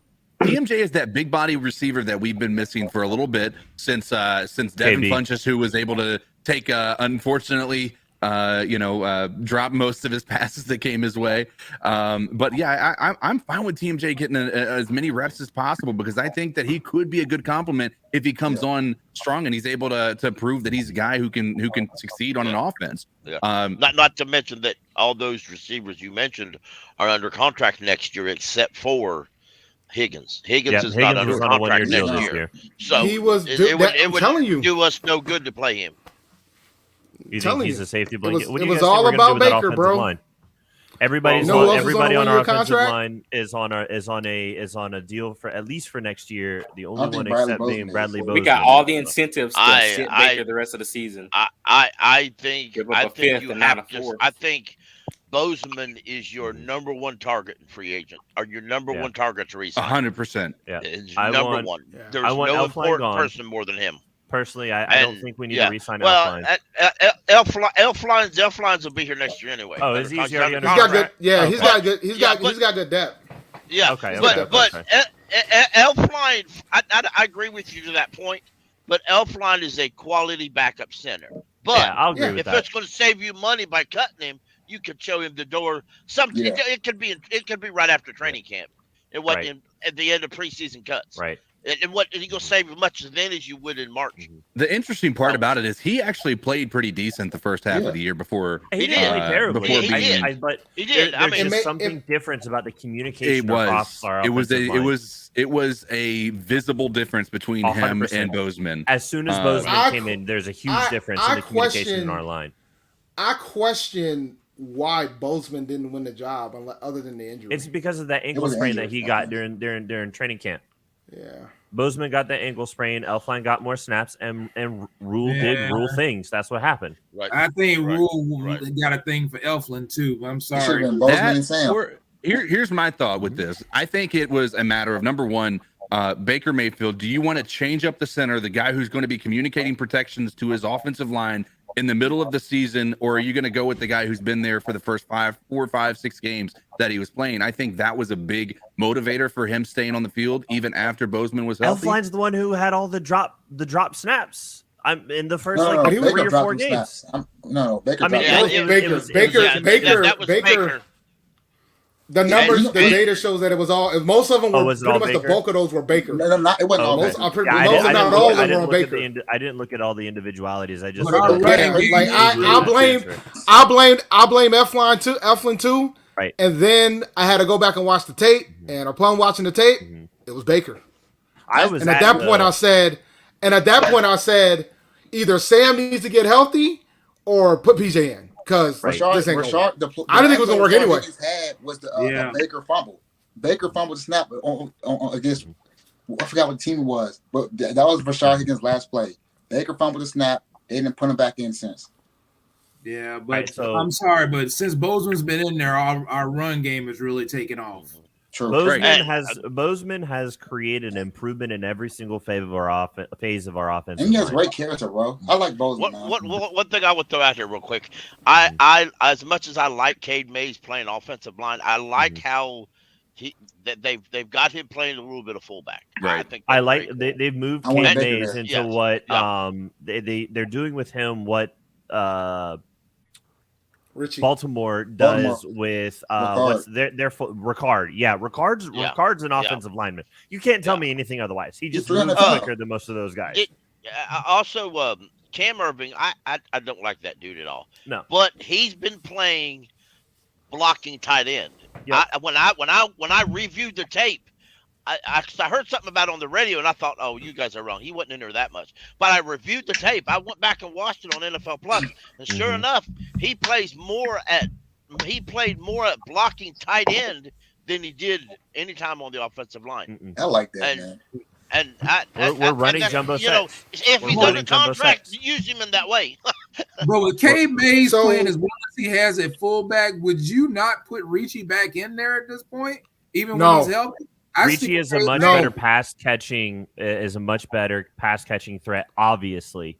Yeah, but we're a power running team. Yeah, we don't use that. We're going 30 to 40 run plays a game right now. There's no way Ricci gets back into the game unless we're in a behind situation where we're just tossing balls.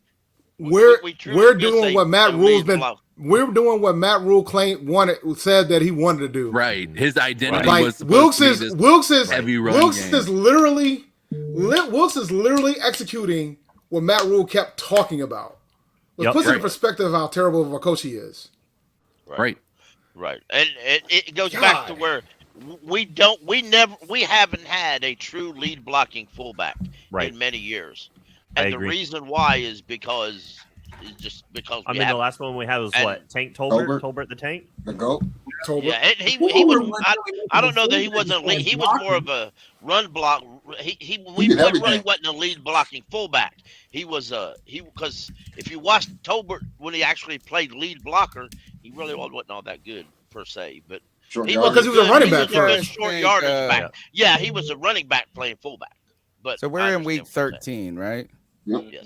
Yes, we are. So, I mean, obviously there's 17 games, but there's 18 weeks. When is the Black Tuesday or whatever? That's right after or Black Monday. Black right Monday, after that's Like the Monday. last game It's of the, the it's the season. Monday after. It's the Monday Well, after yeah. week date 18. is that? Yeah, Alex All right, Harmon so was when the is lead week blocking 18? fullback, just as a pure fullback.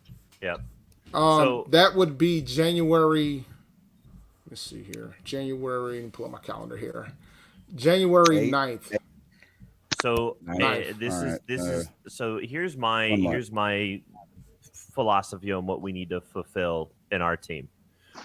We need and I like somebody put a list, put a bullet point on like top 5 things we need, and I can't remember who it was. It was on Twitter.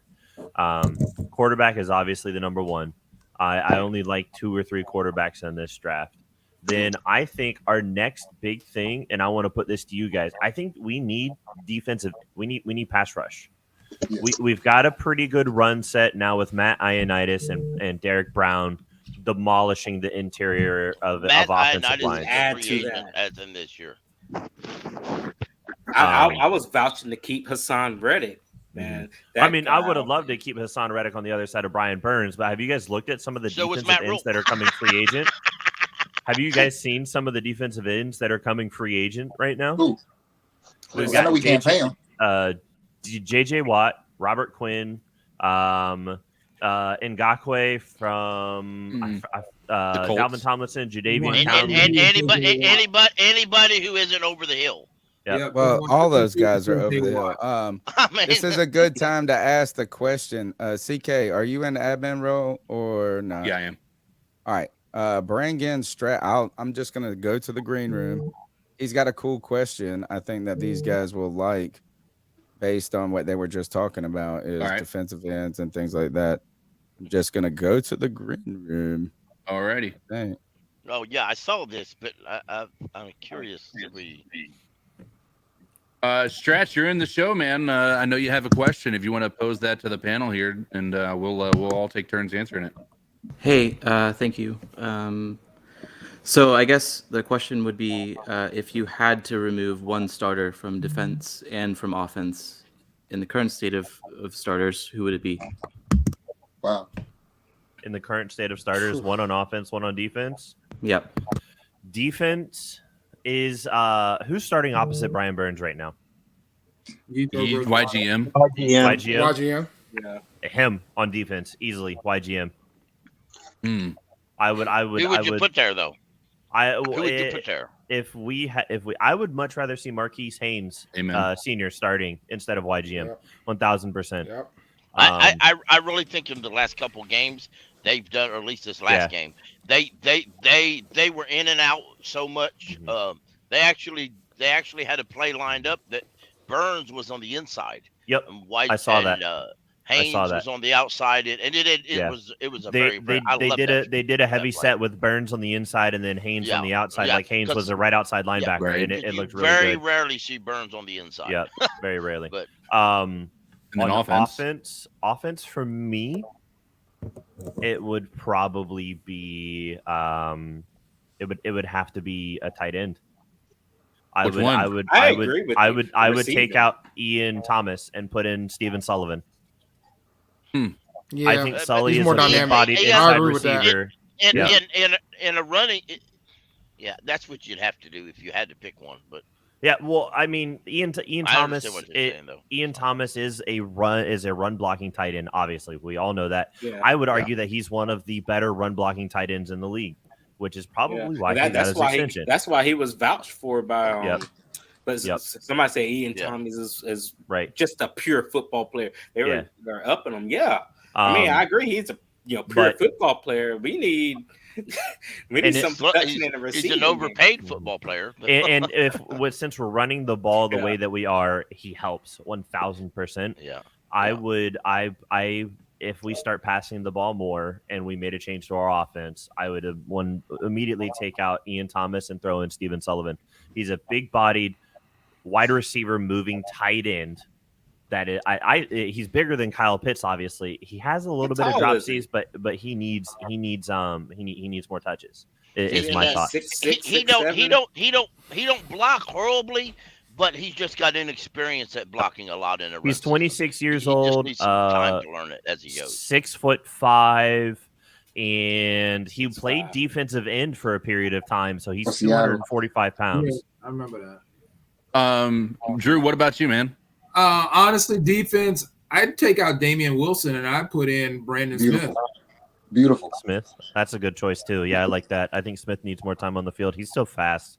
Yeah. And what Smith about has offense, become Drew? a gunner for special teams though. Offense, that's Yes, Barno at gunner. offense is kind of tough. I mean, honestly, I like them taking out Ian Thomas and putting in Stephen Sullivan because I think he's got more receiving skills than Ian Thomas. Okay. Honestly. So I'd have to go with that one because I don't want to mess with that offensive line. Yeah, me neither. Me neither. I can't mess with any of the wide receivers. Really, we don't have enough talent to switch out wide receivers, in my opinion. Exactly. So yeah, I think Ian Thomas switched out for Stephen Sullivan would be it. I mean, where do we all stand on Tommy Tremble? I think he's not given the opportunity. I agree with that. I think Tommy. back. I think Tommy's played in the wrong offense since he was drafted, except for maybe right now he maybe start playing in the correct offense. I think Tommy has potential. I don't think we're tapping into that potential. I think it's a classic case of what Kyle Pitts is experiencing right now in Atlanta. Mhm. Kyle Exactly. Pitts is their best player on that offense besides maybe Cordero Patterson, but he's not getting touches because he's not in the right scheme that uses tight ends. Which, if you go back, Tommy's doing a lot more pass blocking than any other not He's chipping. named That's what he's offensive doing. lineman. He's chipping off the start. And he's doing that so much, it's literally taking away from his catches. Yep. But that's what good. I mean, for years the Panthers had tight ends like that. Yeah, Jeff now King before was Matt like that Rhule, Matt for Rhule years. got shown the door. All of a sudden, we put Terrence Marshall Jr. out there. All of us, and I'm not saying he's been like outstanding here and there, but he's actually had more chances to show. He's what made catches when he's it's been capable needed for of. sure. Yeah, that's kind of what I want to see from Tommy Tremble. I mean, we used CK, what are your thoughts on who would you swap? So on defense, it would be C.J. Henderson. Yeah, C.J. Henderson. But who you putting? That's right, the problem. Who you putting there? I'd be all right with Keith Taylor getting like G Baby had said. I'd be all right with him getting some reps at this point. Everything C.J. Henderson, he's had a few flashes, but for the most part, those are just right time, right place, right time. I think when you look at his body of work, he has been a liability in the secondary. And we need to move on from him. I know we gave up a draft pick to get him, but at this point in time, he has not been that guy. As much as people wanted it to work out, I wanted it to work out. It's just clearly we know not he the can do case. it because we saw the way he played against Atlanta. But I agree, he's just it's flashes. It's kinda here flashes, and there. but he's like, and he's always had help over the top. He's the poster boy of beating yourself, right? Yep, He's 100%. with the pass interferences, with getting beat, and I mean, Wilks Wilks has said how many times that he has the talent to do it. Like he has the talent and the capability to play Right. on a lot of these wide receivers, especially in Baltimore, the game against the Ravens. How many? He was up against Demarcus Robinson, and he played like 5-10 yards off of him the entire time. I would have Right. loved to see them play press man with Demarcus Robinson with C.J. Henderson. He would have slaughtered that man. Do you guys think that C.J. Henderson will be on the roster next year? Yes. Yes. Especially with we need some debt. With 26 down there being at down for at least 9 months, and it's an Achilles. It's those aren't guaranteed to heal quickly. So it could be he might not come back and be that same speedy guy, right? But it's at this point in time. And so if I'm switching over to offense, that's a tough one because it's I don't know. Like I don't know that we have an answer on the roster to flip out the people that would be like if I'm being honest, the people that are starting would be it would all be any of the quarterbacks, right? I would say if I'm flipping them out, but like we don't have anybody on the roster to replace them other than the potential of Matt Corral, who's not healthy right now. And may never be healthy because that is one of those types of foot injuries that could linger and cause him inability to be mobile later on. We don't know. He's walking around without a boot for a while, based on what I've seen on social media. So he's definitely progressing really. And he put on weight. He's put on about 10-15 pounds, I want to say. Yeah. Did you guys see the picture? like the individual teams pictures they put on social media, the quarterback room, the corners room, and all that fun stuff. He looks really good. So I mean, we'll just have to see what OTAs and stuff bring next year. And I just want to say, I know Drew had to dip out. I appreciate you, Drew. I know you've already pieced out, but I thank you for joining in on the show tonight. Drew, I think, let's see, and we brought Tony back in, so hopefully he's back. But anybody else have any opinions about a starter that you think should be replaced? I would like to pinpoint it to this year and not necessarily look in the offseason. Yeah, right. I agree. I agree with getting YGM out of here and putting Haynes there and swapping the tight end. But I want to find a way to get Trimble more love too. Yeah, agreed. I agree. I would swap Ian to put Trimble there. Although I like Stephon Sullivan a lot. I got the interview on both. Give him some more opportunities. I think Trimble should really be our one. Ian Thomas should be our pass blocking set tight end, and then we should have Steven Sullivan next to Trimble to help stretch that field with that big body. Ian Thomas is so slow though, and it's not like he's not even slow in the aspect of like he's big and he's breaking tackles either, right? It's like he is slow and he's taken down on first contact. The dude isn't out here making explosive. He's catching the ball, which is something that he had been struggling with, where he was getting drops and not really doing that. He hasn't been that receiver, but he has all this potential. I remember when we drafted him, it was he has a tremendous upside. He was supposed to be the next Greg Olsen, is what it was, what they were claiming him to be. And Greg even came out and said it as Greg was pushing towards retirement.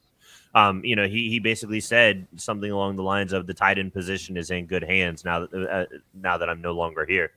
And because of Ian Thomas? Yeah, Jordan Gross. Well, look, Gross Ian Thomas is not a terrible player. No, he's not. He's much more a run blocking tight end. Is kind of what we've been saying. His first 2 years, though, his first year, he was he had 350 yards receiving. Mm-hmm. I don't know. It seems like at least in the simulations, right, CK? Right. Yeah, I mean, Ian Thomas. They always get it to him in the simulations. It's incredibly. How has no one said CJ Henderson yet? I did. Somebody did. Yeah. CK said CJ, but with CJ, it's one of those devil's advocate things. You get rid of CJ, but now who are you going to put there? Because we don't have 26. Right, 26 is gone for an insurmountable amount of time, and we don't know if he's coming back. Who's 26? Dante Jackson. Yeah, I just want to see you say his name. Get your name out my mouth. And then so you pull off CJ Henderson, and where do you go from there? Yeah, we have Keith Taylor. I liked. Oh goodness, they were talking about. I like Tay Hayes a lot. Yeah. I would if we're gonna pull CJ Henderson, I would like to see Tay Hayes take that place instead of Keith Taylor personally. The only reason I want Keith Taylor is because he was a draft pick, and I would like to see him get more reps and also improve. That's the part of one of the criticisms we always had about Ron Rivera is we're not playing the guys, giving them an opportunity to actually improve in real live action. Practice is important, sure, and I have no doubt that helps, but there is no substitute for being out there and playing in real time and going against people who have no reason to want to, coddle you or give you any help. You're out there on an island trying to face somebody who's trying to take your job away, right? Here's the one thing, though, and this is where I was upset with Dave earlier when he was like, oh, we're bringing back Sam Darnold. We're bringing back Sam Darnold already. Is that when we get a new coach in here, when you get a new regime up in here, that's different.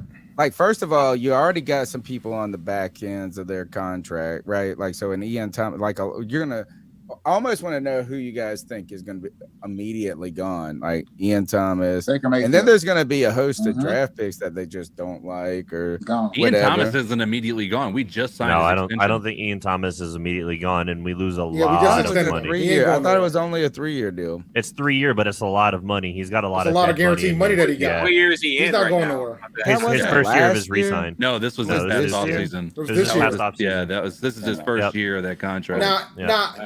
Now, Tony, bro, I do agree that if we end up getting a new head coach, it is a different ball game with regards to the positions. But I just think that I'm gonna be honest, man, and I am anticipating and I am projecting, but I think that Wilks is gonna do enough to keep this job. I agree. And if you don't think that Wilks is going to keep Sam Darnold by helping him keep that job, Wilks is not getting this job. What, Tony? I think I listen, and you might be right. At the end of the day, I think he could get it, but you guys are like, he has we're already going to get Wilks. I'll give it to him as a defensive coordinator, but not a head coach, man. I think it's more than likely he's going to get the job. I'll put it to you this way. How many games? All right, Tony. How many games does he need to win at this point? There's 5 games left. 3 more. How many games do you think he needs to win to keep the job? I'll start. Let's go around the room because I'm curious now. How many games do you think he needs to win? 3. I'll tell you exactly. It don't matter how many he wins. Is that you really could go out there and have he could win all the games and you can still go out there and hire somebody else. That's true. I don't think I don't think he can ultimately do anything to 100% ensure his job. I think that right now, maybe 2 more games. I think 1 more game makes him a legitimate candidate. 2 more games makes him a front runner. Yeah, or someone like you're already asking why not with somebody else. Yeah, exactly. Right. Why are you looking for somebody else kind of deal? Yeah. Right. And then 3 is you're like 3 more. Right. What would that put him at? That would put him. If, have a winning record. If that put him at 3, he would have more wins in half of a season than Rhule ever Matt Rhule ever had in his career as an NFL head coach. Here's the reason that I think I like him. I'm just saying this is I just don't completely rule out something like new face, new name. Sure, but I'm a firm believer that we're on the back end of this offensive wonderkin phase that we've been on in the NFL. That you have. I like this secular take. Right. So, but what my belief here is there's multiple facets to this, and why I think Wilks has a much more likely chance at getting this job than not. It has a lot to do with, number one, is David Tepper is not going to want to have the headache of being involved with, like, if we don't hire Wilks and he wins 3 more games. And that is a nail in the coffin for the NFL. I got something to add to you guys' position though with how many games does he have to win? Think about this: is what name is really available that right now is more appealing? Here's my honest take. Who is the real name right now? Here's my not Wilks. Here's my honest take about it. After the Rhule firing, I think everybody here thought, okay, Steve Wilks is here just to close this shit out. Probably ain't gonna win that many games. Maybe we might win 1 or 2 more games. Right. This season's done. Yeah. We traded McCaffrey. This season's over. We're giving up. Yeah, we're done. Right. But I think it's changed now because now. What are we second in the division right now? We're third in the division. Okay. But we're on a bye, and we have the easiest schedule. We have the easiest schedule. Well, my thing is, what is the name? I just think these owners, as far as interim coaches go, they think, oh, this is just a last minute coach. I didn't have to like think and methodically figure out who my next coach is going to be, even if that guy is qualified or potential. But the example I like to use is Rick Bisaccia in Oakland. If you don't think they didn't bring Steve Wilks in to be the interim to prepare for the fact that they knew we were going to take Rhule out of the paint if this shit went to hell in the handbaskets, y'all are wild. As soon as he got hired, there's a lot of as soon as he got hired, I was like, "Yep, we know what he's here for." There's no part of me that believes David Tepper does not think about this from a strategic standpoint. I don't think that I don't think, as much as we don't want to believe it, I think he thinks everything out. He tries to think 5 moves ahead. I really do believe that. He plays it too much like Wall Street. I think there's a Wall Street background that you can see. So that means he covered his option right there. He covered his option. Anybody tell me a name? Can anybody tell me one name? I don't. All I'm gonna say is this: that would make you like so wow, like that right now would be a better option than Wilks. Before games started, I don't know that. Before Wilks started playing, I it was D'Amico Ryans. But Ryans ain't an option no more because of how Wilks is playing. You can't give me a defensive guy over a defensive. Who is the wow name? Like the hire that everybody wants, and you can't say Sean Payton. I want Ben Johnson. I don't want Sean Payton. I don't even know who that is. Who's Ben Johnson? The OC for the Lions. I just wish we ain't got rid of Ron Rivera in the first place. But now we in this situation. God, you're about to make G Baby have a. So if I had a choice, there are two names out there that I would want to have. Over Wilks, Over Wilks. Let's hear him. I would want Ken Dorsey. If we're going OC, I would want Ken Dorsey from the Bills. Okay. And if we're going offensive minded, and then I actually like Kellen Moore. I like Kellen Moore personally. I don't like Kellen Moore. I don't think that Andy Reid tree is proven enough for me to want to go be an He's done a ton with nothing out there. Yeah, not nothing, but like I don't think he got it done through injury. Is proven enough. Tony, put that. That's the dumbest shit I've ever heard, bro. Please. What? That's the stupidest thing I've ever heard. What? Play that shit, bro. That's the stupidest shit I've ever heard, bro. Oh, hold on, I got you. That's the stupidest thing I ever heard. Gotcha. Thank you, bro. Appreciate it, bro. Me? Why the hell would we go get Ken Dorsey, bro? Oh, this is his first year playing call. This is his first time calling plays, bro. What are we doing? I'm actually going to agree with G Baby. I liked Ken Dorsey. I still do, but he has. Don't just hand it to him because of 5 games. Being an offensive coordinator. I'm his very first, and he does have one of the best quarterbacks in the league right now. Now, that being said, he could go out and get a head coach job somewhere this year and be a megastar. I think if he came here, that makes me draw towards. Ken Dorsey came here and made Joe Brady his offensive coordinator. I think the thing that makes me draw towards Ken Dorsey. It's possible, bro. This is possible. Hear me out. The thing that makes me draw towards Ken Dorsey. They might as well go get. All right, we're listening. The thing that makes me draw towards Ken Dorsey is he was here as our quarterbacks coach from 2013 to 2017 under Ron Rivera. He knows Carolina, he knows the culture, and he knows what the fans demand. He knows the product that needs to be put out. And even that's the thing that makes me draw to him. Yes, he has one of the best quarterbacks in the league right now, but he had one of the best quarterbacks in the league from 2013 to 2017. And he developed him and he helped him and he made Cam a lot of what Cam became 2014, 2015, 2016. And that's just how I see it. If we're going to go grab a quarterback, give me a quarterback developing coach. Are we getting a new kicker at least? We're going to have Zane next year. No Ruggles from I am over. I was all on the Ken Dorsey train earlier in the year. Mm-hmm. I am so over the idea of going offensive minded head coach. Oh, I am too. I completely agree. I am over that. Like I think. Well, if that's the case, I'll take a quote from Dave Gettleman. Mm-hmm. The answer's already on the roster, guys. Agreed. Right. You're not going to hear arguments. If we hire a defensive coach and it's not Wilks, then I would blow a gas. Don't think about Dave. No. If it's a defensive coach, it's going to be Wilks. Like I think, that's what I'm saying. It's going to be Wilks. It'll be Wilks, and I would be fine with it. I want to see a defensive-minded coach with a good offensive coordinator who actually knows how to draw up a scheme. And it has I don't need a quarterback whisperer or anything like that. I need somebody who just knows how to make, who knows how to be creative and make plays. You are a real Carolina Panthers fan.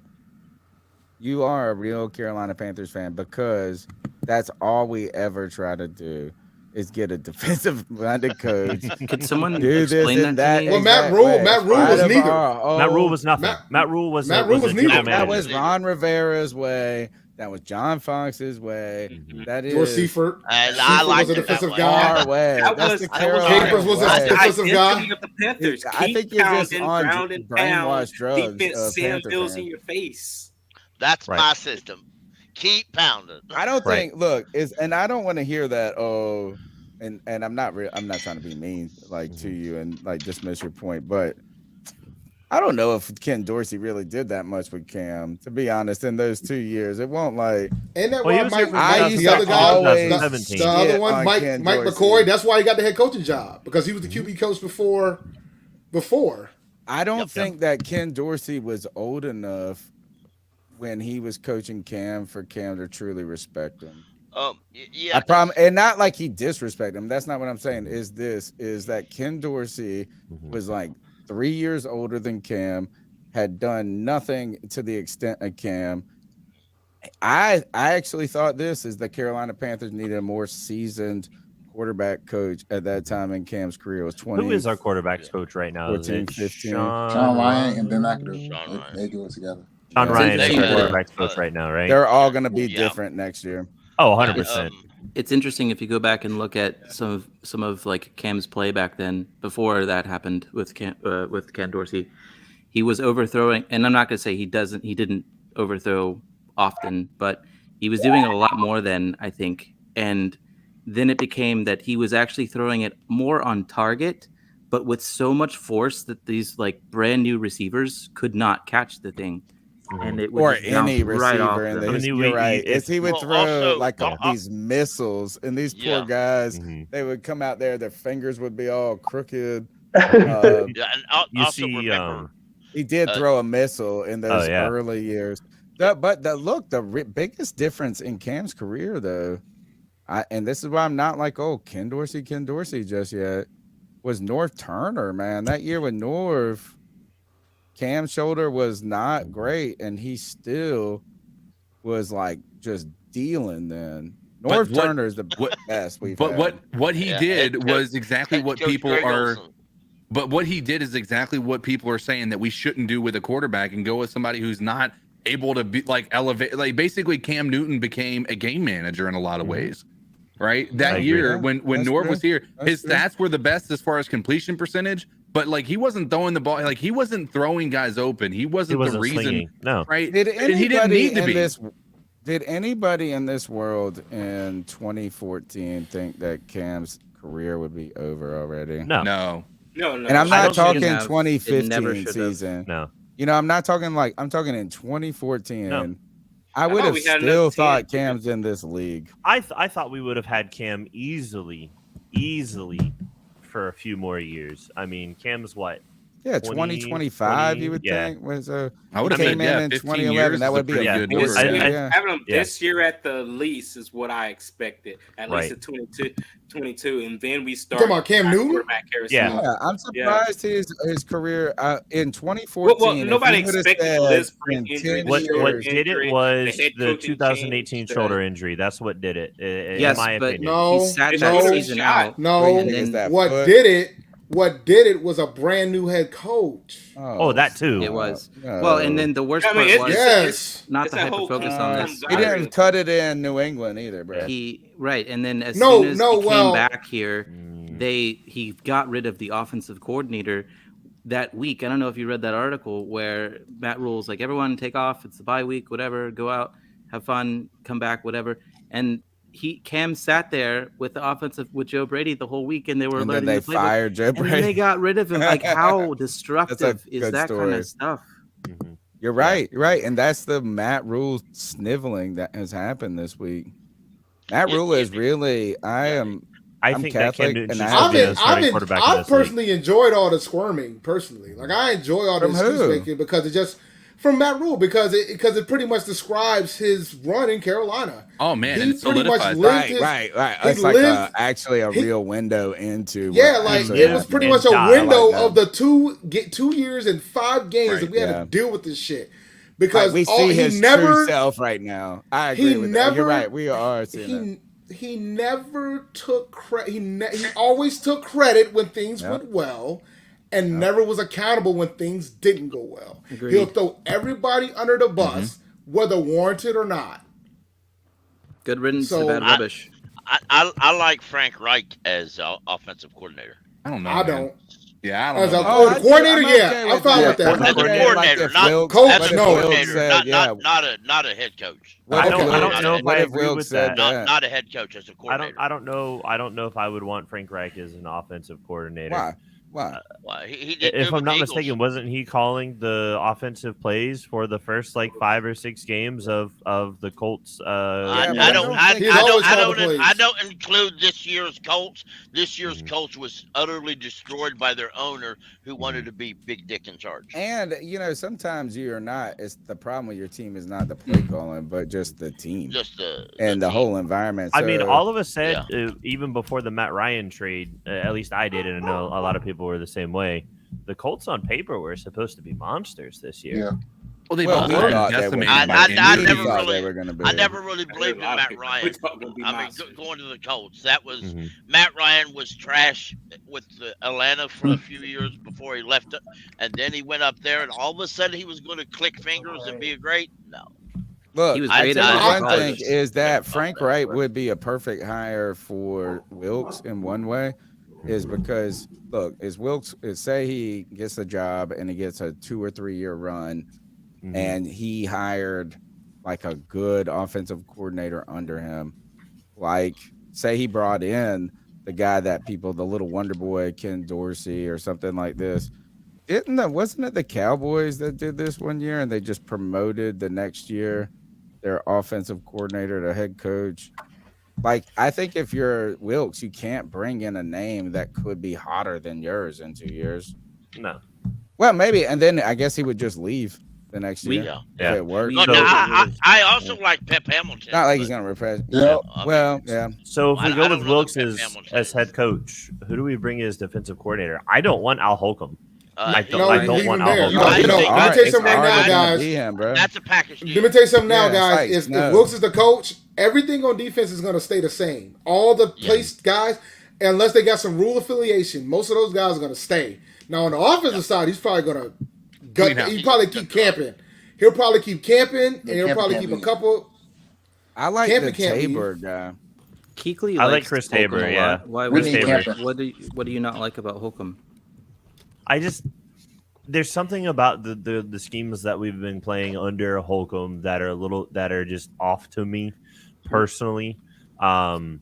He's not going nowhere, guys. I know he's the not argument going that anywhere. maybe they're not executing the schemes correctly. That some I of those don't think positional it's the players are- executing of the schemes because we're playing. He's calling off ball coverage and stuff like that when it's obviously like an RPO or they're running the streak or something like that. It's one of those things where there's the decision making on some of the coverage choices that we've had in situations where we have got burnt just don't make sense as to why we would have been lined up that way. There was one game that I think that illustrated that more than anything, and that was the Cincinnati game. Yep. In my opinion, the Cincinnati game was the worst game of Al's career as far as a defensive coordinator, which is a very short-lived career, right? But, that game, we were going up against one of the worst offensive lines in my mind, at least. If I were a defensive coordinator, my mind is we need to keep our coverage tight to make sure because our defensive line is going to be able to get home quick. Give Bird time to get there. Joe Burrow was getting the ball out of his hands so fast because we were playing 5-10 yards off of the line because for whatever reason it didn't make sense to me. And because they weren't going deep. They were basically we were giving them everything they needed. And that became a problem. And so that I do agree with. I think that part I saw that, but the reality is since then I feel like he's gotten better. I feel like that this That's defense, a package deal. Yeah. I think you're right And on that, Dave. And we just have to deal with it if that's the way it is. Yeah, and the Bengals game, it wasn't good for anybody, guys. Like, it wasn't good for the offense. It wasn't good for the defense. It wasn't good, period. It was just a bad game. Right. Like, I think when Wilks took over, my biggest thing was I needed to see how he would coach outside of the division. And I gave him a mulligan on the Rams game because he had a short week to figure it out because they fired Rhule after that game against San Francisco. So I said, all right, the Rams game is going to be a mulligan, but I got to see how he shows up for these other games. And then every divisional game, the boys came to play. The Panthers came to play. Should have won the But Atlanta then he first just- game. I mean, very easily. The DJ shouldn't have been a flag personally, but that's neither here nor there. that's neither here nor there. Like the Atlanta game, I'm not gonna. tripping. The first Atlanta game, I'm not bringing giving that heat Atlanta for. game up. The Bengals game, I was very critical. of how we showed up. That was like probably the only game where I felt like we just weren't prepared. Yeah. So that's on the coach at that point. That's on the head coach. It's Like, I got to funny be fair that too. We could right now and probably should be at 6 wins right now and win in leading the division. Because I could argue the Ravens game I put the Ravens game more on Baker than I put on him. The Ravens too. game is 100% on Baker in the offense. Yeah, I agree. That's on Baker. The Browns game, I think no way Brian Burns gets that defensive roughing the passer call. And they should have York called, isn't making that 68-yarder. But the Browns game shouldn't. The Browns game shouldn't have came to that either. Baker didn't play that well. Until the Giants game. The Giants game. Baker didn't play that well. Agreed, no, but like he I- started playing well in Dave- the fourth quarter, and you can't take him out then. By that point, Dave, he's already they- in there doing Skip Bayless gonna talk about we got. I can pull up the QBRs when Baker was starting at the beginning of the season. I think I remember by heart. Baker They were ugly. didn't just not play well. Like, he played horrendously. Like, that's the thing. Like, it wasn't even like Baker had like 6 batted passes against the Browns, something like ridiculous like that. Oh Yeah, like it was he. terrible. Oh, I'm Bro, gonna I pull was it up at for that y'all, game. man. I was at that game. I'm gonna pull it up because I need y'all to know. Well, right, but my point is just that at the end of that game is when he did start to turn things around, and you can't like pluck him out at that point. Really, probably Yeah, you going can. into the second Make half. an example out of him. I would have. Where does Baker go from here? Does he see the starting quits. bill Baker quits again this College season football. for the Panthers? Baker quits. But like If if he's not the Darnold goes starter, I down, don't think this dude can So be back. Baker against here are the QBRs for Baker Mayfield on against Cleveland 37.4. Okay. Now remember QBR, not quarterback rate. QBR, so it goes up to 100. Trash. Okay, trash. New That's York the best one. Giants. New York Giants 14.6. Horrendous. Trash. We're gonna keep going lower. 11. He won the game against the Saints, but we know why they won it. It was despite him. defense. 8.2. 8.2. Arizona Cardinals. I got more fingers. Arizona Cardinals. Arizona Cardinals. Because I felt like, and I still felt like this, if we would have lost to the Saints on the third game, Rhule would have been gone there. Yeah. Oh, 100%. Arizona Cardinals, 6.9. San Francisco's 49ers, 20.9. His best game was when PJ got benched for him, 83.2. And he was Cincinnati playing Bengals. against third string that whole time. Against I'm about to be a Cincinnati, real yeah. Panthers fan and say I was one of Baltimore, them. wait, we're not done. We're not Oh, that finished. ball was Oh, crazy. we got some more. Baltimore Ravens, 19.6. Trash. Yeah. Dude Out of hasn't 100. exceeded an average at all, like whatsoever. Hey, what Like, was Sam's QBR this past week? Hold on. 100 Average has to be or, about 15 or something. Yeah, no. No, it was wasn't. like- No, it wasn't. It was No, like it was- No, it wasn't. Don't do 75 that. or 80 or It something was like not. that. Don't do that. Very I'm not about to for show Ba- you. Nope. No, for Let me Baker, show not you. Sam. Very good. Because Let me show you. we are I'm pulling it up honest, now. Sam Darnold and 72.1. Yeah, Sam there you Darnold go. His and QBR Baker was Mayfield. 72.1. Sam Darnold and All Baker right, Mayfield we'll take that. comparatively We'll take are the same quarterback, 72? right? No, they're not. Not Baker anymore. Baker is shorter. Baker is shorter, but statistically and efficiency and everything else like that, Sam Darnold and Baker Mayfield before this year have been statistically the same quarterback, roughly 3,000 yards.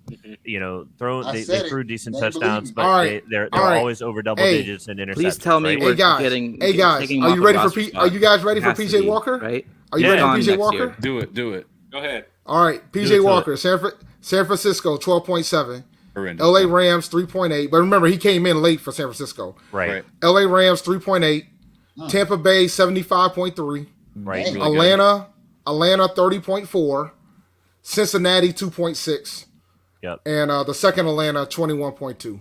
Right. So he wasn't that good against. No. Yeah, he hasn't been like, and that's the thing is that's what you're getting with PJ though, is you're getting like these really good games, but those come every 3 games, right? Right. And That's so, true. Yeah, he had a but as bad as PJ was, he still had a higher average QBR than Baker. Exactly. That's the thing Right. that's crazy and about it.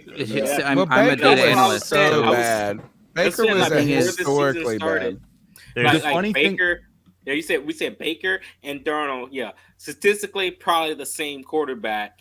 But I was one of those Panthers fans, as many I know in the chat were Baker. I'm not gonna admit it. Baker better than Darnold, Just because I was pissed at what Darnold got. Nah, No. we thought. Now we we thought. see some more I was evidence. that for the entire Yeah, preseason. we He thought. said I he was. said better I than didn't agree. It's the Garoppolo. opposite now. No, but I didn't agree. I'm with and you, bro. Right. I raised my hand too. I think Thank Dave you. was. I one of didn't. the- I didn't agree. And you want to know why I didn't agree? You want to know why I didn't agree? The Cleveland Browns had one of the best defenses in the NFL. The Cleveland Browns had one of the best offensive lines in the NFL. They had the number one rushing attack in the NFL. Baker had everything around him to look good. They had Sam three never former, did. Former Pro Bowl receivers over there. Austin Hooper went to the Pro Bowl. Yeah. Jarvis Landry. Baker had everything to be successful there. All that mediocrity in Cleveland got them some high ass picks for a long ass time. So he had a lot of pieces around him. I during think his Baker is during off. his best year. I do want to point something out. I want to point No, it something isn't. out as data science is my career. Like that's what I do. And a lot of these times, these algorithms are incomplete pictures of what it is, and they're always trying to get them to be as good as they can, but they're going to leave out certain things. And there's other small stuff that happens. Like if someone, like let's say a quarterback throws a ball and it pops out of the hands of the wide receiver, well that stat is on the quarterback as like an incompletion. So right. So in those cases, your eyes are your best bet with rewatching a lot of this gameplay. Right. But Football Focus helped with that. But even with that, like you're right on that, and you probably have a lot more experience in this. But for every action, there's an equal and opposite reaction, and the opposite reaction to that exact same statement is how many times do screen passes go for touchdowns? That's not a quarterback doing that. Listeners should know in that Saints game. You know what I mean? Like so. I mean, I think so that these are these are nuances to the numbers. Right. And for me, it just was about the fact that when folks was like, "Well, Baker's gonna fix everything," and I'm like, "Baker's not nobody gonna said that. No, a lot of folks. There were pockets that thought that we were gonna make the playoffs with Baker Mayfield, guys. Let me raise my hand on this with my man right here. I didn't think he was going. I thought I this. think he If you would change the could, whole thing around. you guys, Cody and all these all these people are gonna be like, oh, traits this, traits that. I mean, obviously Sam Darnold has the better skill set physically as a quarterback than a Baker Mayfield. He's a lot more. But I thought that this is what I was hoping for this year. I mean, I was hoping bravado, kind of like, an intangible thing that I thought we had seen with Baker a lot in college, even with the Browns. It's not that he's the best. I thought Darnold was mentally defeated. And to be honest, maybe the best thing that happened for Sam Darnold is for Baker Mayfield to come in, be terrible, PJ Walker to get hurt, and then him to walk in kind of not with the pressure of losing the job from day one. I think what it boils down to for me was that when we I said it earlier, when we traded for Sam Darnold, my thing was always, if you put the pieces around Sam, I think he'll be fine.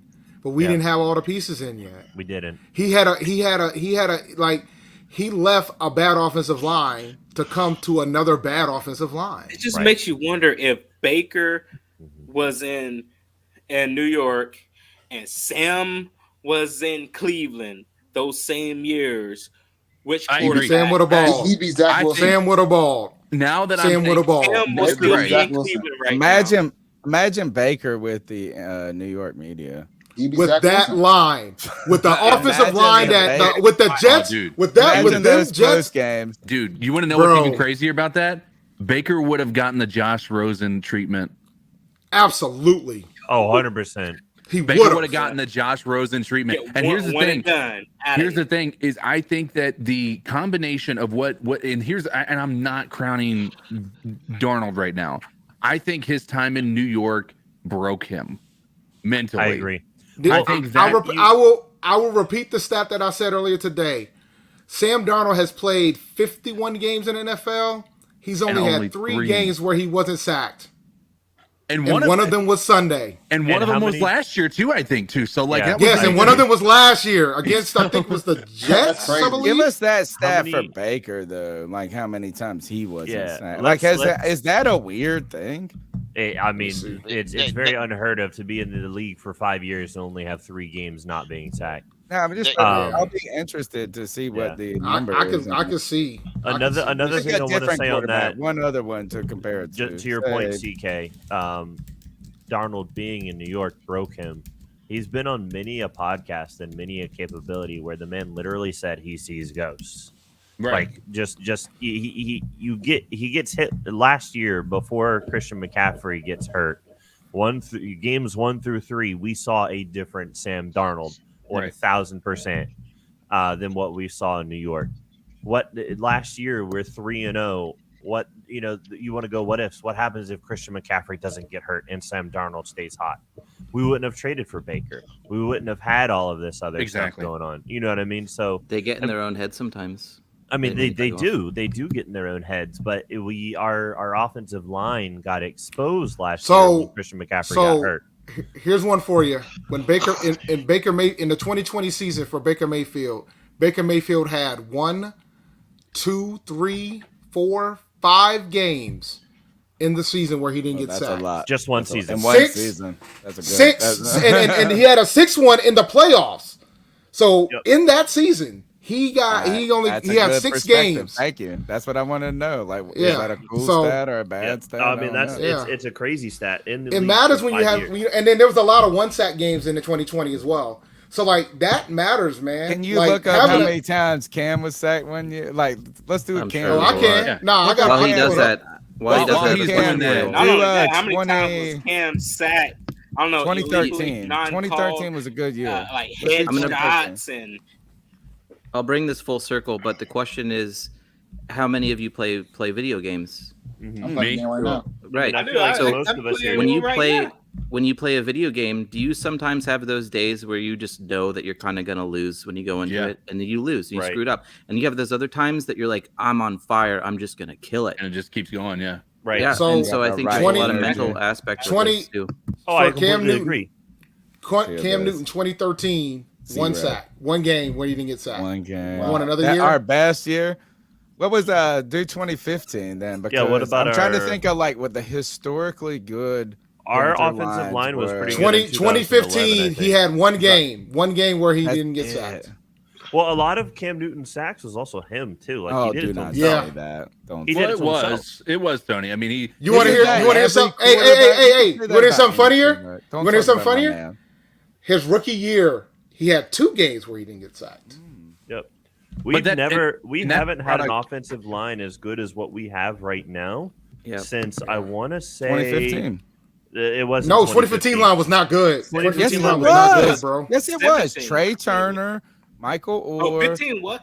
Yeah, 2015 was. Bro, our 2015 line got exposed. Yo, don't let me jump back into this conversation now. 2015 was the best line we've done ever had, Dave. What you mean, man? Are you really? Was it a good? No. Was it a good line though? Not the best line that Cam ever had. Better than It's better than Mike Rimmers was the only real weak link. Mike Rimmers is why we didn't win that Super Bowl.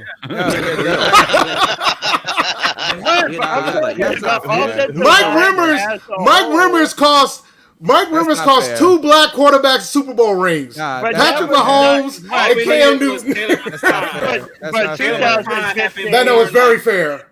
Mike Rimmers got destroyed in against Tampa Bay in that Super Bowl. Y'all gotta. I watch Mike Rimmers and I don't like him. But here, I can tell you one thing: is Mike Rimmers is a very good player through week 13. And then I said Super Bowl. I didn't say 13. I said Super Bowl. But like he hit a wall. But here's the reason I said, bro, be like, oh, Rimmers, you cannot be like, hey, Rimmers, we know you've sucked for the last 4 weeks because you hit the wall that you always hit, and then now you got to play Von Miller one-on. Like they didn't give him no help. So now here's my bigger dilemma. I just remember. More. We should have that was a collective failure, and by a guy what was our offensive coordinator? No one liked him. He was not as bad as people said, though. Mike Turner, I just remember Shula. Yeah, Shula. I just remember when the Chiefs and the Bucs were in the Super Bowl, and I picked the Chiefs to win. And then I looked at the starting lineup and I Oh, saw yeah. Mike Remmers and I said, Hey, shit, he was a I picked the wrong backup team. on that team that had to start. But like, Not the guy they is our offensive line good enough that we think no matter who we put in next year, be it Sam Darnold or Matt Corral, they'll be successful? Because right now, I don't know that's right a now foregone it's looking that way. conclusion, but And like that's why I'm Yeah, so we hopeful. put people in there now and they're not This successful. is why I'm excited about Matt Corral and his future. If he's able to come back healthy next year, you cannot tell me that a player like Matt Corral couldn't see a ton of success behind this offensive line. And if you add some offensive weapons, like I'm telling you, man, that like I'm not excited for Sam. If Sam wants to come back on a cheap deal, fine, I love it. Have some depth, whatever. To me, until are you otherwise- excited for Sam next week though? I am. I want to see Sam ball out against next the week. Seahawks. I am. Yeah. Not Let next. me tell week. y'all something. Next- If we go to Seattle next week and win, let me tell you. Sam will be on that team next year, easily. Let me tell y'all something. I love it. I mean, y'all saying Dog. You're gonna tell us. If What we is don't- that if we something? don't- come on, tell me. If we don't What's win, that if something? we go into Seattle and win next week, if we don't win the division, it's a failure, guys. I'm gonna say it. I'm gonna go ahead and put that out there. If we It's a mess what? around and head to Seattle next week, and we go in there and we beat Seattle in Seattle, especially if it's convincing. we need to win it. We should win the division. We should be winning the division. I've been saying this. I've we're been gang saying bag. this. I've been saying that we're No, gonna we're win the gang division. bag, and actually, it's a very realistic thing that we can beat Seattle and Seattle Detroit. and the Giants. Or Bro, that's the hardest team left on the schedule. I think Detroit is Seattle. Seattle's the only team left with a winning record. Detroit's playing Seattle tough. is started hot. They caught this weird fire. Seattle's Seattle's the only team left on our schedule schedule We have with to a winning go to record. Tampa Bay. No, I think the Lions are a tougher I think match. I think Tampa Bay Not is at going to home. be. I think Not I at think- home. Not at home. I don't Yeah, care where it's at. I don't That could think change Wilks in the is going to next let us couple lose. We the ain't game got in the bank. Matt Rhule, guys. We can win at home now, ladies and gentlemen. Yep. We can win at home now. So here's the thing. I think Tampa Bay is the hardest game left on our schedule, and the reason I Sure. say that Yeah, is I'm Tampa fine. Bay I'm Tampa okay Bay with is heating up at the end of No, this no, they're offseason. not. They had just a big lost injury. to the Browns, bro. They just No, had a they're big not. Say they're injury heating last up. week too. In No, they're overtime. not. It's They lost to going to be a Cleveland. tough match. We lost. They lost to Cleveland. Let's Look, be wait. fair. They lost. It'll be a let's- tough match No, because it they're gonna know that we're gonna be playing for the division at the end of this year. Worse. So I agree. Listen, I'm not saying that they're done, but they're gonna play Worse. their best football when we play them. Tristan It's Wirfs. going to be a Yeah, tough they're not game gonna for roll sure. over. They're- They're gonna beat a Tristan- team. They're not outside going to the roll division, over us. though. They're not going to roll over us, but Tristan Wirfs ain't playing. Wirfs. No, they're worse. our Worse. defensive. Guess Our who is? defensive Tom got Brady. better, and their offense got worse. Yeah, guess what he doesn't like? Pressure. Right. Pressure. We need And to he's more got it, and his worry best about lineman is going to be out. That's true, Seattle. but You there's saw no what happened at the Detroit. end. What we got? You saw what Seattle, happened in the Cleveland game, right? Detroit, But who lined up over that side? Who's going to be lining Ooh, up over Pittsburgh's where? an interesting game. It doesn't matter. I promise you guys. As That's soon as smart. Wirfs got hurt, the next play, Tom was on his ass Yeah, immediately. You're not On his wrong. ass. You're not But wrong. that don't mean we're gonna Well- win the division. Well, it does. It We means ain't that got- they have. We Tony, got you- 5 games left, and we only play one team left with We a need- winning record, we need- and we got 2 I'm- games at home. Can we say that if we Why do not? win the division, that we will I'm absolutely looking at the embarrass Bucks schedule. every We team? need Hold to- on. we need Let's the go Bucks. to. Hold on 1 second. Let's go to Scratch with the Matt Rhule image. Oh, I was just gonna say if we do win the division, can you? I mean, let's be honest. It's gonna be very embarrassing for everyone. Yes. If Ooh, we No, win, it won't. how about this? Is someone No, about no, this? I What if won't we be had a embarrassed. home game? It won't be What if we had a embarrassed for home Wilks. game? Not for and, us. No, not for us. For everyone else in our Is division. Tampa and New Dennis Allen, Orleans who's been a head coach. Well, that'd be the best part to embarrass Imagine them. if we won that. He's right. He's right. If we won 8 wins to win the division, it's guys. embarrassing for the Saints, so hold for up. the Bucks, the Falcons. Yeah, that'd be We're- hilarious, man. We're at home for Detroit, right? Obviously, we are Gotta out. play We're in Seattle for Pittsburgh at home. Seattle. That's a tough We play game because that's Pittsburgh an at away home. game. That's an away game, and No, we play Pittsburgh at The home. Steelers aren't that good. I'm not talking about that. I'm talking about there's gonna be more Steelers fans in that stadium. And their Steelers. I don't know about that this year, guys. They're trying to play. Pickett's trying to throw. They're trying. Our They ain't rolling over. Hey, I do want to see what our stadium looks like. If Panther fans know that we're actually playing for the division, I seem to think that we're going to show up way more than we have been earlier in the this year. only away game we have for the rest of the season, by the way, guys, the only away game we have for the rest of the season is Tampa Bay. No, and Seattle. Tampa, Seattle. Besides Seattle, I was already Seattle and New Orleans. New Orleans on the road too. You know how you're right, I know you're we're right, you're gonna right. win I our read that next wrong. 2 away games? We're gonna win our next 2 away games, Seattle and Tampa, because we got to 2-5 against Tampa, right? We became 2-5 for the season against Tampa. Well, we can become 2-5 on the road in Tampa. That's what's gonna happen. I like the superstition. You know, but all I know is I this: don't know, if we mess around and win Seattle, we win this division, guys. If we go to Seattle, we win Seattle. I don't disagree. And you know who what, does Tampa David? have left on their schedule? They've got everybody else's schedule is harder than ours. Everybody else's schedule is harder than ours. Harder by a large margin. They got the 49ers. They've got Saints, 49ers, Bengals. They got the Bengals, Cardinals. It's also any given Sunday, is it not? Yeah, right. I mean, it is. It's the very Tampa Bay possible Buccaneers. for us to win Y'all every just game this season. y'all I'm looking at the Niners, Bengals, y'all just Cardinals, look. and the Tampa Bay schedule. Y'all just named Tampa's remaining games, and I just told you guys that their best offensive lineman is going to be out for at least the next 4 games. Yeah, that's a problem. We're one Bam! game behind Tampa. One game. Let's see, the Falcons They just have, lost to the Browns. They have to win 4. The Falcons The have Sean Watson-less Browns. The And then the Falcons Ti- have I mean, we Steelers, did too, Ravens, but that's a different Cardinals, story. and Bucks left. Can someone pull up Who- the say odds that for us again? to Who win was the that? division? I can they tell have- you, I put $20 on the Panthers winning the division before the Baltimore game. Yep. I would win $700 if we win. The Falcons have nice. Steelers, Saints, Ravens, Cardinals, and Bucks left. That's who the Falcons have. All right, so the Falcons have a tough road for them. We Yeah, basically have what do the Bucks have? The Bucks have the 49ers, the Bengals, and a few and some other And top us. names. Yeah, Us and us. twice. The Cardinals and the Cardinals, Saints yeah. Us and us. twice, right? No, Well, we we already played You already beat them once. Yep. Yeah. And then Guys, the if Saints. we beat them handedly, Tony. That's right. That was Wilks. The Saints beat the Saints have the Bucks, the Falcons, the Browns, the Eagles, and then us. They'll lose to the Ooh, Browns. the I think they'll Saints lose. actually have Saints are terrible. best schedule. Oh, that went up because the last time I saw it, it was 3,000. Yeah, that's where I was at. Like mine was over 3,000 when I put mine in. Yeah, Yeah, these so- are the odds right now. I went on the New York Times and they have the playoff thing up now for like probabilities and all of that. All fun right, well, stuff. who will we play then? Dallas? We would play Dallas at home. Wow, how is That's Dallas not winnable. win- Oh, because they're not No, winning. well, I don't Yeah, know. Philadelphia. No, Dallas is always winnable, guys. Oh, stop. Dak Prescott. Philadelphia is gonna win. Wouldn't it be And cool for us to beat the Let Cowboys? me tell you about that matchup. It's going to be their front seven versus our offensive line. That's what that's going to be because you're going to have Get 'em, Michael Cody. Parsons. You're going to have Michael Parsons coming after us. You're DeMarco going to have Lawrence or Lawrence, whatever DeMarcus that. Lawrence, and they have Diggs' little brother over there intercepting passes.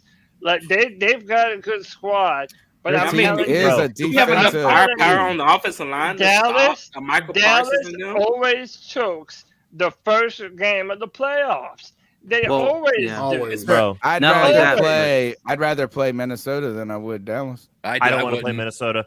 I wouldn't want to play Minnesota a day in my life with the Dak corners is that a we have better right now. quarterback than Cousins to me. Have you noticed certain teams have stigmas rather play against each other Dallas. where Let's- like they get in this losing or winning mindset against and we've won against Dallas. I want to say it's been did we lose at all in the past few years? We lost We last week. lost last year by not much, right? We'll chalk it up to Actually, Rhule. that was the Yeah. no. We The Carolina definitely will. Panthers are 3-10, I thought that- 3-10 against the Cowboys all time. So we've won 3, they've won 10.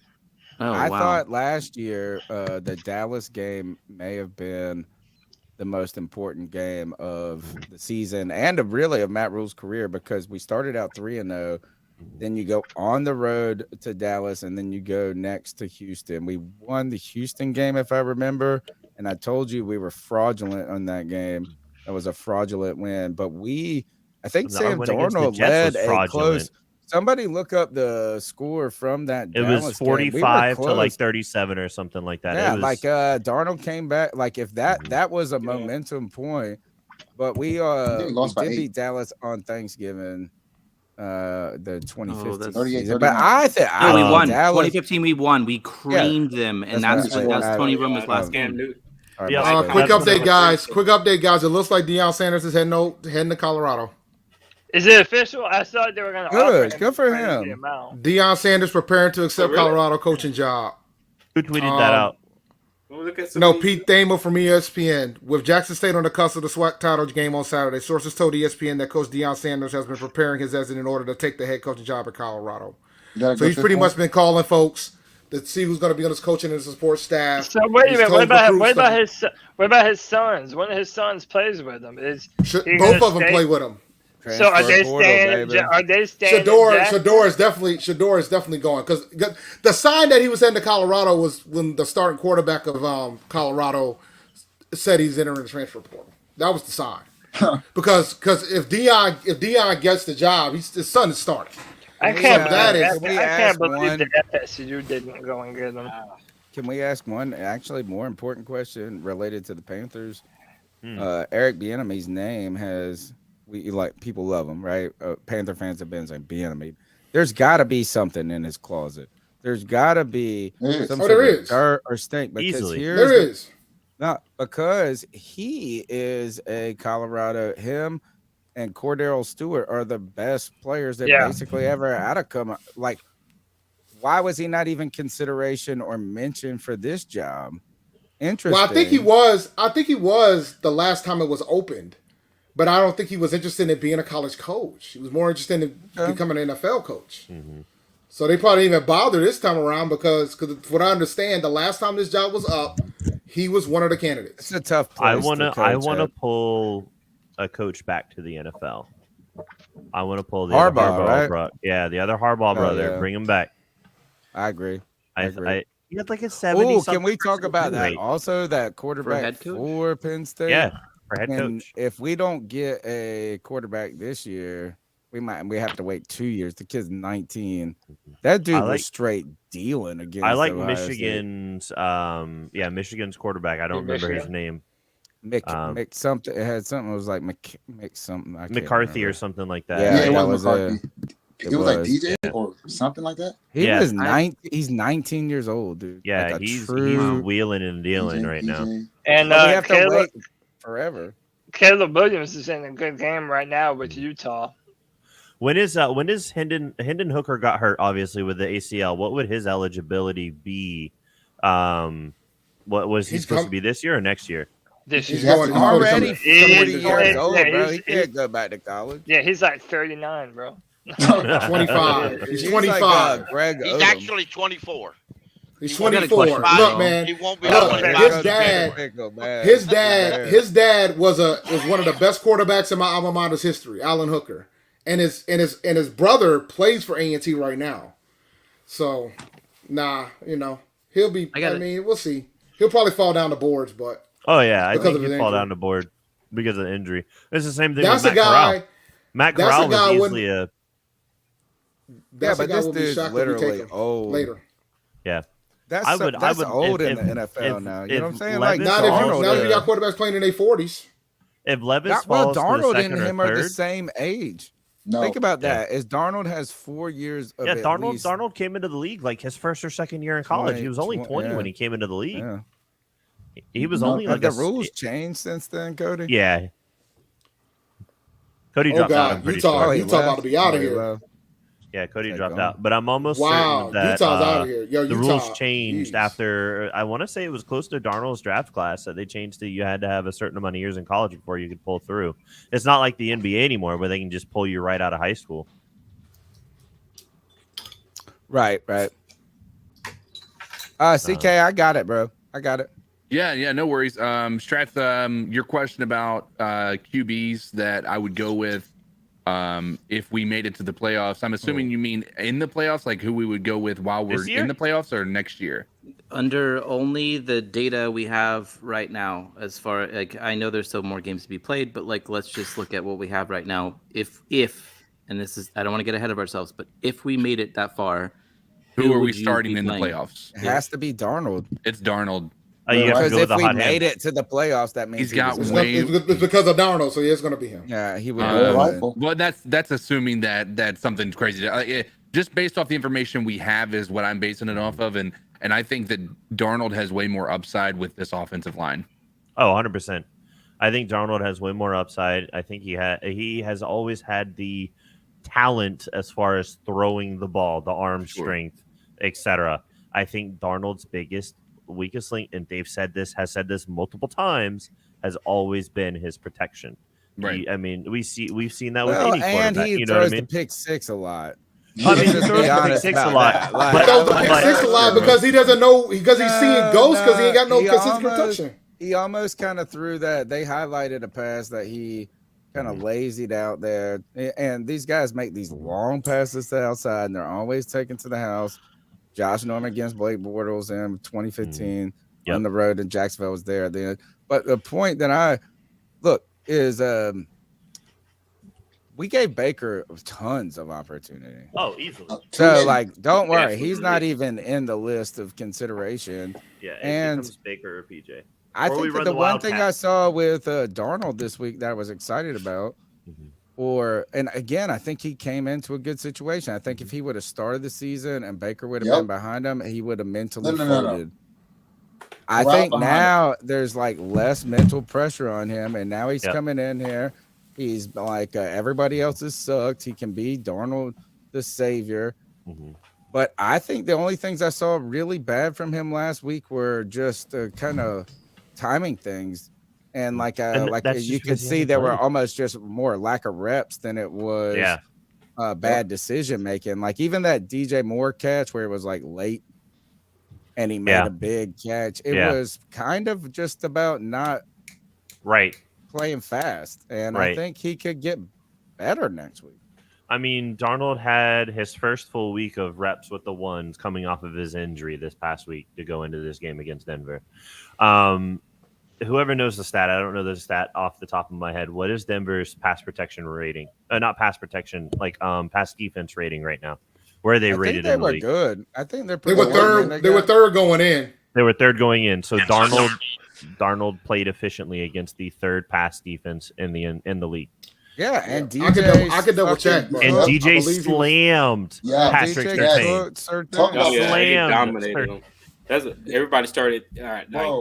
Saying it is JC Horn better than Pat Surtain? I think JC Horn would be. Can I temper you one bit though, and remind he was 11 for 19. I think.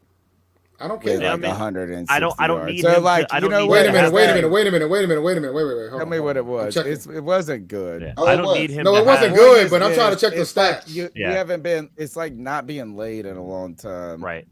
I don't need Darnold to be 25 for 30 with 3 touchdowns or anything like that. I have Deontay Foreman running the rock for 120 Denver was yards. third. You know? Denver was third in pass defense. What are they now? They're still third. They're still third in passing defense. Okay. Even after DJ Cook Surtain like that. Yeah, oh yeah. Darnold only threw the ball 19 times. 19 times. And we're sitting here going, "Oh man, he's going to take us to the playoffs." I don't think we don't need. But he don't. But you know, Jimmy Garoppolo was out here. He's been to a Super Bowl. Damn near went to 2. Right. We don't need Darnold to throw the ball 300 yards. We don't need him to throw the No, we don't. We don't need. That's not what our offense is. Foreman. We don't have air raid. Our guys on the ground. Get behind that Dave, offensive line. You're quick with the stats, a lot quicker than I am. Deontay Foreman had 110 rushing yards. Chuba had almost 70 this past week. Check, man. Hold on. You're a lot quicker with the stats let me interrupt here. One thing is to remind everybody tomorrow. There's 67 people watching. There's people in the panel tomorrow. 4:30. We're instead of the post game, we're doing our first of many. It's our first annual bye-week charity drive, and we're gonna have a show, trivia. We're gonna be talking about the games, watching the games. We're gonna be doing football talk as well, and we will be supporting the Bradley and Nikki Bozeman Foundation. That is, I'm excited to be a part of that tomorrow. Yeah, we're just gonna pick a player foundation each year on the bye week and make that our thing. Check us out tomorrow 4:30 and hang out and watch the late games with us. Dave, what were you looking up? Because I also want to just talk NFL for a second. I'll be quick. Deonta Foreman ran for 113 yards. Chuba Hubbard ran for 65 yards last week against the Broncos. He ran all over them. Yeah, and Foreman had 24 carries. Hubbard 17. So, and they were both somewhere around at least 4 yards per carry, roughly, right? Yeah, Chuba was 3.8. Foreman was 4.7. Foreman was 4.7. That's all we need. That's all we need. And DJ Moore was 26 per catch.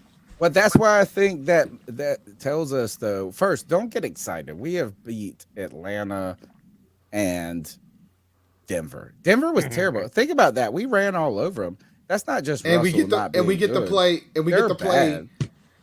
to play Detroit, who has a losing record, the Steelers, who have a losing record, the Saints, who have a losing record, bro. and the Bucks. And that's fine. They did they're just beatable. beat the Bills on Thanksgiving. I'm still going with the every given Sunday, any given team can Sure. win. Any rule. given Sunday. Any given Sunday model. rule, but good. We can't lose this week, right? You can't. All right, can we? I want to, guys. Let's go through. Well, a few weeks ago, I was like, "There's a way we could lose on the bye week. The way the season's been going, we could lose some more characters here and there." But now I have more positive vibes about the Panthers these days. Right. Steve, Pickle, you there? Oh, yeah. good. I was going to ask you a question next. Go ahead, and then I'm asking you a question. Steve Wilks was chilling at the Hornets game today. Yep. I saw that on Twitter. All right, so what I'm going to do is go around the panel now, and I'm going to give each person one game. So I'm going to ask Pickle first and only if you have really something cool to say about this game, then you add to it, right? So not everybody has to comment on each game. Pickle, the Commanders with Ron Rivera, Ron Vember, Ron Sember, winning. They're like 7-5, I think, right now. I don't know. Yes, the Commanders head to and the Giants are 7-4, I think, or vice versa. Anyway, Commanders head to New York. Panther Pickle, your thoughts on the game and who wins that one? I believe I could be wrong. I believe Young comes back in this game, and I believe that the Commanders are going to win this game because Ron Rivera loves to win in December. That's his time to win. Yeah, he does. And if they win, they're going to, and if they keep winning, they'll end up in the playoffs. And we know Ron, so I think the Commanders are going to win this game. Pretty good. I think they're going to win this game. It may be a close game, but in the end, they're going to win it. I think the Commanders are pretty much rally behind Taylor Heineke and let's get this done. We got a decent defensive line. I think they're waiting for Chase Young to come back soon. Yeah, that Pickle was saying this week, maybe. On top of that, look, Ron Rivera loves to do this. My friend was giving Ron Rivera a long leash heading into this season, and then about the end of September, he's like, I don't know. I was like, bro, don't worry. He's about to get y'all late in the season, and y'all will love him. And Taylor Heineke wearing the fucking chains around them mugs. Also, here, one other thing about Taylor Heineke, also like Sam Darnold, or he feeds the number one receiver. So if you're in fantasy and you got McLaurin, finally they're putting up numbers like DJ. All right, let's go to the next game. Before I want to say one quick thing about this game before we go to the next one. Please. I am not a believer in the New York Giants. I haven't been a believer in the New Giants. York Giants. Right. I think you're right. I think they're regressing to the mean. I don't think they're legit. I think they won a lot of close games this year. They're not as good as what they've been showing, and now it's about to be exposed big time. I think Washington wins this game big. Right. I don't even think you have to be mean about it with the Giants. Is that I think they're just kind of trending towards the mean. And I think Seattle's they're not supposed like to be this, and they weren't supposed to be right, this good. Right. Yeah, I agree. It's like if they win 9 games this year, that's like the crazy. If you were a Giants fan, you said you were going to win 9 games this year at the beginning of the year, you would be going nuts. Yeah. This is an easy one. Broncos on the road again against the Ravens. Yeah, the Ravens. And what's the line on this game? Boys, man. Russell Wilson can't put up, 17 points. I think the Ravens are up by 14 points right now. I agree, but really, I think the Raven. I think it's like a 14 point spread for the Ravens. Hold on. I wouldn't Ravens be score surprised. 20 points. They win. I'm not because the home team automatically gets 3 for the spread, and so I think that it would technically be like 11, but because it's a home game for the Ravens, I think it's like 14 right now. There's got to be a game though. One more game for the Broncos where they do win like an upset. I agree with this. I don't know which 100. one it will be. I agree. And they, you know what? They haven't won any games, or a lot of games, but they have been in these ugly, low-scoring games. And the Baltimore Ravens tend to, it seems like, play to their competition a little bit. Now, I will not. Think about our game with them. Is that I feel like they could put up 45 if they got to against the Dolphins, but they could also just try to win 17-9. Yeah. Now, I wouldn't rule it out that the Broncos defense makes a couple of key turnovers and even gets their offense in a key position and stuff like that, and they could steal this game and whatnot. It looks like it's 9.5 is the line right now. Okay, it must have changed because I know. Well, Lamar got hurt throughout these the week. fluctuate, but that's still anything over 7 in the NFL is. That's a lot, man. Yeah. Right. Once you get over the 7, you're like, that's blowout material, which was crazy early on in the season when the Bills were just buzzsawing people. I was just like this. Anytime you see a line under double digits with the Bills, just take it. But one thing I will say about Denver, and if you just consider when we played the Ravens 2 weeks ago, Lamar has not been playing well, particularly against really good defenses. And one thing Denver does have is a really good defense. So this could be. Man, so we ran all over him, man. This is suspect. Look, I'm telling you. All right, we can roll with that suspect if you like. The 3rd overall, third against the pass. Lamar has over 200 passing and over 100 rushing. That's what I say. All right, and that's fine, and that would be pretty good if that's all they get. That's we're gonna. I'll take the under though. I'll take the under in this game. All right. Remember, Lamar Jackson hurt his quad in practice the other day. Yes. Yep. Did not remember know that. He was. I can't remember it. I just learned it. He does. Yeah. He did hurt his quad in practice. Just learning it.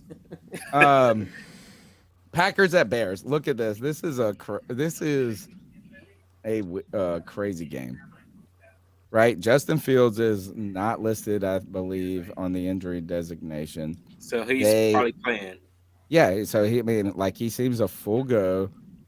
But these guys are like the first team in like 40 years or some shit that scored over 28 points 3 games in a row and lost each game. They can't win. And the Packers, that Aaron Rodgers just owns the fucking Bears in Chicago. I'm saying this 31, is a tough game to bet on. I'm saying 31-28 Packers. But yeah, I can't go with who's going against the Packers in this game. Who's ready to pick the Bears? Put $5 on. Not against the Packers. No. Well, we're not really putting the $5, but think about it. I'll put my money where my mouth is. I think the Bears take this one. The Packers have been playing like crap forever now. The fact is, the other day, the best quarterback that lined up for the Packers was actually Jordan Love. So, I'm going to say the Bears will win this. Thumb too. Yeah, it's excuses. We said that a while ago. We're done with excuses. Soon. Rodgers is also an old man. He should be with Tom Brady and lined up on a porch somewhere. All right. rocking in the rocking chair. Here's another. That almost feels like a coin flip game to me. Packers Bears, because the Packers. I think Justin Fields is going to run for 200 yards. Honestly, I fully agree. You know what? Now that you say that, I think you might be right on that one. Which one? On Justin Fields. See, but then they it gets still weird. Don't win though. I think you're right. I think you might be win. right.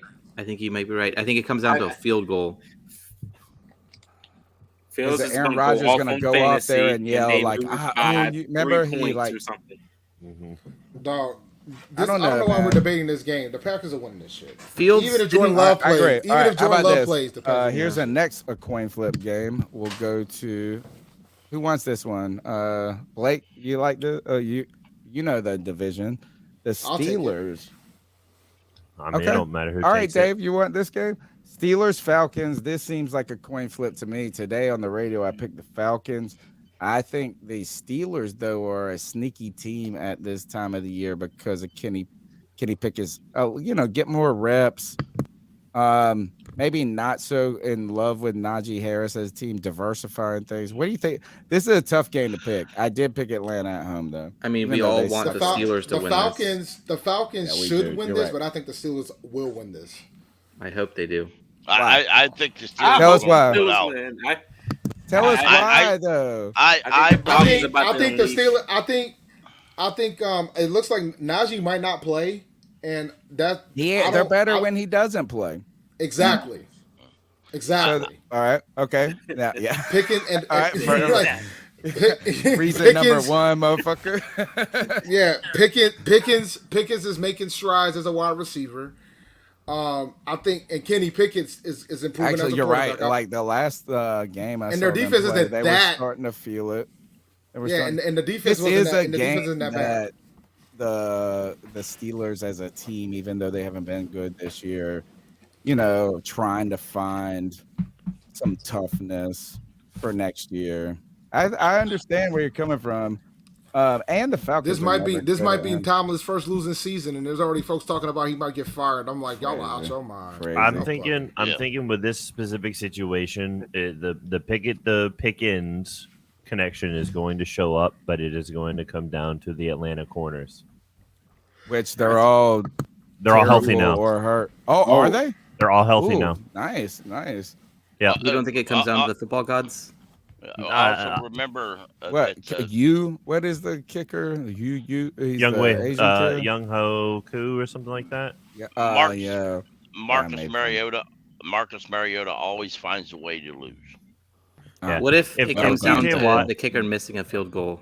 If TJ Watt bullies Marcus Mariota like we did in that second game, and he just starts throwing up balls with hands in a prayer, Minka Fitzpatrick is going to have a field day. That was like ridiculous in that game. And the other thing that was wild when we beat them is the young Hoku, whatever his name is.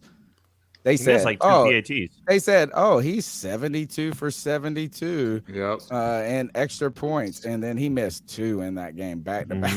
It was like, gosh. I mean, how real did we see the Caster's curse in the Cowboys game? I think it was Tony Romo said something along the lines of, this guy's really good. He this is well within his range, and then just ruins it, Can they stop doing that? Can we petition them to stop talking sometimes? Or Nick Folk in the Patriots game last night. He dinks one off the bottom of the crossbar, You just have to turn it. All right, so Strats, what do you think about Jets at Vikings?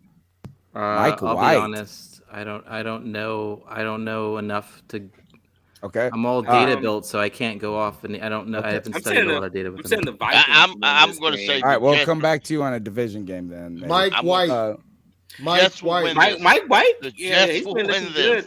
300 yards. He looked good last year. He's like the Matt Flynn. Not Matt Flynn. Yeah. I told you guys I do that stuff. Isn't Matt Flynn the guy the Matt Flynn, 6 touchdown, infamous. Who was the guy that was with Green Bay that had one game? Who invented Hustler? That was that Mike Flynn? I don't know. That was a Flynn because he went and signed with their to the Seahawks. Yeah. He went to sign that 5-year deal like with a the Seahawks. giant ass deal, and then he got another one. Yeah. And then they drafted Wilson. Yeah. on the same draft. Mike White has had 3 games over 300 yards with more than 3 touchdowns. Like, they just bring him in. They're like, oh, God, we got to start Mike White because we're punishing this dude. And then he just goes out there and fucking balls. So, who wants this game? Jets, Vikings. This is, I think, a kind of the 1 o'clock game I want to watch. Actually, yes, this is the 1 o'clock game I will be watching. Jets at Vikings. A good defense versus a good offense. Sauce Gardner versus Justin Jefferson. This is a good game right here. This will definitely be Sauce Gardner's claim to fame that he's had so far this season, like out of all the different games that he's had. Versus Justin Jefferson is all I want to see out of this matchup. I want to see Sauce Gardner mirroring Justin Jefferson the entire game. I think that it's gonna. Like, oh, he's better than J.C. Horn. Nah. I'm not you, but everybody in the world will. Who's taking the Jets on the road? Anybody? Me. I'm picking the Jets. Jordan? Yes. I mean, yeah, I'm not. I don't think that's a terrible. Not a terrible thing. It's no. The Vikings, man. If you stifle their offense, then they're done.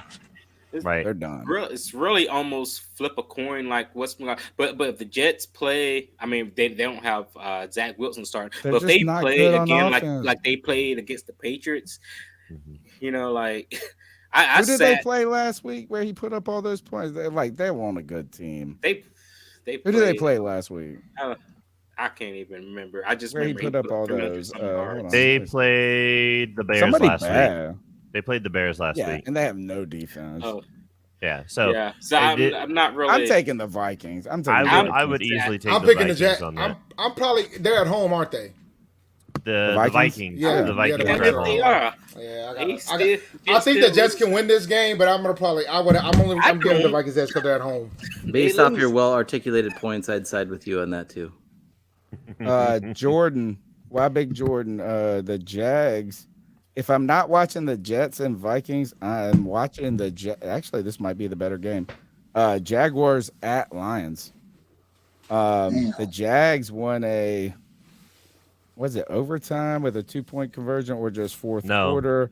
And like 30 seconds left, 2-point conversion last week. And Cody Lashney goes crazy because finally Trevor Lawrence did a thing. But the Lions are tough, man. Yo, I'm going with the Lions this game, man. Like you sit there and stand up against the Bills in prime time. Yep, yeah, they're Thanksgiving. feisty. Man, they're the hot team right now. They bite at your kneecaps. Jordan, what do you think about this game? That's a tough game to call, but because the Lions are all hot, but I feel like Trevor Lawrence is breaking out. That's what I feel like. So the one question with them too is Etienne suffered a foot injury maybe the week before, but like Trevor did? Etienne. Travis Etienne. Oh yeah, and so the running back, and they both were drafted at Clemson, and he had been. Remember they traded the dude the Jets, first name Robinson or something like that. But so he really was just straight starting to ball out, and they are saying he's going to play this week, but it sounds like an injury that, you go back out there, like the Michigan running back, he's like, oh, I'm going to come out and play. Took one cut and was done. You're starting to wonder if Etienne is a little injury prone. That is scary. He is. I got the Lions there, buddy. At the Lions too. That's who I think they're more been complete falling out for the Lions. I think he's got 2 picks for them on the season off of the defensive end position, not even dropping into coverage. He's bullying people on the defensive line. I think Aiden Hutchinson for the Lions. Oh yeah, you're right. Actually, yeah, he is really starting to show. I think I think that the it's going to be a defensive game between the two teams. I think it is 100% going to be a defensive game between the two teams. and it's going to come down to who makes that last play to put their team over the top. I do want to remind you guys tomorrow, 4:30, we'll be doing the United Fans and Strengthening Communities fundraising drive. At least that sounded cool. It's our first of hopefully many bi-week charity drives where we're just going to find a Panthers player who has a foundation, and that week not take a week off, but continue to be the longest running Panthers podcast around. Bi-week charity drive. We have already raised $805 because of patron saints. The C3 Panthers podcast threw in. So look, just go in. It's the season. It's the season. What's $5? Think about this. $10.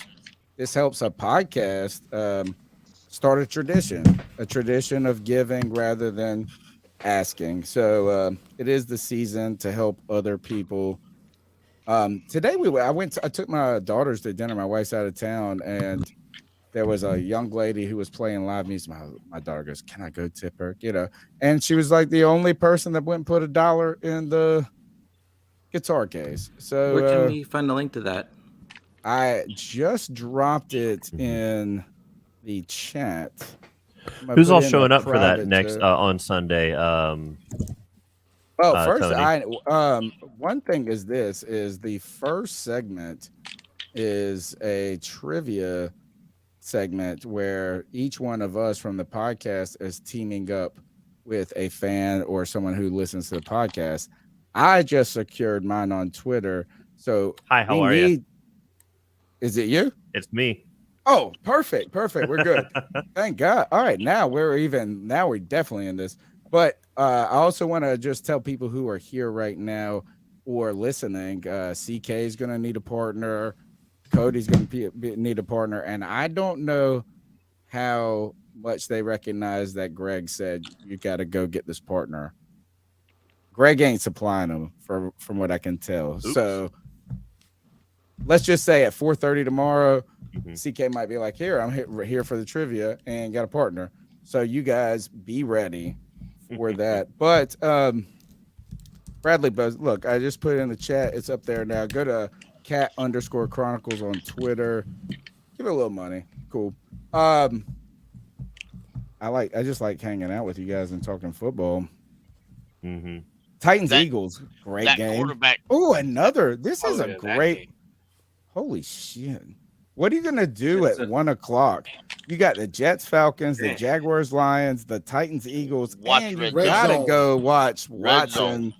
I'm watching debut, man. I'm probably going to be at tiebreakers, man. I'm coming with you. I'm going to come with you for those games and then come back. Yeah, and do this. So one of my favorite matchups for Sunday is actually going to be the Titans Eagles.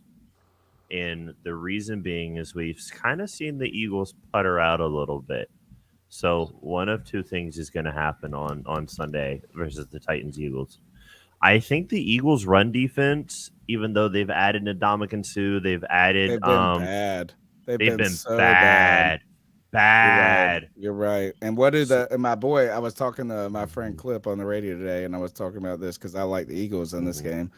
He said, well, what do the Titans do well? You know? So like I think that King Henry is going to go off for some yards. We're going to see some big breakout plays from Treylon Burks. This is the Hurts. We should have drafted. Like if Hurts goes out and blows it out, right? That's the biggest mistake. Go ahead. I'm sorry. Yeah, Pickle. Go back to the 2015 season with Cam Newton. If Hurts like balls out in this game right here, like I would compare it maybe to Indianapolis or the Seahawks that year. We had didn't we play the Eagles that year in a tough game early on? I think we did, yeah. I think this would be a game that the year we came back. I think Jalen Hurts is going to have to be exceptional in this game. I think he can be. I think we're going to learn a ton about the Eagles in this game. I don't think that the Titans have a whole lot on the wide receiver side of defense. I don't think they have a whole lot whenever it comes to corner. I can definitely see A.J. Brown coming out for a lot of yards, but I wholeheartedly believe the Titans are going to chew the absolute shit out of the clock on the Eagles, and that's the Eagles' only saving grace is just having a bunch of time on the clock. The Titans. I live in Tennessee, and the Titans' biggest problem is their quarterback. Actually, No way. 100%. You can't say that when he's Ryan won, Tannehill's like, a problem. I know. Yeah, I he don't is. like him. He's got a problem. He's like got like the best winning percentage in the last 5 years out of any quarterback. This year he's been playing real bad. Even if He was those hurt, young receivers right? are open, he's not getting the ball. He just doesn't have the same He same doesn't throw have this the- year. the- His zip is gone. Yeah, he looks like he got noodle He arm. was never good anyway. All right, He got noodle arm. That's what it is. great He game just to got watch. noodle arm.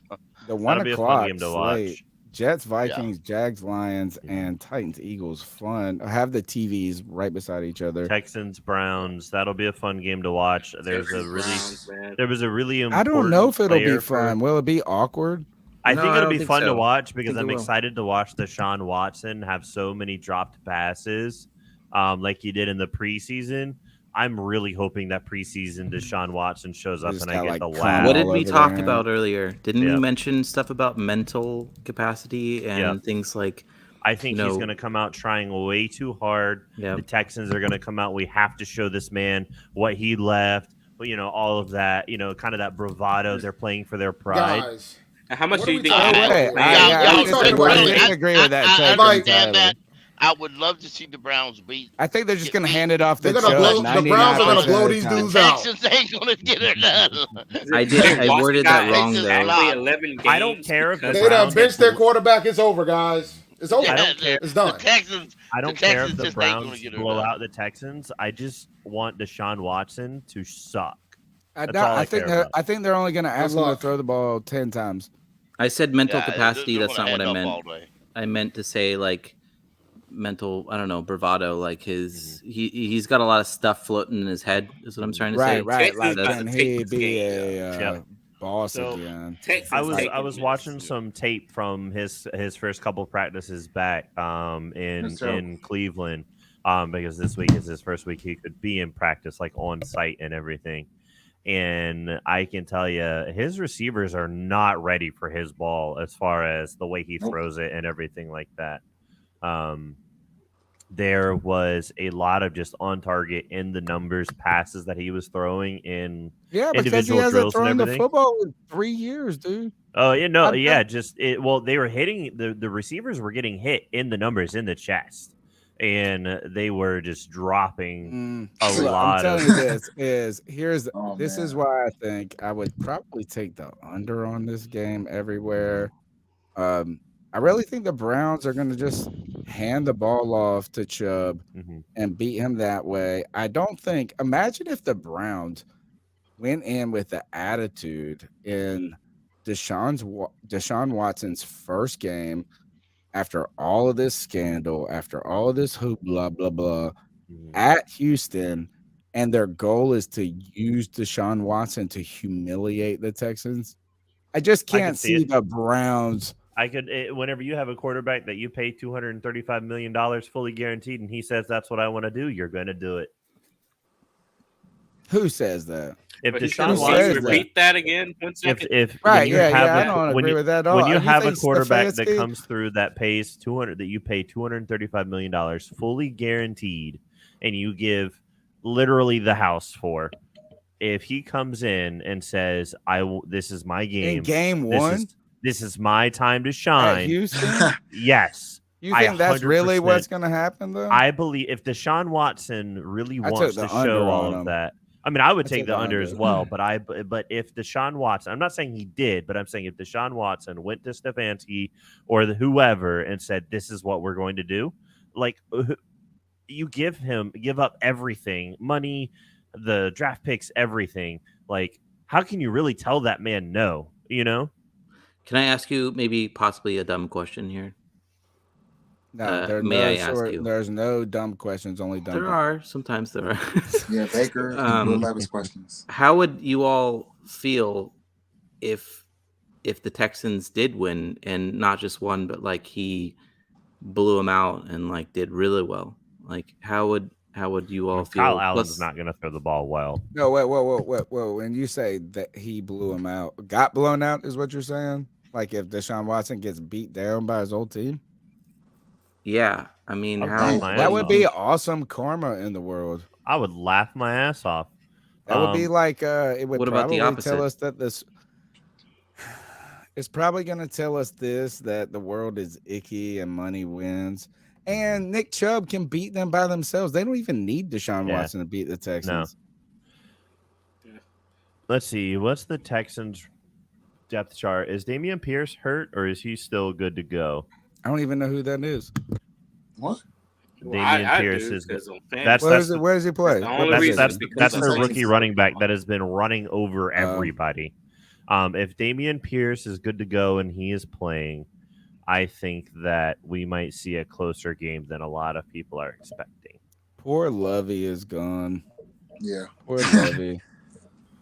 Man, this is the game. 4:00, baby. Mm-hmm. Woof. This is like the Super Bowl matchup. The Dolphins versus 49ers? Yes. That'll be a good game to watch. And I think the 49ers are getting healthy at just the right time. Okay. 1,000%. They've got the Eric Armstead coming back. They had like when their defense gets even sicker. Right. Their defense, which is number 1 in the league in 99% of stats. And they're like missing like their 3 best players. And they're missing some of their 3 best players. Eric Armstead is coming back this week. Obviously, they're still figuring out the Christian McCaffrey dynamic and not having to use Deebo Samuel. To a point. Christian McCaffrey's only had I think Kyle Shanahan is the only person that can crack the code. Yeah, they're still working all of that in. They're trying to continue to push Deebo more to the out rather than being that gadget player now that they have that in Christian McCaffrey, making him a little more of a true wide receiver. This will be a fun matchup, and I haven't been able to decide whether it's going to be defensive or offensive because this game can go one of either way. It's going to go to shootout, Tyreek Hill, Jalen Waddle, slamming yards across the board, and that vice favors versa. the Dolphins, bro. You know, on vice versa, both teams could just be slinging it. There really is no defense, that kind of deal. Garoppolo ain't gonna be slinging it. Garoppolo doesn't have to throw the ball 50 yards downfield. He dumps it 10 like yards, if you're playing a shootout, if you're gonna play a shootout, well, okay. I just think this is like if this is a high-scoring game, it favors the Dolphins. If it's a low-scoring game, it favors the San Francisco 49ers. San Francisco's at home, right? Yeah, I'm pretty sure. They are. So San Francisco's winning this game. I'm taking the Dolphins, bro. Not with that defense you aren't. You shouldn't. Well, look, the Dolphins' defense has gotten a lot better. And I also think that the Dolphins are playing like loose, but also ready to prove some shit. And Tua gets the ball out faster than anybody, which could negate some of that pass rush. And what their coach is going back, like the Dolphins running back hurt right now, like their starter. Yeah, they have like Jeff 7. They're like just like the 49ers. Jeff Wilson's fine, man. They got most of it, too. Mike McDaniel knows who knows. That's true. I mean, Jeff Wilson knows Mike McDaniel's offense because of last year in San Francisco. So That's true. That's true.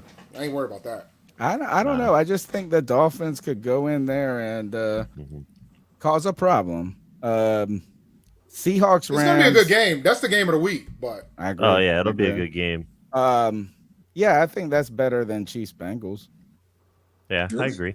I would agree. Seahawks, Rams. I think. Obviously the Seahawks are going to win this one. I'm not excited by this game. Don't watch that one. Yeah. Chargers. How long is Stafford out? Stafford had just passed concussion protocol, but he's out with a neck injury. I think he might be next week. Oh yeah, you're right. It's a different injury. Yeah. Chargers, Raiders. You guys are going to buy the Raiders right now? I'm buying Devontae Adams. That's for sure. Devontae Adams is. I don't even have to buy the Raiders. I'm buying Josh Jacobs and Devontae Adams. If we have a chance to go get Josh Jacobs in free agency and put Deontay Foreman and Josh Jacobs in that backfield for our team, problematic. Yeah, that'll be a problem. That'll be a problem. Josh Jacobs. Josh McDaniels' name is ain't popping up on anybody's head coaching trees right now. Yeah, he's terrible. Josh Jacobs is I've been telling the sitting here Raiders talking it's for a your while, fault and for gonna not need the whole re-signing me this year. I do it all the time, Pickle. I do it all the time. He put up. Yeah, I like that idea, Josh Jacobs.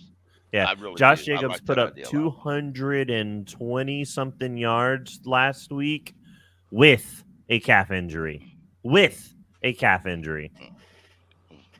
want to say he'd cost a lot, but running backs don't get what they used to get anymore. No, we're on the cycle of the wide receiver right now. If we go poor on quarterback, that might be the way to go. Yeah, we're on the cycle. I think Deontay Foreman will get an extension, and we'll go out into free agency and grab somebody like Josh Jacobs, and just keep Chuba Hubbard as like a That's specialist way slash too a much third. money in the backfield. That's not going to be cheap. All right. Well, we've done it before, though. Oh, we've easily done it before. That's not a good thing. It's not a good thing. We're not sinking any Well, money into.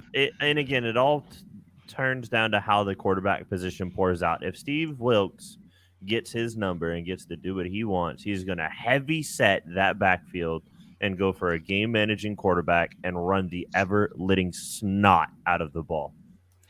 Mm-hmm. All right. Go ahead and do Chiefs Bengals. I got to take a leak. I legit hope the Chiefs lose. You don't want to take your headset with Cover you? me, guys. Yeah.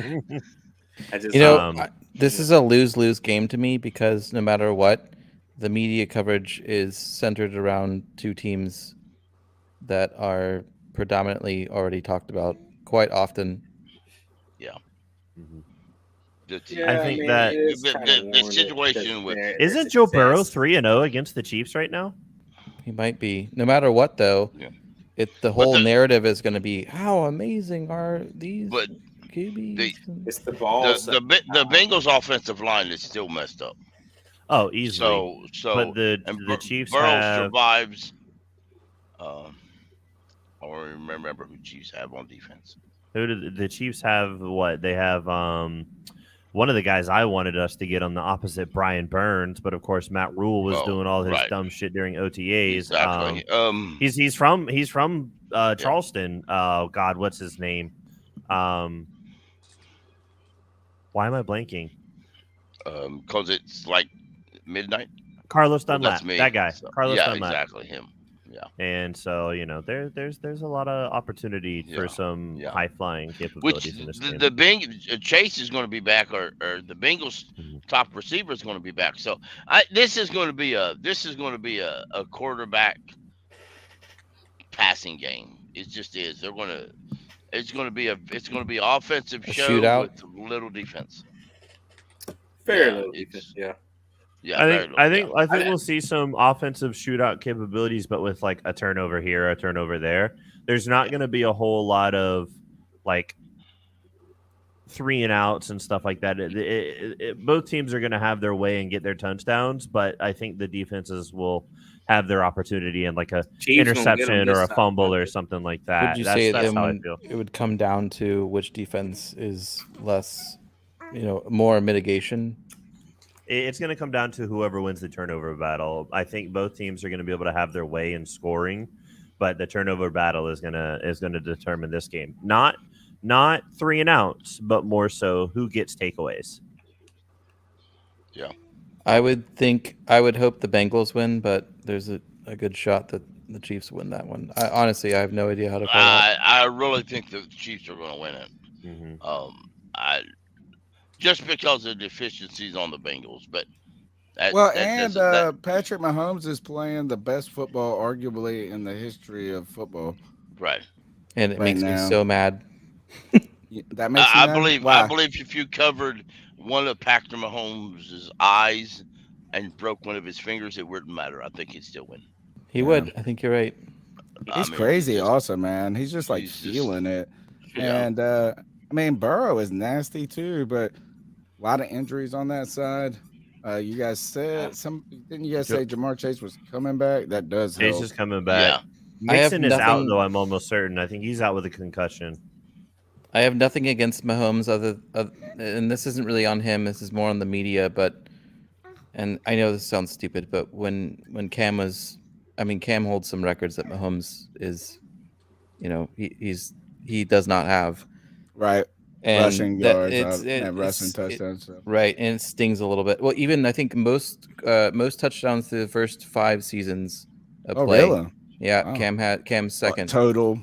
Yeah, total touchdowns through first 5 seasons. Cam is second, and he's not talked. He never was really talked about a whole bunch. And Cam doesn't get all the record recognition and stuff like that that he should.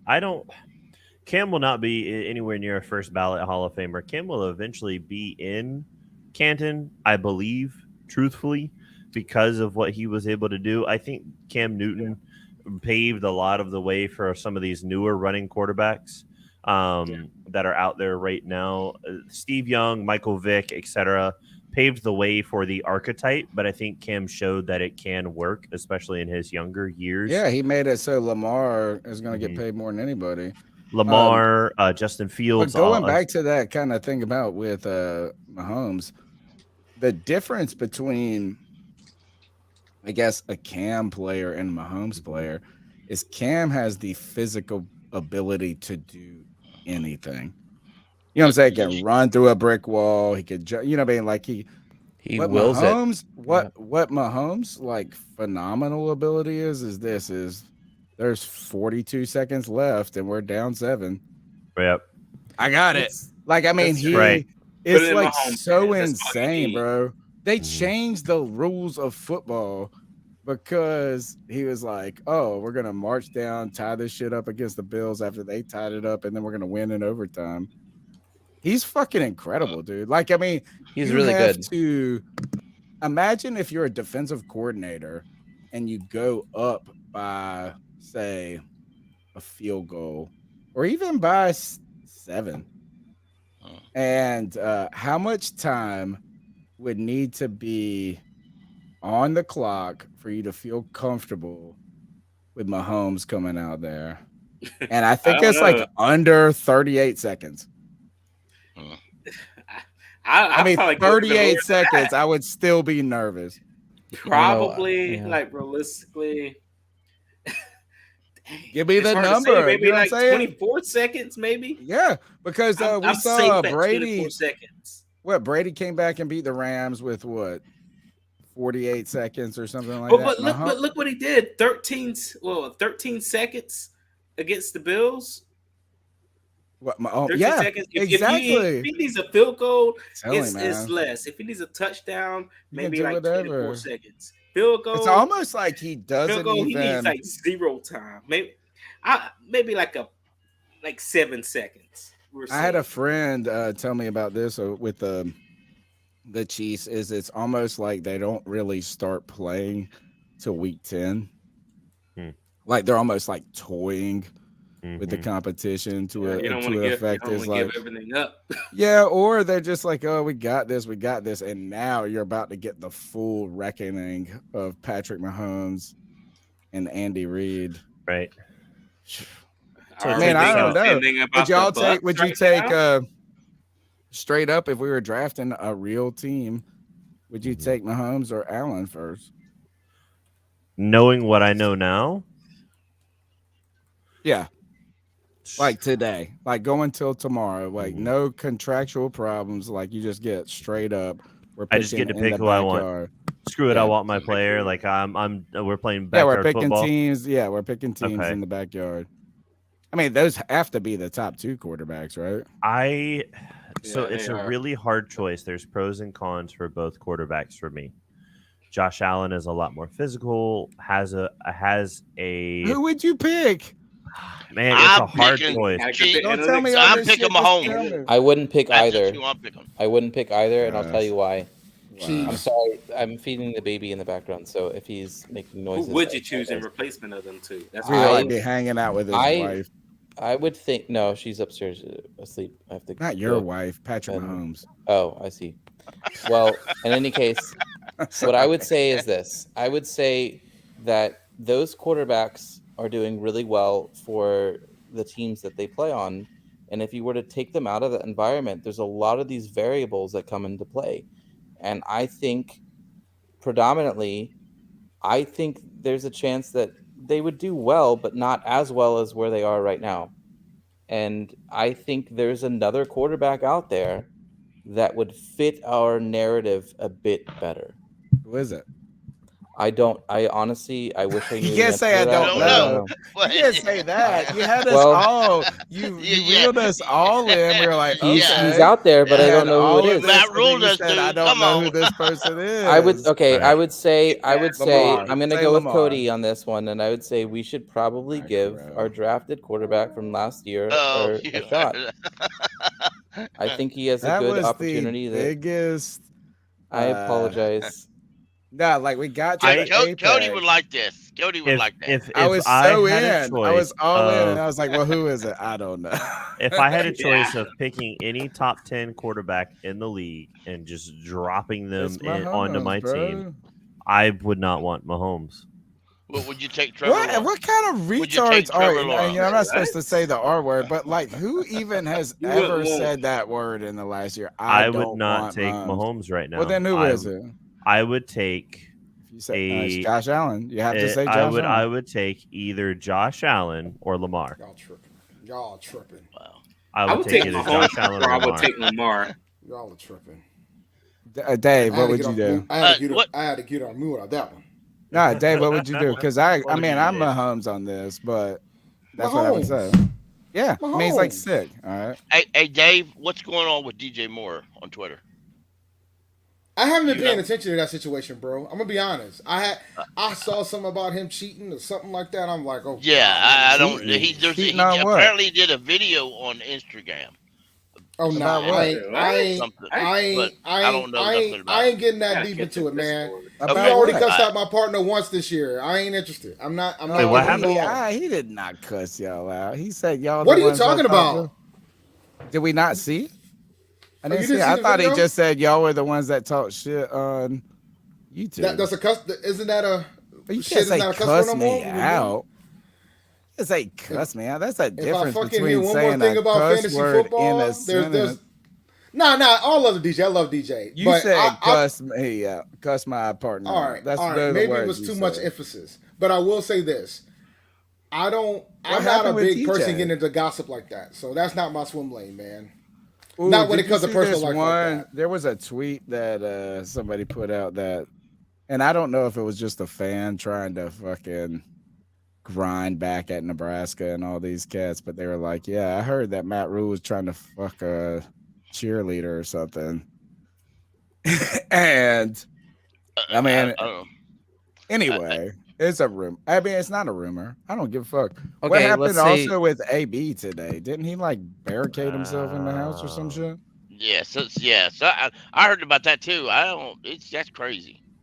I mean, So Put that Cody, we're bootleg just in here drinking Evictions beer and talking notice shit. sign up.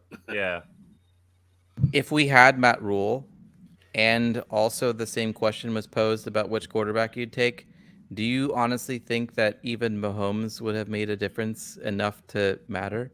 Yes. no, Yes. no, Yes. Could cover up all that shit. no. That's a lot of shit to cover up. Yeah, Easy. that's Easy, no. bro. no. We were in Mahomes- games for a while. Think about the Mahomes with mismanagement Matt- of time and Mahomes sorry, go with ahead. Matt Rhule would look mediocre Agreed. easily. I then present to you. You know what? I shouldn't, but Do it. Cam I during all of disagree. those years. Cam during all those years. Trying to make Ron. No, Ron It Rivera just is makes me winning so mad. 7 out of 8 right now. He's or whatever. not bad, but like we had a decent at the best point, a decent offensive line. I don't know. I shouldn't be thinking about dwelling on the past. We really shouldn't. No, Cam Newton allowed people to get away with shit. That's the thing, is that the reason the Panthers were able to have like these kind of nasty defensive teams was because you could just say, hey, we got Cam. We don't have to put a lot in the offensive line, and he's going to make everybody better. Like, good luck, Cam. That's true. So he Yeah, so did. DJ, he was a crutch for Rivera in that case. So But- just to answer Come your on. question, Tony. To credit Rivera, Rivera's not backed away from that. Rivera's Ooh. if you listen to him well enough, Rivera's owed up to that. He said, "I'll Yep. never do that to another quarterback. That's I'll never awesome. have a quarterback as my sole universal weapon. Right. And I'll also never draft a quarterback. What happened with DJ? So DJ on Instagram deleted everything. All of his pictures, all of his posts, everything. Did you ask him why? So once he question? did that, he put up 2 pictures. All right. One picture was Ari when she was born, in in her little baby basket, whatever you want to call it. And the other is Matt Rhule. The other is him, his girlfriend, and Ari in a little family picture together. And under that picture, with where it's the family picture, he basically laid out, "I fucked up. I'm sorry. Give me another chance. I want to have a life with you and our family." So that would point to your boy done fucked up. I would say don't put it on Instagram. Agreed fully. Just a apology. Did his girl need that? Is that what she truly needed for them to become public like that? I love Cam, but he's been listening to too many podcasts by him. No, that's DJ Moore. That's not Cam. DJ Moore. I know that, but if you go look at the post on Instagram, Tony, and it literally is just it's save face. That's all it is. It's save face. Save face? That's not saving face. You Save never face admit is that as much shit, as period, Kyrie's, bro. I'm sorry. No, it's save sorry. face, putting it public for his girlfriend. It's not a public save face. It's save face for his girlfriend to be like, I'm airing out my business. I'm doing this so we can try to whack. do. If I had that many millions of dollars, you would never ever catch me. Okay, so that whack. He's I gonna would be. never put that post out. Don't you think that would mess with his mental stigma for the rest of the few games? I mean, that's something games. you don't think. He's going through it. We do forget that these guys are actual humans. Yeah, and but they if have he's going shit. through it, They could he's be getting going- divorces. Well, He did it to his damn self. On Twitter, it was. I don't know this to be a Actually, fact. On he did it with Twitter, someone else. the comments had him referencing that this was going on before the Broncos game. Wow. So if that's the case, then he showed out strong against the Broncos. You're right. Taking his anger out on the. Well, you remember Tiger?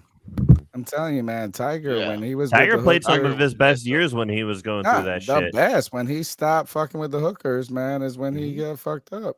Yeah, so I mean, it's all about focus, right? So he doesn't really. I don't know. I think Ari was I'm at out, the guys. Broncos game later. All right, day. Dave. Good night, Have bro. a good night. I think Thanks for coming on, man. It's fun. Yeah. I'm pretty Not sure a his question. daughter Y'all was have a at good the one. Broncos game. Have a good one. She. We're actually she just helped hanging out on the cheerleaders Saturday or night something. at this point or Sunday morning. Just chilling. I'm pretty. She was at the Broncos game, so he obviously either figured some shit out or wasn't really super heated about it, and didn't have very many distractions. Sometimes the distraction, if you can harness the playing will Right. help you work it out in your mind. The right Not distraction makes you necessarily. focus. I get what you're Exactly. saying. So, Yeah. You'll stop I mean- posting on the Instagram a bunch of bullshit like that, and you'll Right. actually just go out Yeah. and play football, Right. and not go out like he hasn't been. But Playing, he don't. Come on, if you can't he go can't- out and do that, bro. If he's been found out and he's been fucking around and not really doing what you he's still supposed got to to do put it for on football and shit. Instagram, bro. Right. Yeah, Well, you I, still- yeah, Right, I note on agree. some flowers. Yeah, I But- mean, it may actually happen. You may go to your girl and apologize, but you don't have to Right. do all that public. Right. Yeah, and Right. that means she Oh, I made wouldn't. him do it. Either Yeah. she You know what I'm made saying? him, She either, put the cuckold on him, and she was like, "You're gonna do this." She basically, and a lot of those stars have to do that. If, No, you they know, don't. They're millionaires. They I don't do mean, shit. they don't Me have too. to, obviously. I ain't but, doing $1 you know, million Fuck that. more. I ain't listening to nobody. I ain't get me bro. another woman somewhere else. Fuck all this. right? I only need $1 million. Yeah. I'll be like, fuck all y'all, I'm out. But Yeah. I mean, Can't we be would talking just to have her to like that. see. We would just have. We'll just have to wait and see. Obviously, DJ's got Tariq Woolen and who's the other main corner for Seattle right now? All right, what happened with AB today? Oh, your boy straight up beat some lady and then threw all her Did shit he out the house. barricade himself in the house? Or So something? what Hadn't he happened? done that before to his same? Yeah, to his- he's the done mother it a of his couple times. kids. Hadn't he done I that think to the you're same right, woman Michael. before? I What, mean, you would think after getting beat up and thrown out by your man So what, they 5 had. times she I learned read not to go back. there was a verbal argument, and after the verbal argument, he threw a shoe, and then apparently threw this lady's shit all outside, like in attempt to evict her, and that's whenever it became a physical altercation, and the lady told the police that he had guns in the house, and that's when the standoff and all that stuff started. Wow. He is just fucked up in the head, man. Homie has CTE. It's CTE. I mean, He you has literally CTE. have seen someone have CTE in front of your face. Tony Cortez, happy birthday. 12-2. It's either the man has CTE or a TBI, one or the other. I wish TBI. Maybe he just traumatic brain injury. Maybe he's just crazy. Yeah. What do you ever see a day that the NFL addresses all of this correctly and actually, gets all of them the help that they, need? I don't see. I really don't see how they can. I mean, to be honest with you, yes, this to him, it probably, if it's that what it is, it probably happened on the football field. Yep, But it was Devontae's how perfect can hit. you guarantee that? How can you guarantee Strats, when you ask that question, what can you kind of give Clarify? us some clarify what appropriately is it only aftercare? Is it more? Because the only You almost wonder if they're going to start wearing those wild ass hats that they're wearing in training camp and the games. No, I would say it would be some preemptive. They look ridiculous. They do. But why not? There's not. I mean, if that would so help, much you can do. Because the game on TV, marketing. That's what it's there for. Oh, it's there for 100%. entertainment. It's all business. It's all business. Yeah, we want to see hits, dude. It's football, bro. Would you It's modern day wanna Gladiator. Would you want to watch a football game with them wearing those fucking elephant caps on their helmets? No, I agree. Exactly. I So agree. it'll never I mean, happen can we again. make them a little cooler looking? Yeah, I sure mean, that- now yeah, for that sure. guy, Josh Engineering. Allen is wearing those. Did you see that? The big hat thing going around? I think that there needs to be more research and stuff done. I don't know if you guys have paid attention to Shaq Thompson when he's on camera at all, but he actually wears like a whole ass collar that presses Oh, he up. got that from Luke. Yeah, he Luke, got that yeah. from Luke, but the Q collar has been doing a lot of different stuff. It's going to have to come somewhere other than the helmet. Truthfully, it's going to have to come somewhere other than the You know, helmet. I heard some wild. I mean, this was old school people talking about this a long time ago. Is that when they actually put the helmet on, like the real shell of a helmet, that's actually when football got more dangerous, because like if you were just wearing that leather cap, you ain't blasting somebody. Right. You know what I'm saying? Like you, Right. I mean, there's they say full this on- when you run, like there's barefoot runners. You ever heard of people that run with no shoes on? And they're supposedly they have less injuries because they don't just like plow on, and like they have to be more aware of their. I mean, look at rugby, right? Rugby is no pads, full on contact, slamming. But how many rugby injuries do you hear of that are crazy, like ACL, Achilles? You know, I don't know.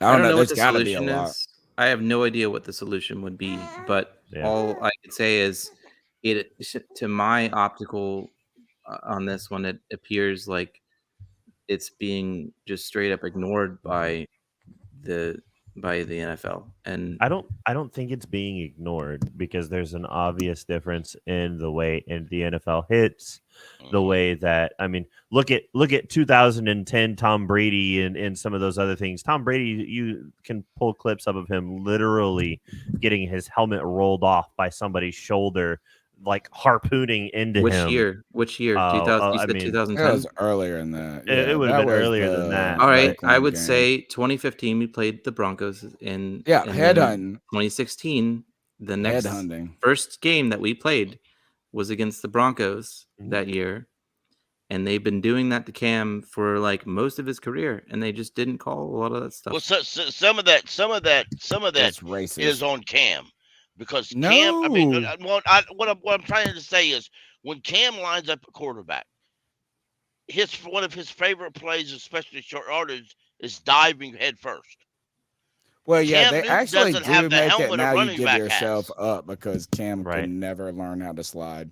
Right. I feel like the that's what I'm giving saying, yourself you know, up you rule gotta- is because of Cam Newton. Yeah. He could never slide until he was like the last year. Cam didn't He start always sliding till, like, tumbled like a 2018. crazy Yeah. giraffe. So Here's the thing, though, and I don't. When I'm being a dick and saying it's racist, it's maybe I mean, a part of it's racist, part of it's it's not. stature. It's more of like, it's like the type of quarterback you are. Right. Is Cam that Newton's he 6'5", was so 240 big. pounds. You know, Yeah, he can. I think it's Jalen like Hurts is probably not going to get the calls. Yeah, I don't. Tua think. doesn't get the calls. Well, he's small. Well, and a lot of us the old fashioned Hawaiian sentimental and Mormon. He probably gets everything. because you know I me myself growing up I learned one thing: don't whine. Right. My daddy said, "Get up and don't be a pussy." That's Right. what he told me multiple times. You know. Well, that's not and, what it is you know, for quarterbacks in you the don't NFL. do that now. Pickle. What's that got to No. do with them, though? Cam Newton ain't gonna get no calls in the NFL. All right. Oh, He back didn't. to He this. didn't. Is the question really was does the NFL gonna do anything or care about this? I hate to say all of it is just virtue signaling, as my good friend Cody Agreed. Larson always says. Is that we were so into concussion shit 3 years ago. Like they were taking people out all the time. They had the spotters, this and that. It wasn't until the Tua shit that we had heard about concussions for like 2 years. When you think about what happened with Greg Hardy and Ray Rice, do you remember Ray Rice not that his girlfriend out in the club in the Elevator, I think. casino? Yeah, elevator. Like, and then it was like, oh, we're so crazy against domestic violence because it was very visual at that moment. Somebody was just telling me last year that Dalvin Cook beat the shit out of his girlfriend, and like nobody talked about it. Alvin Kamara beat the shit out of somebody in a bar. You know, somebody did talk shit. That made punch him in the face, and the guy he rocked him. Doesn't it just feel like when it becomes very paramount in the global vision, that's when it becomes something? That's when the concerning? NFL gets on that shit. They put And- the thing on the back, like, oh, end racism. Do you think that might be like? I would imagine my guess would be that would be business related. That would be like, oh, I mean, well, this hurts our dollars. It's We an gotta entertainment fix this. business, right? So I mean, that's going to be a lot of what you see. I don't even know if it hurts our dollars, but let's capitalize on this moment. Right, Or, exactly. yeah, that's probably better to say it. Actually, instead of looking like the dicks, like, oh, we care about cancer. Yeah, You but know what only I'm for a saying? Like- minute while it's right, hot. yeah, and then we don't care. Like, I mean, it's wild. I mean, didn't the even see NFL any is pink like uniforms the in October this wildest season. thing. Anybody see any pink on the field in October? I don't remember either. I don't. I don't mean, remember a seeing any pink DJ on the was field so big for- for Carolina. I saw a little bit the first week, but that's about it. Yeah, I know that the like the veterans games weren't as big as they have been recently either. The Veterans Day games, you know, where they wear the camo and all of that stuff. We had a little bit at the Sam Mills game. I was there for the Sam Mills ceremony and stuff against the Cardinals at BOA, and we had a little bit there for that. I think that was our like salute to Veterans Day, but it just wasn't the same as it has been. Yeah, I mean, it was again. I think that is kind of what some of what we're talking about is like. Is there's a current of opportunism? You know, is like, oh, we care about veterans. We do this. We do. I mean, there is a rhythm to it.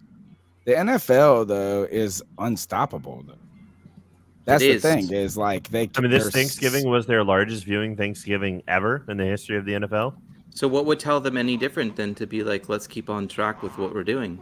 They have to just keep people happy enough to where you don't. I mean, the decide to hate it. NFLPA It's the best game in the world. The NFLPA is making a very, very large push for turf fields, and a lot of the players Never as gonna well. happen. It's I'm sorry, not gonna back up. happen. You're saying they will? No, There they will be are more turf fields. No, less the turf Players fields. Association wants Less more turf turf. fields. Yeah. More turf. So the they players are- want more. Yeah, and the Giants, I think it is. The Giants are. Well, yeah, the Meadowlands they share Yeah. both the Jets and that stadium is like 30 years old, 40. They Yeah, hate so- playing on turf. It causes more Yeah, injuries. That's Right. what we're saying. The NFL Players Association is making Wants- a push Oh, I for see, them okay. to be less turf in the league. I Right, also and more grass. And more Okay, grass. I yeah. think the Giants had front office just had a meeting with a bunch of the players, or one of those larger Northeast stadiums where it's like one of the worst turf fields ever to exist. To kind of talk to them about the state of everything and all of that fun stuff. But it's gonna come. I mean, the NFLPA is basically the union for NFL players, so I mean, it's gonna come down. Yeah, but they to- don't have any power, bro. I mean, if they Tepper, don't. They're if the Tepper wants least to win powerful more- union in all of sports. Getting a field versus a grass field, a turf field versus a grass field, isn't it? It doesn't make teams win more, lose less, anything Well, like you'll have that. less players out, so statistically, you it's should just have profit. a better chance. It's a profit. It's just profit for the owners. It's a That way profit they line can margin. use the Yeah, the so stadium they for can other do things. like events all the time. and shit. Would you And say it's that like- if you agreed, but if more players are injured on turf, and you really care about winning culture, quote unquote, would you not want to have your players be healthier, less probability of them being injured? Well, yeah, better shot at yeah. winning. Man, that's a good point, and like it's almost a financial decision at that point. So think about like if you're playing high-end players, paying high-end players, and they get hurt. Right. You have to also add that into the equation. It's not just a guy who made $2 million or whatever. There's a reason 90%. They need of to practice try to field- find a way to upgrade into the 21st century and have like a 2-layer thing where they can put like a floor over it or something, and then have grass for the football game, and then like if you want to have a concert, then just. I mean, there's a Put bunch a of different fields that floor. literally Do that. grow The their Arizona grass. Stadium. They grow their grass in a slate, and then they roll the slate out whenever it's time for the football game. That is Arizona. Yeah. But the fields and everything, it's going to be hard to make those changes and choices without a full-on push. It's never gonna happen, dude. It won't. Not in the mass capability. There might be a couple here and there that change around the league, but not in the mass capability that people are wanting. Yeah, it's not gonna be because the players' union fucking leaned on them. And a lot of it is actually due to the painting and the logos and stuff on the turf. Oh, it's easier to paint that probably. Well, Or, like, no, less it's cost? not easier. No, I'm saying the injuries that happen, like a lot of the off the ball injuries that are happening on turf fields, they're either getting their cleats stuck in like the material for the paint, or something that is on there. The turf doesn't have as soft of as an impact, which is what a lot of people complain about. So you get a lot more like bruises and things like that can happen. But a lot of like JC Horn's off the ball injury, he stepped on a painted line whenever it happened, and that's whenever like his cleat got caught and he tried to pull up and go towards the ball, and that's when he broke his foot. I mean, if you wanted to make the argument that, like, let's say you had some injured players that were injured due to that, and it possibly caused a 10% shift in like point differential to where we may have lost the game because they were out. And then by losing I know I'm making a big jump here, by losing several games due to something like that, you've cost, now you have less people buying tickets. Now, I mean, I'm We surprised can they tell don't your consider a lot of that. algorithm brain right now. Your brain is algorithming way more hard than it needs to be, because the bottom line, the bottom dollar for any owner in the NFL is profits. They're going to do anything they can to maximize those profits. You don't think that they've calculated that? I mean, they probably had a lot of people run a bunch of different numbers for it, but the Carolina Panthers, as an organization this season, have like the top 10 appearance and attendance in the league. Like 75,000 people is the highest number for our stadium this year. Is that the soccer games in consideration too? No, just Panthers games. Was that and they only use the lower deck for soccer games. They don't use the upper deck as far as I know. But that's having the turf is what allows them to use soccer. Yep, is what allows. It also allows them to play contract. Back in the day, there used to be. Yeah, back in the day when you had a college team and you had concerts on a football stadium, not the Panthers, but other ones, you could watch films. And that's why on Sunday when they played the game, the field was so nasty and so rough and so sloppy because the grass was worn down by then. With turf kind of fixed all that. At the same time, it causes those the soccer players you're mentioning. Actually, I don't know if they petitioned or whatever it may have been, but they forced his hand on a game or two, or I don't know, maybe a few games. No, so a team came over from Europe. A team came over right, from Europe. Right. It was Chelsea or something. It was like Chelsea that. came over and they said, "We are not playing unless you give us grass." And he said, "This is an exhibition match." Yeah, it was in their contract. It's in their contract. They don't have to play on turf. They will never play on turf ever, no matter what. But and they said, "We won't come over and play this match unless you give us grass." And he said, "Well, shit." And it was essentially a money grabbing exhibition match. So he said, "All right, I'll put grass out," and then he immediately tore it back up. He didn't even leave it till it wore out. He just said, "All right, it's done, gone." I got in discussion with several folks on Twitter because they said, "Oh yeah, he's going to leave it now." I said, "Watch this, he won't," and he didn't. He needs to just replace it with real grass. But then the soccer. The field wouldn't be in where right now they'll play a couple of soccer games and they'll play the Panther games all in 1 week. On grass, you can't do that. Nope. Well, you could, but you'd have to replace the sod each time, probably. Exactly, and it would be, and the sod won't stay in there properly, or at least that's what I've read because other places have tried to do that. That's why for so many stadiums, these owners are wanting new stadiums so they can do exactly what we talked about before. They could have basically 2 fields in one stadium. Yep. A turf and grass. Is he planning on? Do you think that he we might actually make probably need to look at the concert schedule? Because I don't know if unless it's raining, you can play 2 games in a weekend in a stadium. It's not gonna kill it. Man, they used to do it all the time. It's just when it rains and it's when like it rains and then you're like and you're like turf has a whole drain system on it too for whenever it rains when normal grass doesn't. Well, so does normal grass. They have to have that too. Oh, do they have it on normal grass fields? They did. They did at Bank of America. That's why it was so nice. It was graded right, and they had the Bank of America grass was super dope. I mean, it was. We had the nice. monsoon against the Saints, and oh god, what year was that? It was Drew Brees was still playing. That was so cold. That was so cold of me. That was so cool. The monsoon, that game, yeah. I catch it on YouTube. If you search for it, you can watch the whole game for free. There was 2 monsoon games. Yeah, there was the one too that this was a fun one in 2013. I think it was the 2013 one that I remember. Where Ron Rivera punted the ball under 2 minutes, and we were down, and then Cam threw. It was Nixon. What was that guy's name? It was Nixon. Nixon. Nixon. Yeah, it was Nixon. Davion Nixon. And Davion Nixon. Yeah. So we were like, "How are you going to punt the ball with under 2 minutes?" He was like, "My defense has got this."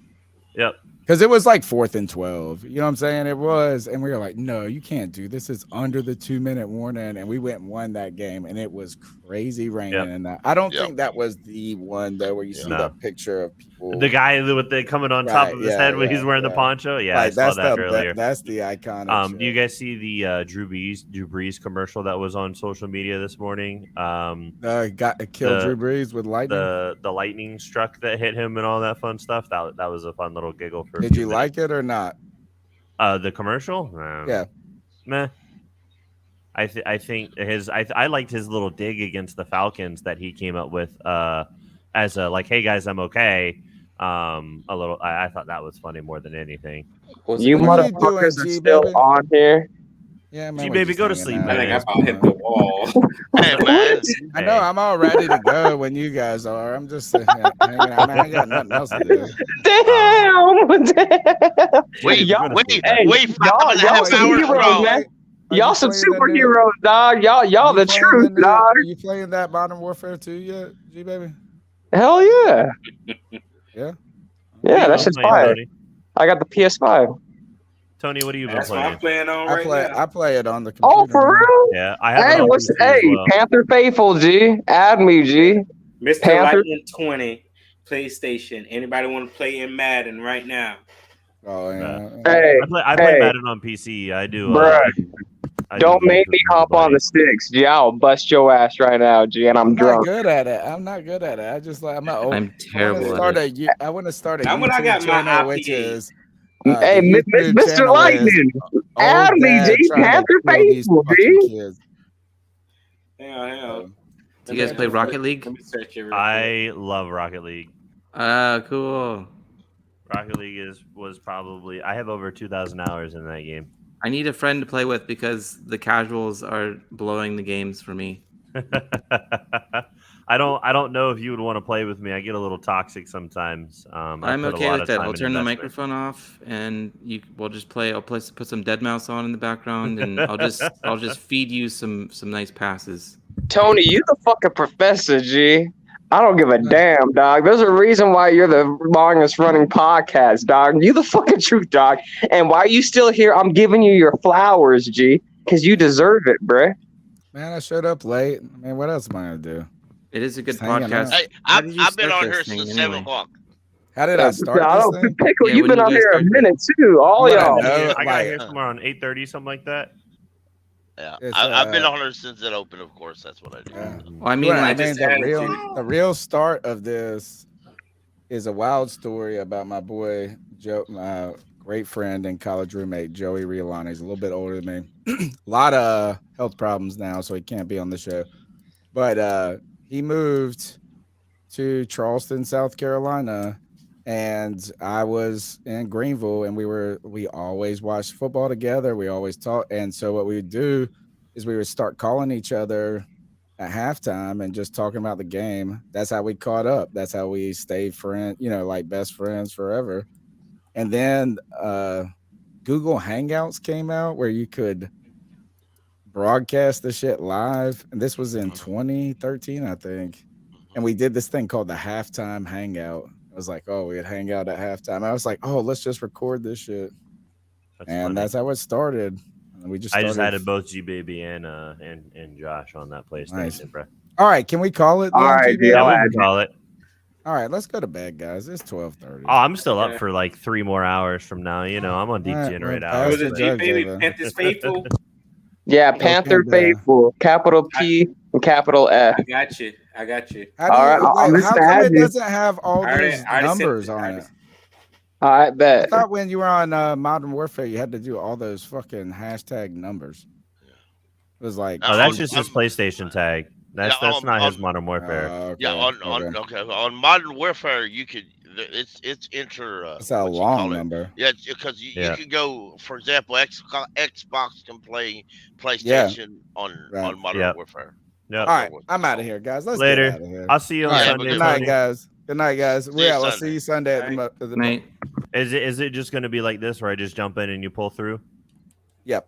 All right. I'll awesome. send you a link. All right, Perfect. later. Hey, everyone, I hope you have a good weekend. Stay safe, enjoy it and have fun. You too. Likewise. Thanks for hanging out with us. Of course. Thanks for having me. Bye.